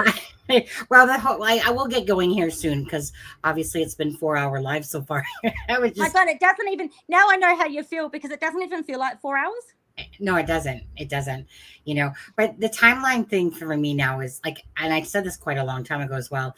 It's really bust. Every time I can make Daniel look like a effing idiot, I will do so. Why? Because it's the sake of Jack and Lily that all this bullshit is going on. And for me, I find it just absolutely disgusting, despicable. And I do agree with you about Malaya, right? Is that her silence has caused people, like, these actions about a blanket and family and a vehicle coming up is all construed by a liar. And that liar gained forces with another person named Derwood, who embellished the story to fit this narrative of it all. And I think so. Like I said, when you're basing something from a liar, I mean, come on, do you honestly believe that these children are hidden? Now, because of Malaya's actions, it made people go question this all, because she was being silent. Malaya's being silent because, honestly, if Malaya was talking, she would as well probably even look worse than Daniel in a sense, because she's not a good liar. And she's just... Oh, absolutely. I mean, that's what I said. It's a method to her madness. You know, it's going to help her in the long run. You know what I mean? This lack of talking, it's still giving her the benefit of the doubt with people. And, you know, it sort of gives her, the people, the reason to think that, you know, yes, the children, you know, could possibly still be alive. So, there's a method to her madness, you know, with what she's done. And that's why I say, with her being a manipulator and narcissist, and that's the ways I'm talking about, things like that. You know, she knows how to get what she wants, Malaya. My older sister is a Pisces as well, and my older sister is an absolute narcissistic personality. Now, typically I get along with Pisces signs, but in this particular case, I believe that Malaya falls underneath of very similar to my older sister Paula, that I call Satan, because she is very much selfish. She always was asking my mom to do stuff, to look after her kids all the time. She's so full of shit, so full of herself. If you guys know of course, Johnny Depp and Amber Turd. Yes. She's an Amber Turd. Okay. So right. So I call her like the female version of like listening to a Donald Trump, to be honest with you. Just someone that's just full of themselves, and they think that their shit don't stink, and they think that, you know, like poor me syndrome. They're always the victim and blah, blah, blah. I don't talk to this sister. I haven't talked to her in years, because why? I don't give a shit that she's a relative of mine and my actual sister. Well, I guess she's really truly a half sister, because she has a different dad. But anyways, but she is such a manipulator. I cannot stand the presence of narcissistic people, because so someone like Danielle, because because we are talking about 2 children missing, right? Like I said, to me, that's what this is about. And Daniel doing what he's doing, sure. All you've done is tell on yourself. You've literally are known liar, bullshitter, and all that crap, Daniel. I see right through you, because I've seen your personality. I know exactly who you are now. Absolutely. Malaya, I believe that. Malaya, Absolutely. Yeah, Absolutely, Sonny. You know, so like I said, I believe that Malaya was the spoiled little brat, in a sense, got her way. She's looking for everyone to fulfill her life, money-wise, leeching off the government until they get fucked over a few months prior, because they're ripping off the government by not claiming probably as couple status. And then when they do, then they have to file their forms and stuff like that, and then they get burnt and they owe a bunch of money back, right? So absolutely. Like Derwood did talk about that, about the money, you know, like about, you know, obviously that the money got cut off, type of thing, and like that, and that about the money getting stolen from Patty, right? To me, Malaya is a very selfish person. Now, again, I hope that one thing that people do kind of continue to understand here is that it is true that Malaya has a boyfriend. It wasn't that long after Jack and Lily went missing. So that just goes to show you that Malaya's care level about her kids are fucking zero, okay? She might internally be blocking it, whatever she's doing, but she is just as culpable to me. And she's just showing signs of somebody that doesn't, like, basically the bottom line, cutting through the thread. She just doesn't seem to give a shit about her kids. She's not out searching for her kids. Like I said, this whole "please bring me home, Mom" is just a bullshit front for either I can try to make myself look a little bit better, but I really don't want to do this because I already fucking know the answer. So why do I want to put the effort into all this shit? But you know what? I would look like real shit if I didn't. Like when they asked her for a statement, right? And that's why this statement was hollow to me, because Malaya, she's living the life as if she doesn't have kids. She's out, she's partying, she's doing all these things. So please, if you start thinking that these kids are hidden because of Malaya's being happy and joyful and all that stuff, please, again, I say, give your head a shake. You're hearing this from a liar. You're hearing this from 2 people that literally obviously don't give 2 really big fucks about Jack and Lily. What they care about is Meadow at this point. And even then, it's like, really, guys? Like, you honestly think you're going to get Meadow back in your care? Like I said before, Sonny, that even with Meadow, that's more a game of porn, isn't it? That's you know, more a game of who can upset the other one by seeing Meadow, by having contact with her. Because if you got Daniel seeing Meadow, you know Malaya's getting upset with that, and if Malaya's seeing her, you know Daniel's getting upset. So that's a way for them to get back at each other again. Yeah. Like, I truly believe with Malaya that she absolutely wanted out of that relationship, that she knew it was a toxic relationship, and sure. and she knew that there was all this deep, dark shit going on in that home, right? But again, underneath the spell of Daniel and her own freaking weaknesses, she kept staying and staying and staying. Yeah, and I think a lot of that was because of her own shortcomings as a mother. When you know, if she was to leave, she'd have to question herself at what sort of mother she was allowing that sort of stuff to happen, in my opinion. So it was easier in a lot of ways, in my opinion, for her to stay there because they were both doing the wrong thing, and that was easier for them to accept from each other than from one to walk away and say that's wrong or it's not correct. Do you see what I'm saying? So that way they were both feeding each other that it was normal and it was okay, but it wasn't. When like I said, it's just that I don't say things lightheartedly on this one. Like there's stuff that I can't say, but now that it's come out, I can add to that more, and stuff like that. And so the truth is the truth. So again, I'm not here for kudos about shit about that. All I care about is really the answers for Jack and Lily, Absolutely. Amen.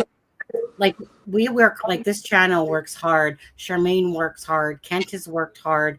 A lot of people, Belinda has worked hard to bring. Oh, by the way, so that when the documents, I just want to reclassify this or re-say this, but when the first documents came out, because Danielle had sent it over to DT on like some video, and I believe Christine as well. But anyways, me and Belinda and everybody, we were trying to get these documents. Angela MacGyver, I think her name is, she sent them over to Belinda, and then Belinda of course gave them to me. And then I wanted everyone to have these documents. I didn't need watermarks for these. I just wanted people to have the information, to use that information, and then see where it brought other channels with their thoughts on the case and stuff like that, because it doesn't take one person to figure it out. It takes a bunch of people to try to understand this case. When the second documents came out again, and the third documents, because of this channel is the reason that you got those unredacted, and so for no other reason. This channel is the one that put out those documents again. I know that Melissa made a comment about watermarks. It's not about the watermarks. What it is that I just want not only myself, but I want you guys to have those documents when they come out so that you guys get to see that information as well. And I've offered each and every time that when I put out the documents that you could email me and ask me for those documents and that I would send them off to you.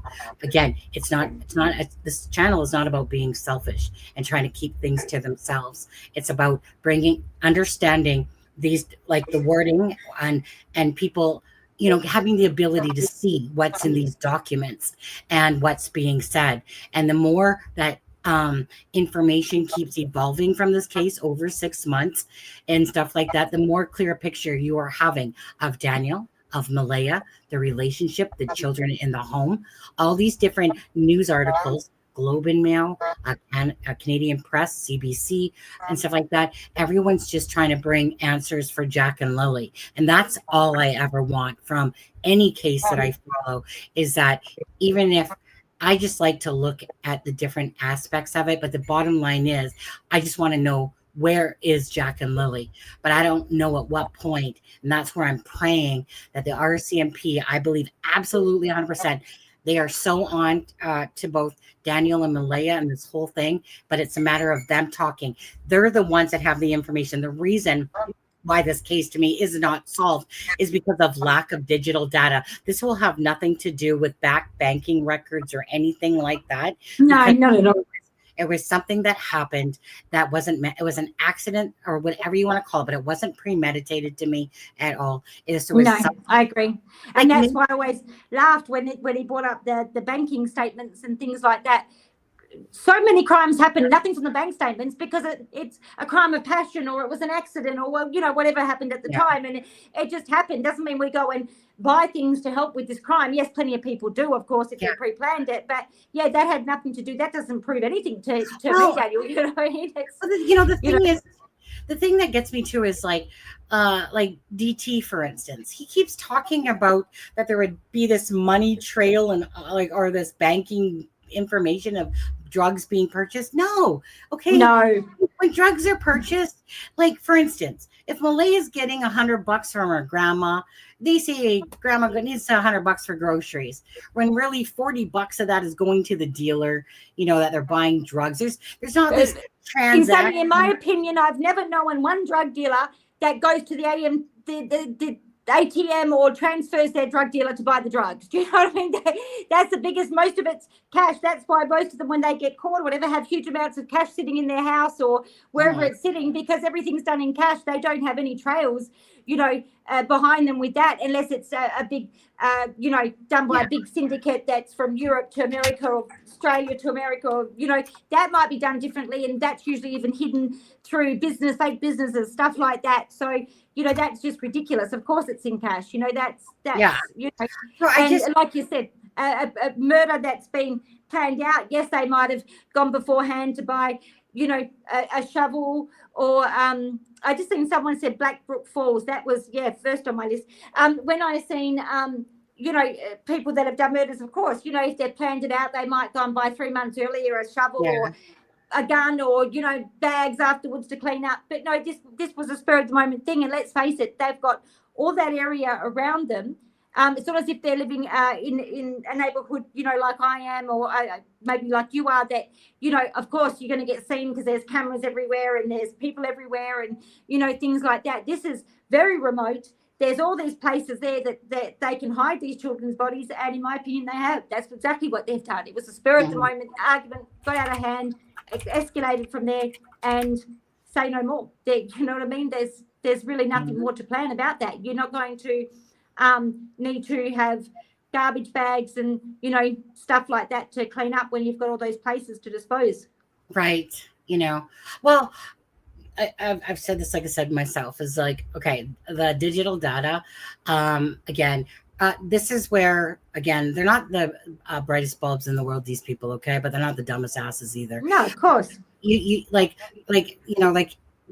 Daniel and both Janie mentioned that they left their phones behind, okay? Then they have the excuse of why they left the phones behind. Now, Daniel all day was using Malaya's phone the day of the search. He, for some reason, didn't want to use his own phone. So anyway, so that's just a little tidbit again. I think I've said it before here, and like maybe once or twice before. But anyways, but my thing is that, again, the surroundings of where they live and the cameras and the digital footprint, they're going to be hard for the police to get a lot of this information, because it's just not going to be there. It's just simply not going to be there because of the lack, right? Because they had to use Starlink and all that stuff, and they had to go do this. Their phones did not go with them. So they're running off, so really, unless Daniel or Malaya break, right? Or someone that they know tips them in for information about, and it's not going to be Daniel first and foremost, if anybody. It's no, for sure not. No. And again, if, unless that's the way I've got this, for me, in order to have criminal charges, unless it's, criminal charges for neglect, if they can prove that or something, but I'm saying to have proper criminal charges in this case, if we think about this seriously, they really are going to need those remains. That's, because we're not going to have witnesses that come forward, because most of them are family and whoever knows is just about involved, if we look at it, as in that way. And like you said, there's no trail of money because there was no planning in this. There's no phone data because they didn't take the phones with them. So, what else have they got bar, finding that proof of, sort of remains or thereabouts, something similar or connected to remains. The other thing with people saying that the, children could be, somewhere, rah, rah, rah. Do people actually think the RCMP are that stupid they wouldn't know if they were hidden, or wouldn't have a way of finding them, or, haven't been following family members, listening to things? Because I can guarantee you they're doing all of that, Sonny. They might not say what they're doing, but they're doing all of that. Do you know what I mean? So they're not silly at all. Nope. On there. 1 second here. Okay. You know what? Though I am going to wrap this up now, because we're at coming up at 10:30. I do have to work. I do have to work tomorrow myself here. Thank you. Again, I totally appreciate you coming up here. Now, next week, I'm going to be doing a members live. If you want to join me in the members live, I'd be more than happy to have you join me. And, you know, you can even speak more freely there if you want. Sorry if I didn't talk your ear off today. I do talk a lot, and that's what I said to everyone listening. Well, just shut up if I talk too much. I was going to say, I will say one thing, just to be quite honest, is that, and I get it, but I will say one thing. We got to watch it when we're cutting people off, because you did that quite a few times. And I was like talking, and all of a sudden I was like, wait, and then you cut in to say something because you were reading something. Now, in saying that, that one lady that was on here before named Laura, she would see something on the screen and she would instantly get distracted, right, by that. So that's the only thing that I will say. But by the same token, I'm going to say this. So in real life, I would do this to people all the time, cut them off when they're talking. And it was something that I had to learn, that I did that a lot to myself. So if there's one thing I will say is that, you know, like I said, is kind of like, because I'm the same way like that, but I had to learn not to do that, because I realized when I was watching other people cut each other off during a live, like that happened a lot with Aspen and what was his name? Whatever his name was, can't think of it. Anyways, they would cut each other off all the time. And to be honest with you, to a viewer, it's they notice it. And yes, for sure. It becomes distractive, because it's kind of like, it happens all the time. Then the chat will start saying, like, no one said it to you today, but I noticed it. Like that a few times where you cut me off when I was talking, and I was like, wait, no, because you saw something in chat. Yes, so exactly. Yeah, so, I get it. So that I'm trying to say that in the most least way, because I'm just pointing it out, so that next time or whatever, like I said, sometimes you've said sorry, Sunny, like for cutting you off and stuff like that. But I just think that viewers find it very irritating when people get other people off. And I know that, because I know that Charmaine gets pissy too, and she gets cut off and stuff like that. So that's the only thing I would say for next time. And please take that with the most loving. You know what? I take that with absolute love and honor, because I myself, when I see it, do get pissed off. So, and when you're actually on here, you probably don't see yourself doing it. So I will keep that in mind. Well, I was just going to say, because I'm trying not to be offensive, but I just always want it to be that like that when, because it's a learned thing that I've had to do myself. And it's because we got so much going on up here that we just want to get it out. And that when we see something, well, again, it's just like, you know, like I said, when you put up comments or to the side, or you see chat saying something, you know, because don't just think, obviously, because other people do this to me as well, right? Like I think Kent, if you're listening, you do that a lot. Kent's like, oh, I seen something in chat. And I'm just like, sorry, Sunny, but, you know, and I'm just like, okay. or Melissa did that yesterday, Melissa? And for me, it's just kind of like just for when I do the lives, just for the viewers, I just don't want them to have to, you know, watch us cutting each other off. That's all. Because it is. I don't take offense at all. Thank you so much. Please don't, because I'm not meaning it to be that way. Just. Yeah, so thank you. No offense at all. Thank you. No, because I do too. Sometimes I have a hard time when people say something to me, and it's just like hurt my feelings. But you know, but like I said, for me, cutting people off before, like a lot before, was like, yeah, I did it all the time. because my brain just has things in its head it wants to get out. Sometimes your mouth speaks faster than your brain. Yeah. So now I do want to clarify, if you don't mind, a couple things here. So you don't feel like the Salt Springs is the place, like just by looking at, say, this particular, like it's 15 minutes away. But are you willing to say that you don't think it's the place, or you're not sure? Like it could be. I'm not willing, Sunny, to say it's not. Right. I'm willing to say that I would need a better picture of it a bit further inland than just seeing this part of it. It doesn't look to be the place that I'm thinking, because I see how there's all this rocky area down here. Yeah. When I get my picture, I don't see that much rockiness on both sides like you see there. I see more of it just a single sort of streamway without going off into different parts, the part that I see. Well, I was going to say, I'm going to try to get people that live in the area. If you guys know, I want you guys to send me pictures. Like you see a bigger waterfall, don't you? Yes, I see. Like not so much massive. This is not a Not real massive, but waterfall, but it sort of comes in halfway through the face rock, if you understand what I'm saying. right. Yeah. And yeah, I see it more being towards the head of the stream where it actually starts from, rather than further down like this. I'm just going to type in. I just want to see, because there was somebody that I swear sent me an image of a waterfall. Let's see here. All right, you guys, I have to look at emails later. Sorry, guys. I really suck at multitasking, by the way, when it comes to that stuff. It throws me off of my game when it's like someone's like, sent you an email. I'm like, yeah. But I'm just going to type in the word waterfall and just see if something comes up. Lily and Jack. Okay, Nova Scotia waterfalls. Let me see what this shows. I just want to see this. Okay, last waterfall. Okay, darn it. I wish you would have. This was yes, ma'am. She sent me this. I'll just show it. Hold on.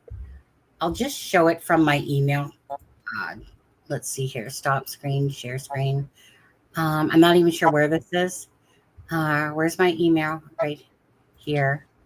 Okay. This is only a part of the picture, but this isn't what I was actually looking for. But the only thing I'm wondering is if you, Ben, did you send me an email? Ben quit sending me love notes. Yeah. I'm not showing it. What happened? Stop screen. How come you're not seeing it? Did you see it? Share screen. My email. Yeah. Okay. My bad. Why does it keep doing that? Do you see that? No. I just see the same picture. It's just come bigger. Okay. Okay, 1 second. I don't know why it keeps doing that. It's like I'm showing you my thing. So hold on. Stop screen share. No, okay, we'll do image file. Oh my God, I gotta go pee so bad. Okay. What is going on? Why? Okay. It's saying that there must be some sort of weird lag going on. Remove. Oh, hi. How are you? Hi. Add to stage. This one. Okay, you talk about it. I'm going to go pee. Hello. Can everyone hear me? That's very similar to, I don't know who sent that in, but that's more what I am seeing is that waterfall from about halfway down like that, and that one-way stream coming absolutely like that. And see those light green bushes just here, they're very, very prevalent to what I'm seeing. And I do see the rocks on one side and that sort of tree shapes. So that's very similar to what I see, but obviously the bodies are just a little bit further in again than that. So we're only getting the trickling of the waterfall, but we're seeing more that huge tree trunk and that rock next to it. But that's more what I meant. So thank you, whoever sent that in. Thank you so much.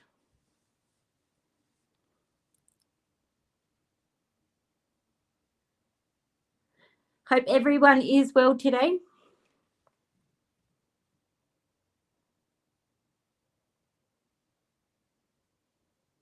That light green bush really is sort of taking my breath away, because that's exactly what I see crossing the path of where the children are.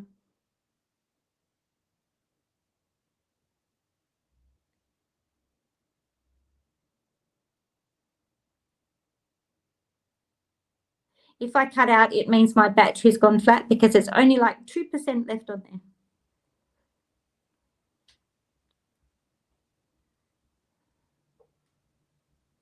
My bad. Your battery's dying. I heard. Yeah, it's only got 2% left.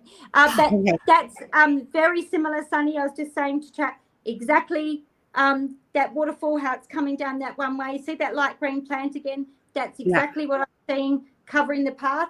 But again, obviously, it would just be about 15 minutes in. So what I'm saying, I do see the waterfall, but I see a little bit obviously different because we need to get more further in. If we can find any pictures of going in to the greenery more, that would then obviously give us a better idea.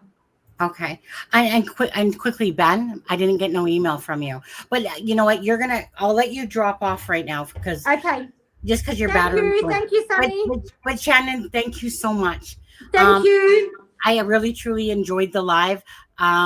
Again, I see you always in chat, and I know we have a lot, but I'll talk to you like tomorrow or whatever in Messenger. Sure. Or later. Thank you, everyone. Thank Take you. care. Thank you, Bye. guys. Bye. Thank you. Bye-bye. Okay. And okay, so yeah, I just didn't want her. I know her battery was gonna die there, so might as well just let her go before her battery just literally dies on the live. I think they are inland. And again, so thank you so much to Shannon. I'm like I said, I know that Shannon has said a lot of things that I'm always like, yeah, you got it right, Shannon. Yeah, you got it right. So it was great having her up on the live. And like I said, I want to do a members live next week there, and you know, and then see if, like she said she would. So do a live as well for the members and stuff like that. So Ben, did you say that you sent an email? Because I was like, that's the reason like I don't see an email from you. Did you mean that you sent an email? So I'll just take a quick look. Okay, there. Right. So, okay, that one. Somebody sent me a bunch of pictures.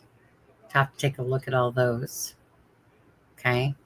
Thank you, Patriot. I'll have to take a look at those later. Okay, I've already seen that.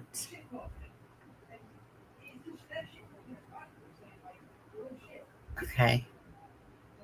So yeah. Oops.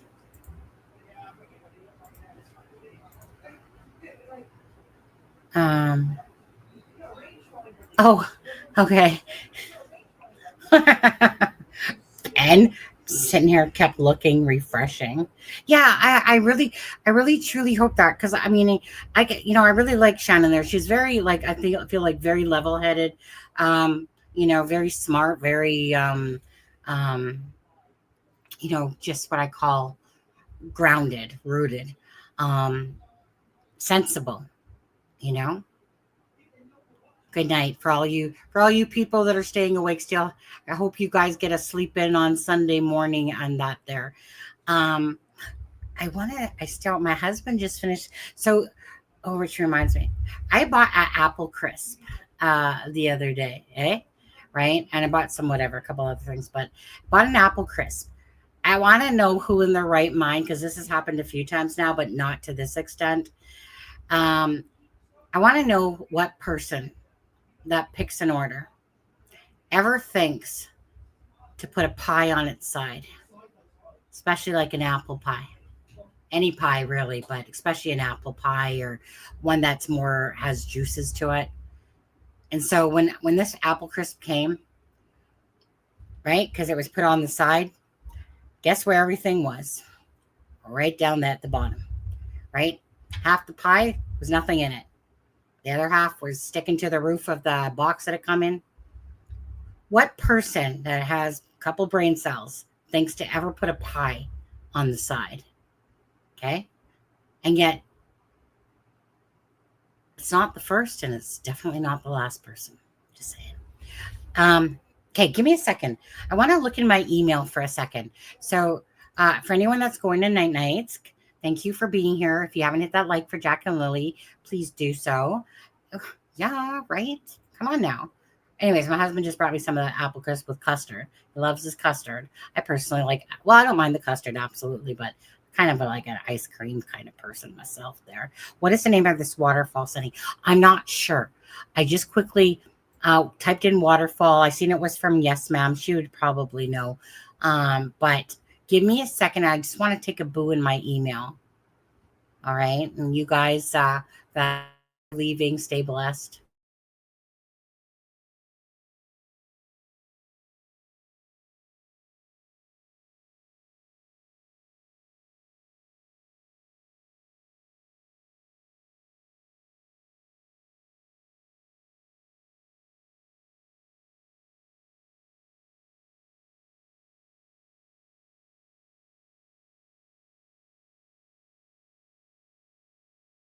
Okay, so that one is in Wentworth. Did yes, ma'am, even like maybe she replied. That one, this one is in Wentworth. Okay. Let me just take a look. Okay. Let me see. I know there was more sent. Hold on. This was number 4. Yeah, where's number 1, 2, and 3? Okay, hold on. What's this one? Oh, another one from Wentworth. Okay, hold on. Okay. That was this one. This is one I kind of remember. Wentworth. Walkthrough. Okay. So, one second here. So there's that. Share screen. No, not share screen. Share image file. Okay, so this was another one I was sent from another person. Was this waterfall?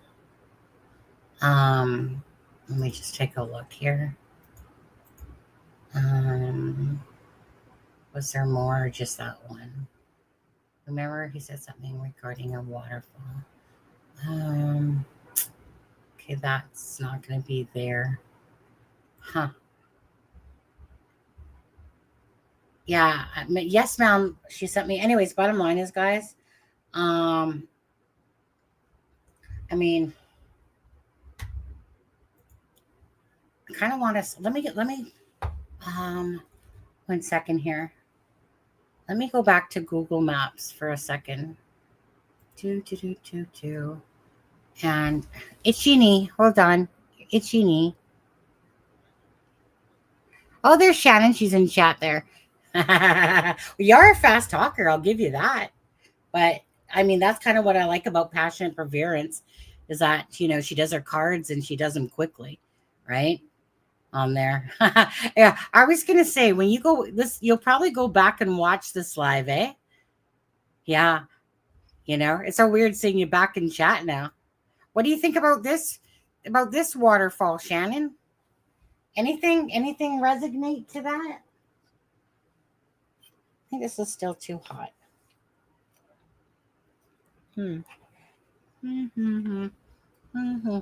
Anything resonate with this picture?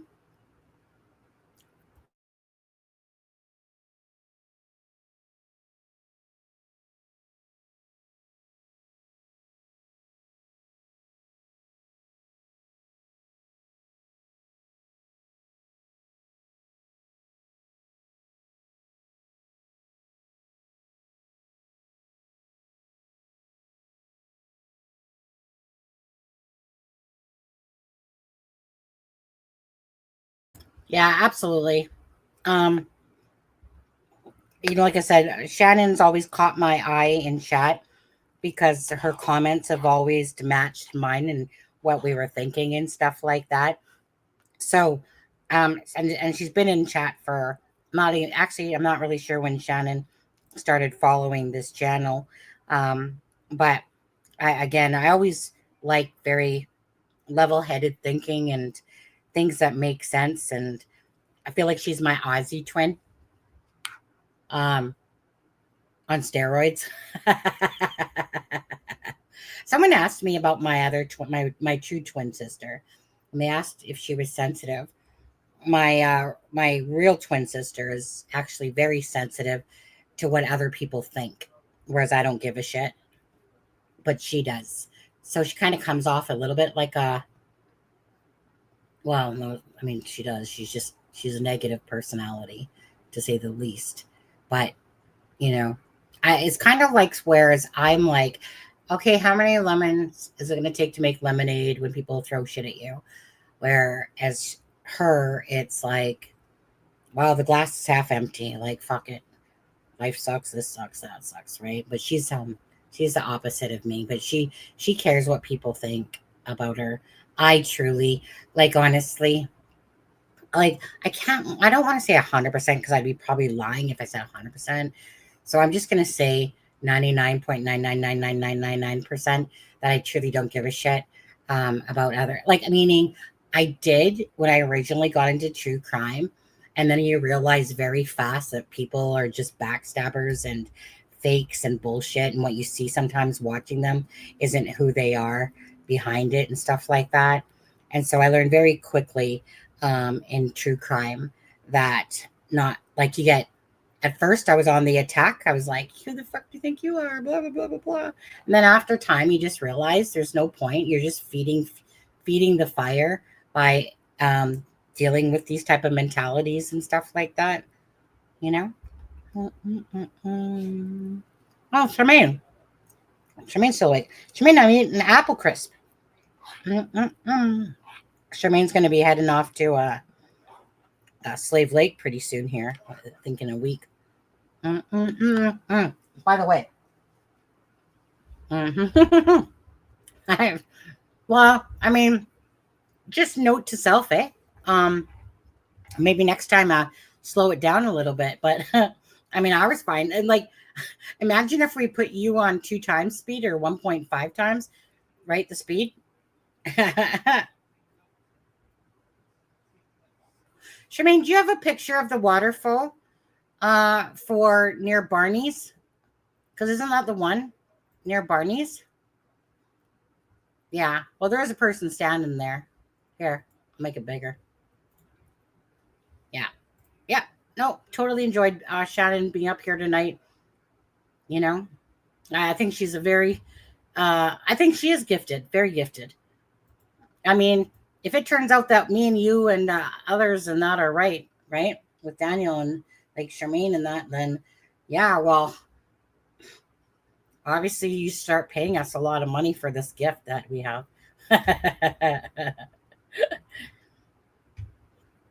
Right. But Shannon will always be free. Yeah. Me and Charmaine will only charge. I should actually charge Ben just for being my online husband, to be honest with you.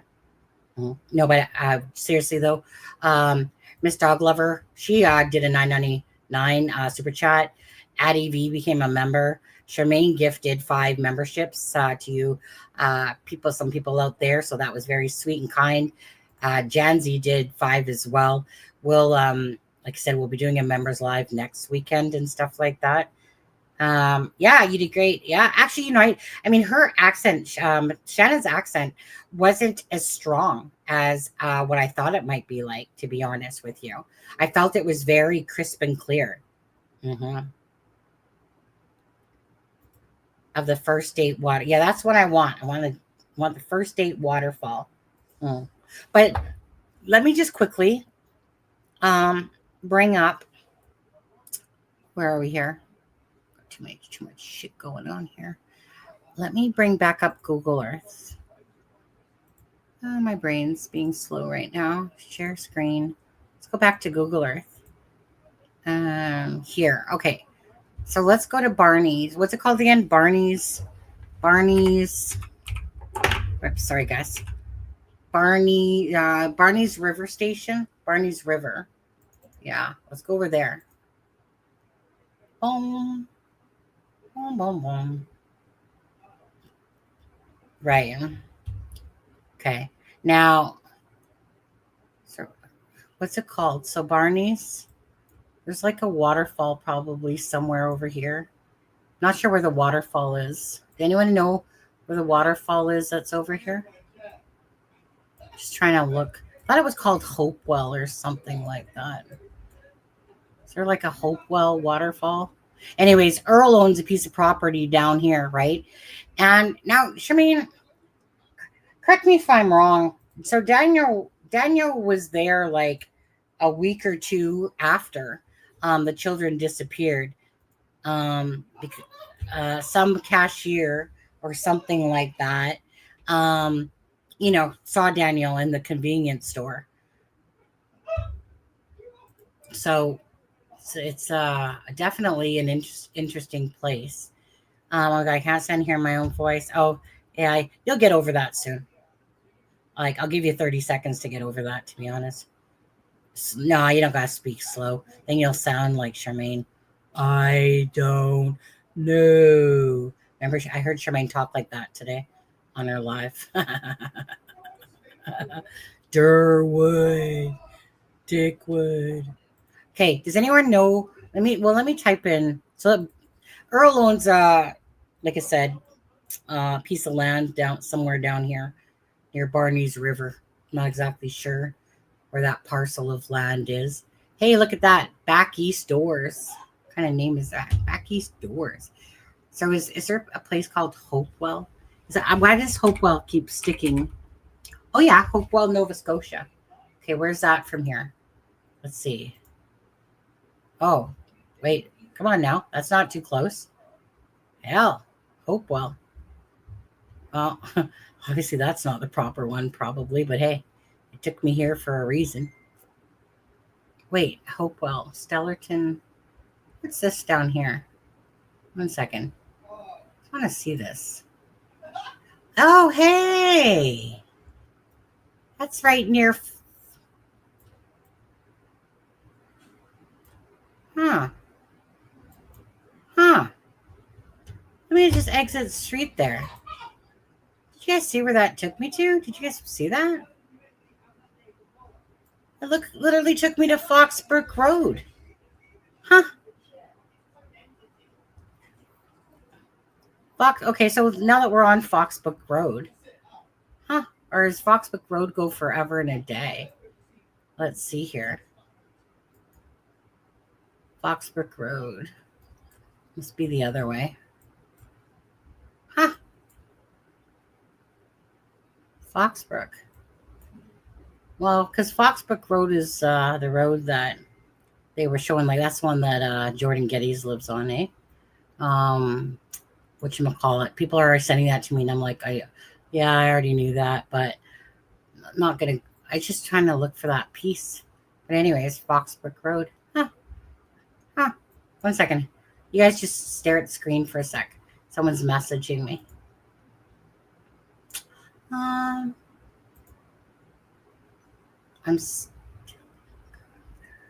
Oh, okay. 1 second there. Just trying to look for. Hold on, let me go back to Google Maps. Just trying to look for that. Well, I mean, my whole point was I was trying to the waterfall where Daniel still referenced that, like you'll know what it means. I don't know. I feel like there's something still to that. I don't know. It just sits in my head, that waterfall. But I thought it was called Hopewell Waterfall. Can someone correct me about that waterfall that's near Barney's River? Anybody? Charmaine, anybody? Anybody that knows that area?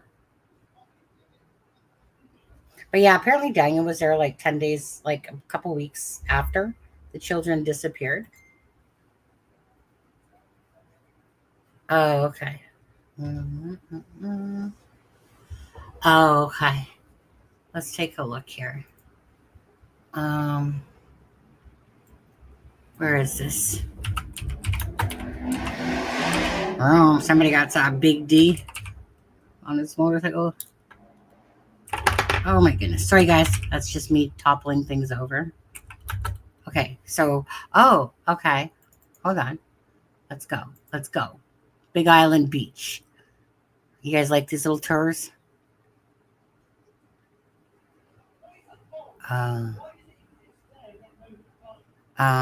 Is this where a waterfall is? Person messaging me on my messenger. Is this where? Is there a waterfall over here?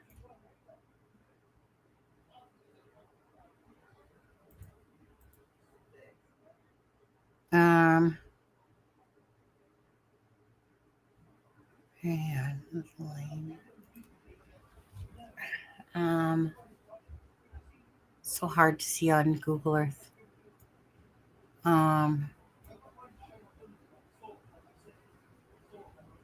Just gonna take little Toad Man down here. Where are you taking me? Oh, that's a home. Okay, forget it. Go back up.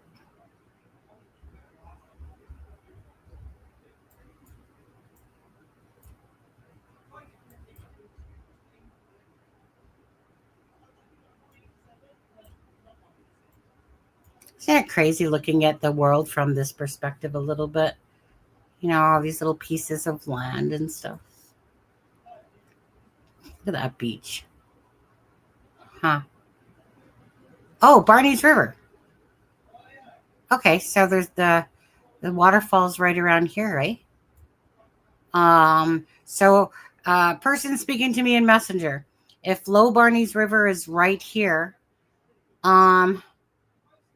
where would this waterfall be? Would it be if I'm facing north this way and this is south, is it? Guide me. Guide me. I need help. Need help. Yeah. Yeah. I need guidance from my spirits and Messenger. That's what I need. Sorry if I'm not really seeing chats, but there is Hopewell Rocks. But it was I think it was this one called Big Island Beach. Big Island Beach. Yeah, life is gonna be a big island bitch when the truth comes out, won't it? Yeah, absolutely. Wait a second. Wait. Okay, in there you hard access sec. Another place north.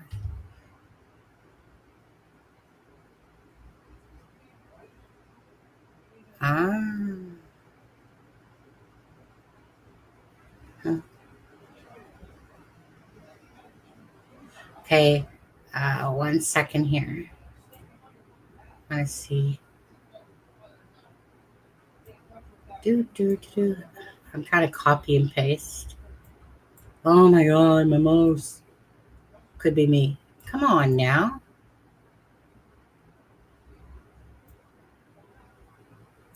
Okay, copy,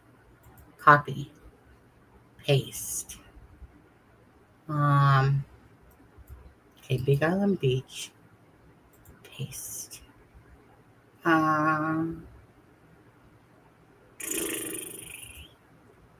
Where's this? And bloop.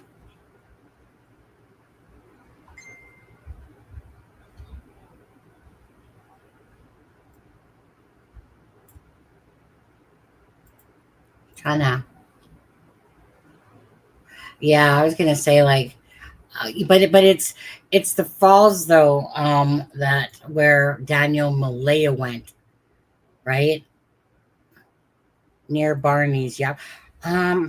Was it Big Island Beach, Charmaine? Yeah, maybe Shannon will start her own channel, eh?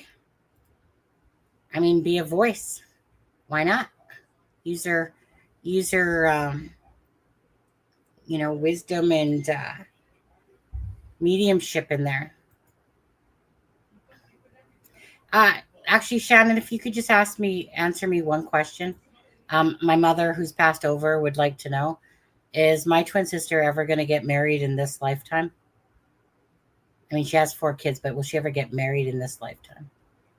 Asking for my mother, who's dead, by the way. Okay.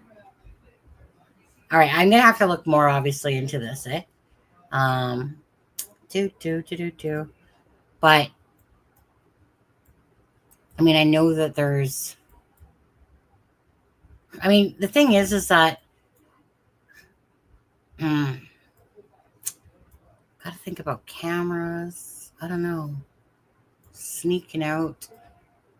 1 second here. Okay, this is Big Island Beach, Low Barney's River.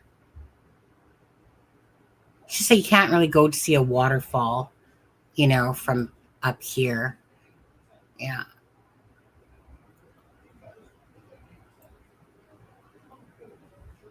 Huh. Gonna have to search out some places, I guess. You know, let's see. Yeah, Big Island, yes. Oh, is that? Yeah. Hopewell is in New Brunswick. Well, there was a Hopewell right there, to be honest with you. Okay, so let's just use our little Google gobble here and see where he can take us. But see, this is all we can do is go to the land. Come on. Here's my little goober. Where are you, little goober? Yeah. What does it look like from this way? I don't think I'm seeing any waterfalls in this particular spot. That's for darn sure. Let's take a tour. See where we go. Come on now. Giddy up. Giddy up. There's gotta be waterfalls somewhere hiding out there. Oh, got some vehicles we're gonna run into. Boom. Nice though. I want to put like a freaking stake there in the ground. I want to claim that for a home right there on this particular piece of land right there, right beside the water, right there. Nah, too much traffic actually. Fuck it. Take it back. Wait, what do we got here? Obviously, people stop and come here, but I wonder where the waterfalls would be around here. Yeah.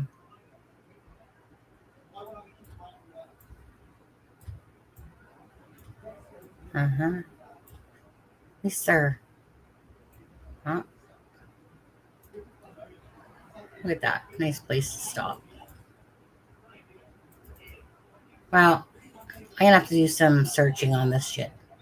Well, I'm going to rely on Charmaine to get us the picture of the waterfall that Daniel was talking about. Look at these nice little places, eh? I'll freaking buy an island. Pigs. Oh.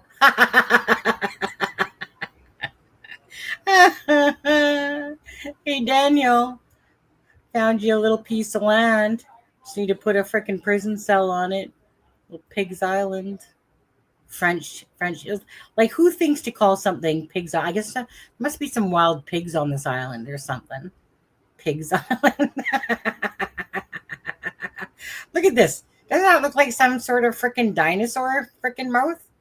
This whole like big actually turtle. This should be called Turtle Island.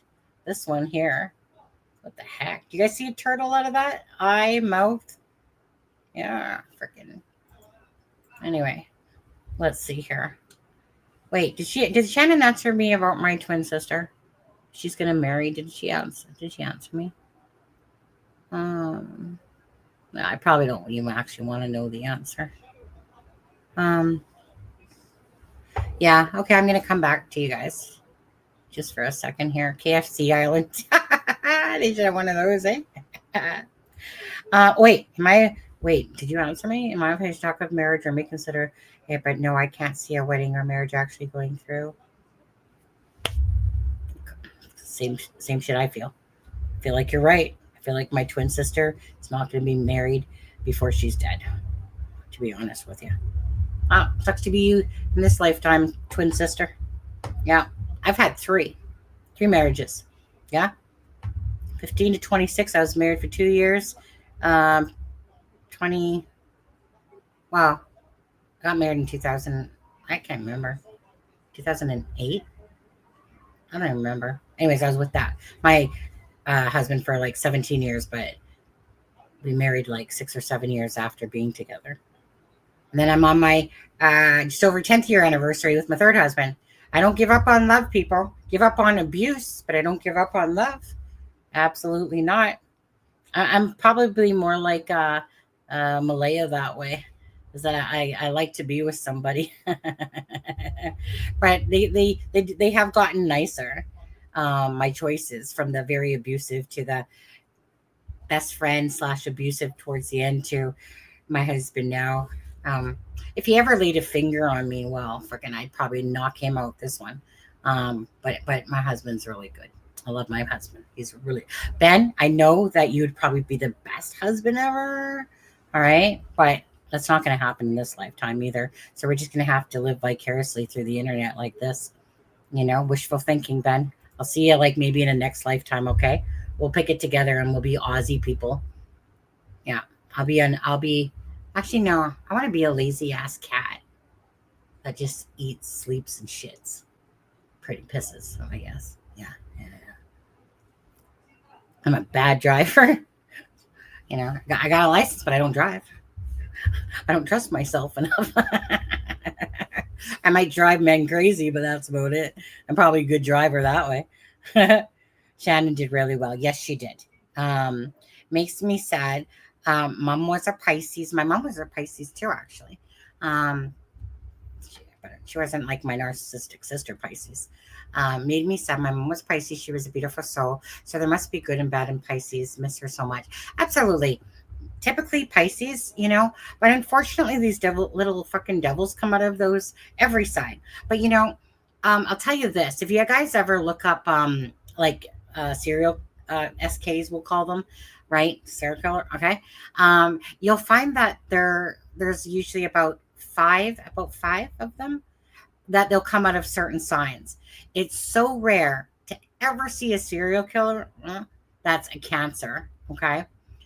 Usually they're more like Scorpios, but you ever just Google it. I'll show you guys. It's very interesting when you look up some of the major SKs of this lifetime and what their signs are.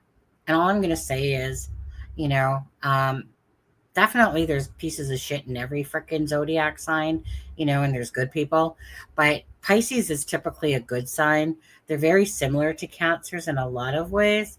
Kind of like Aries, but Aries are, the males for Aries are just full of themselves, to be honest. You think that they're similar just by what's said about them, but Aries man, stay away if you're a Cancer female. No, fuck Aries, okay? Me and my husband are both Cancers. Again, we have so many similarities, it's not even funny. SJA, those are our initials, both. And like I said, both being Cancers. My husband, he's very intuitive himself, but he's not as seasoned as Sunny is when it comes to that stuff. He thinks he's smarter, but come on, grasshopper. My husband's 21 years younger than me. My husband has learning to do, okay? And I want to say this. A Cancer, being with a Cancer, is like when you got two people that are the same, and you're both stubborn in your own right. But my husband's way more stubborn than I am because he hasn't learned, because he's still a young grasshopper, of when to say sorry. Yeah. He still needs to work on that in this lifetime. Because Ben, I know you'd say sorry to me in 1 second. I'd be like, oh, no problem, Ben. But my husband, he doesn't know how to say the word sorry when he's wrong. Yeah, Aries men, fuck them. No.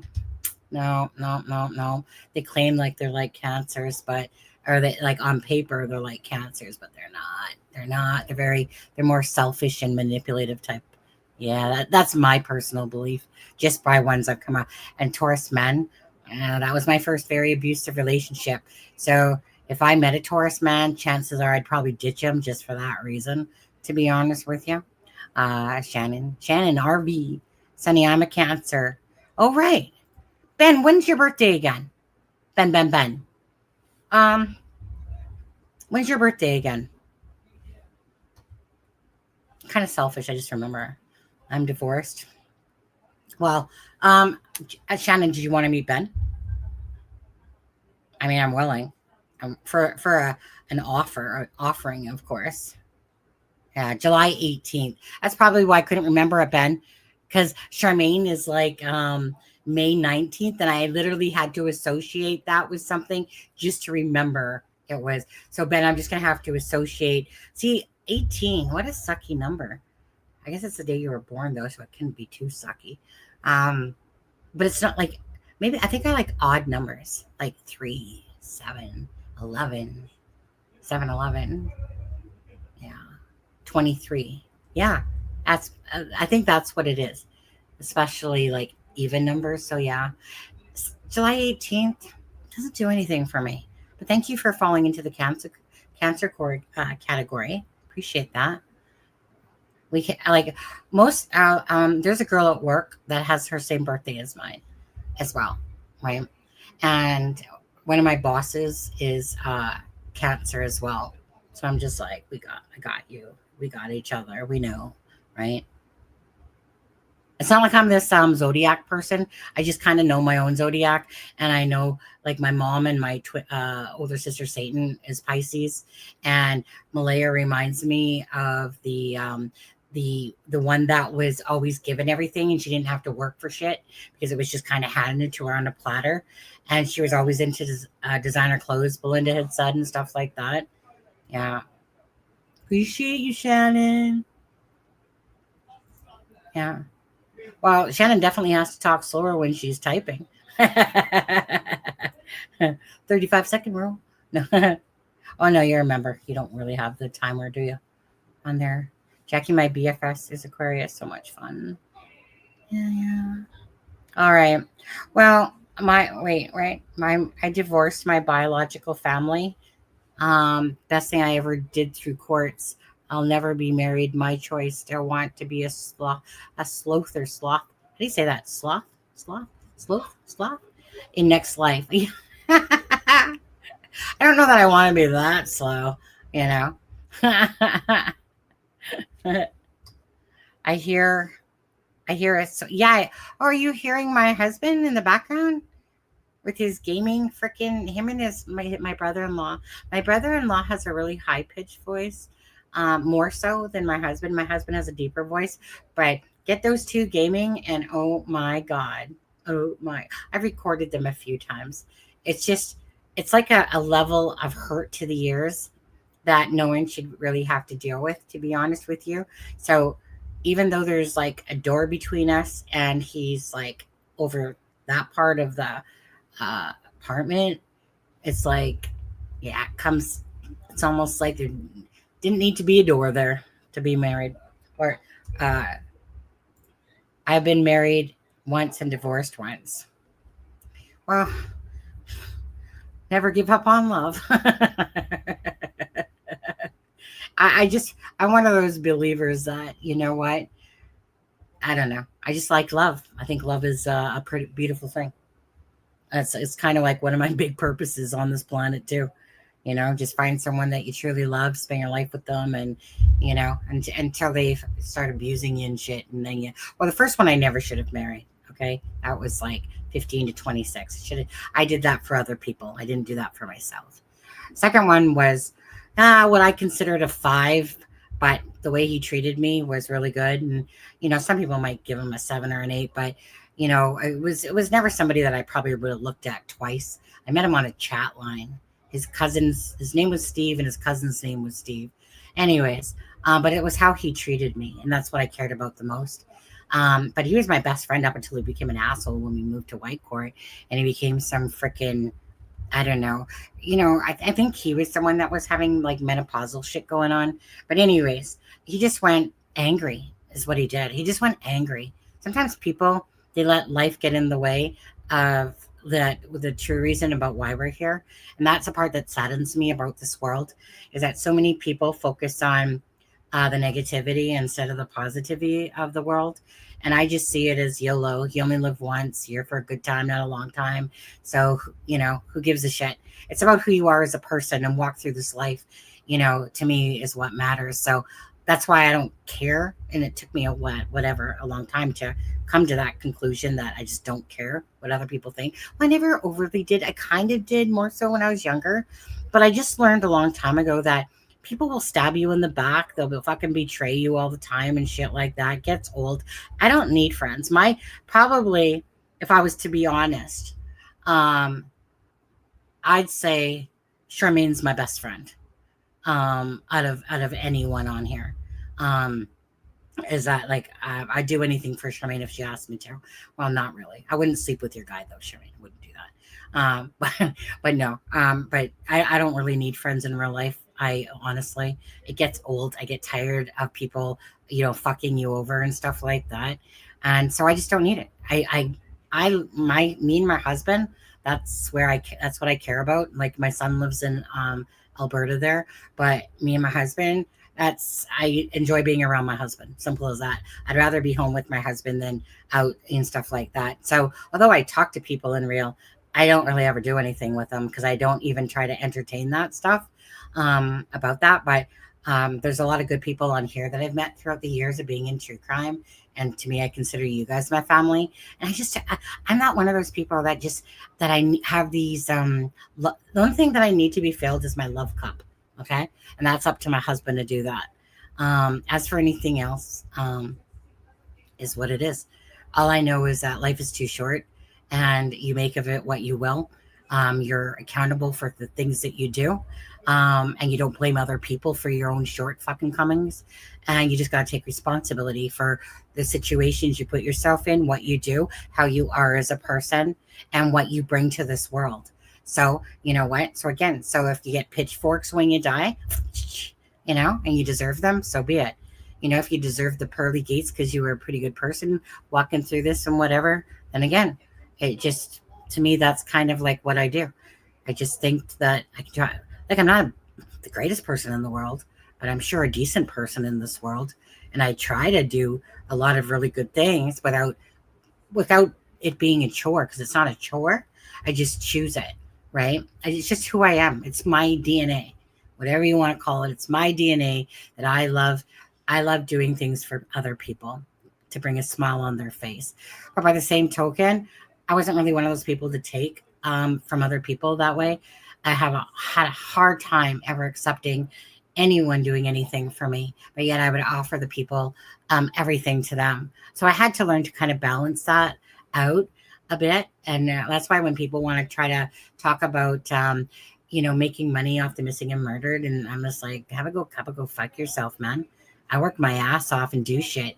And if people do want to donate, again, if they do, then they do because they want to. But if YouTube wants to pay, and Charmaine, this is where you darn right better get your ass properly. If YouTube wants to pay you for ads while you do lives and stuff like that, how do you think that they make their money, right? So that would be like saying the government's going to give me money and I'm like, no, thank you. That's how I feel about YouTube. I would be a fool if I didn't, think that my time was valuable to doing stuff like this, right? So not that I'm asking for the donations from the public, but if YouTube is going to pay for it and stuff like that, and people have to do ads, watch ads. Well, I pay not to watch ads. So people don't, if they want to cheap out and not pay to not see ads on YouTube, then quit being cheap. Stop getting ads. I hate ads. I'm willing to pay. I think it's gone up though now. I think it's like close to $25 a month. I'm willing to pay that just so I don't have to watch stupid ads, Eureka, Nova Scotia. See, I'm not even watching what you guys are saying anymore, man. Sorry. Went off. Oh, you guys weren't too bad on me. Capers Billful. Shannon, do you do private readings? YouTube they take 30%. That's correct. I pay YouTube so I don't watch ads too. Absolutely. There's certain things in this life, like a freaking microwave, and cell phones. There's certain things that are beautiful. Ads, I can't stand watching ads. Yeah. So it's worth it. It's worth it. It's worth every damn penny not to have ads. Someone's asking if you do private readings. I'm not really sure. Yes, for sure I can for you on there. Yeah. Well, I think Shannon should start her own channel. Hey, Shannon, just to ask you before I let you go. Well, hold on. I'm just gonna pile some pie down my face for a second. Would you consider doing a channel? Yeah.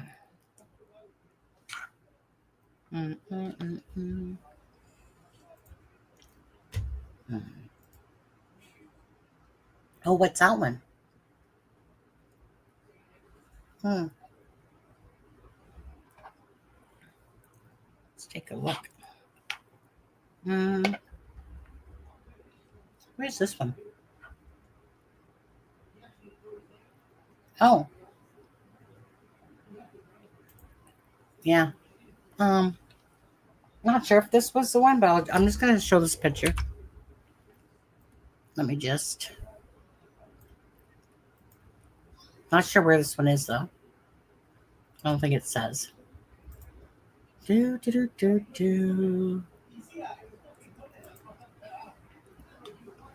Oh. 1 second here. You still awake there, Micmac?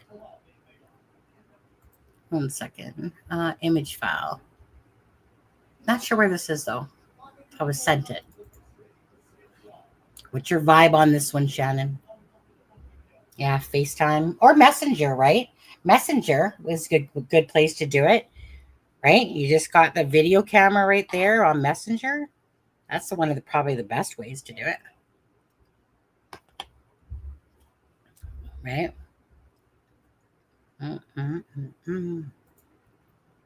Yeah, I believe in Messenger. Messenger is my second love, besides, well, maybe my third.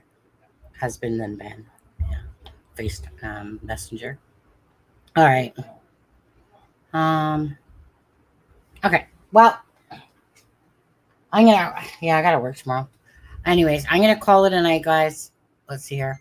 I was just stuffing my face with some pie. Apple crumble. Okay, can I message you tomorrow and we can figure something out? Yeah. Have you even talked about a rate? What do you work there, Shannon? $1,000 an hour? Come on now. Anyways, Shannon, thank you again so much for joining tonight. So appreciate it. I'll talk to you, like I said, tomorrow at some point. And I'd like to do like a membership live, with you, if you don't mind. And hey, you can talk to dead people. Ben. Love you, Ben. Thank you, Ben. Mwah. I love naming things. All right. Yeah, good night. Okay, guys, so I'm just going to play out the Jack and Lily video on this. Thank you guys so much for staying around. Yeah, there's still 155 people watching.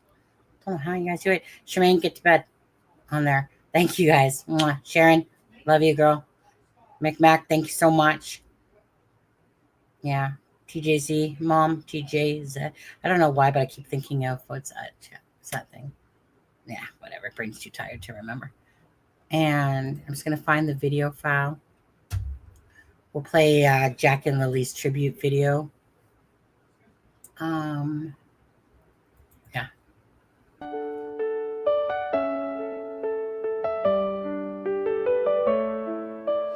In the woods where shadows lay, Jack and Lily went to play. On a rainy May afternoon, now we whisper hope soft too. Echoes of laughter fill the air, but where are they? We stand in prayer. Oh, Jack and Lily, where have you gone? We'll hold on tight through this endless dawn. In our hearts forever you'll stay. With every prayer we send your way.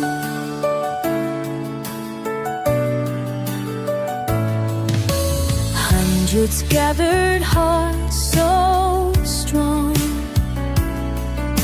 searching deep where they belong. Through the trees and storms they roam, wishing every child came home. Fatigued but fierce they won't give in. For every soul we search within. Oh, Jack and Lily, where have you gone? We'll hold on tight through this endless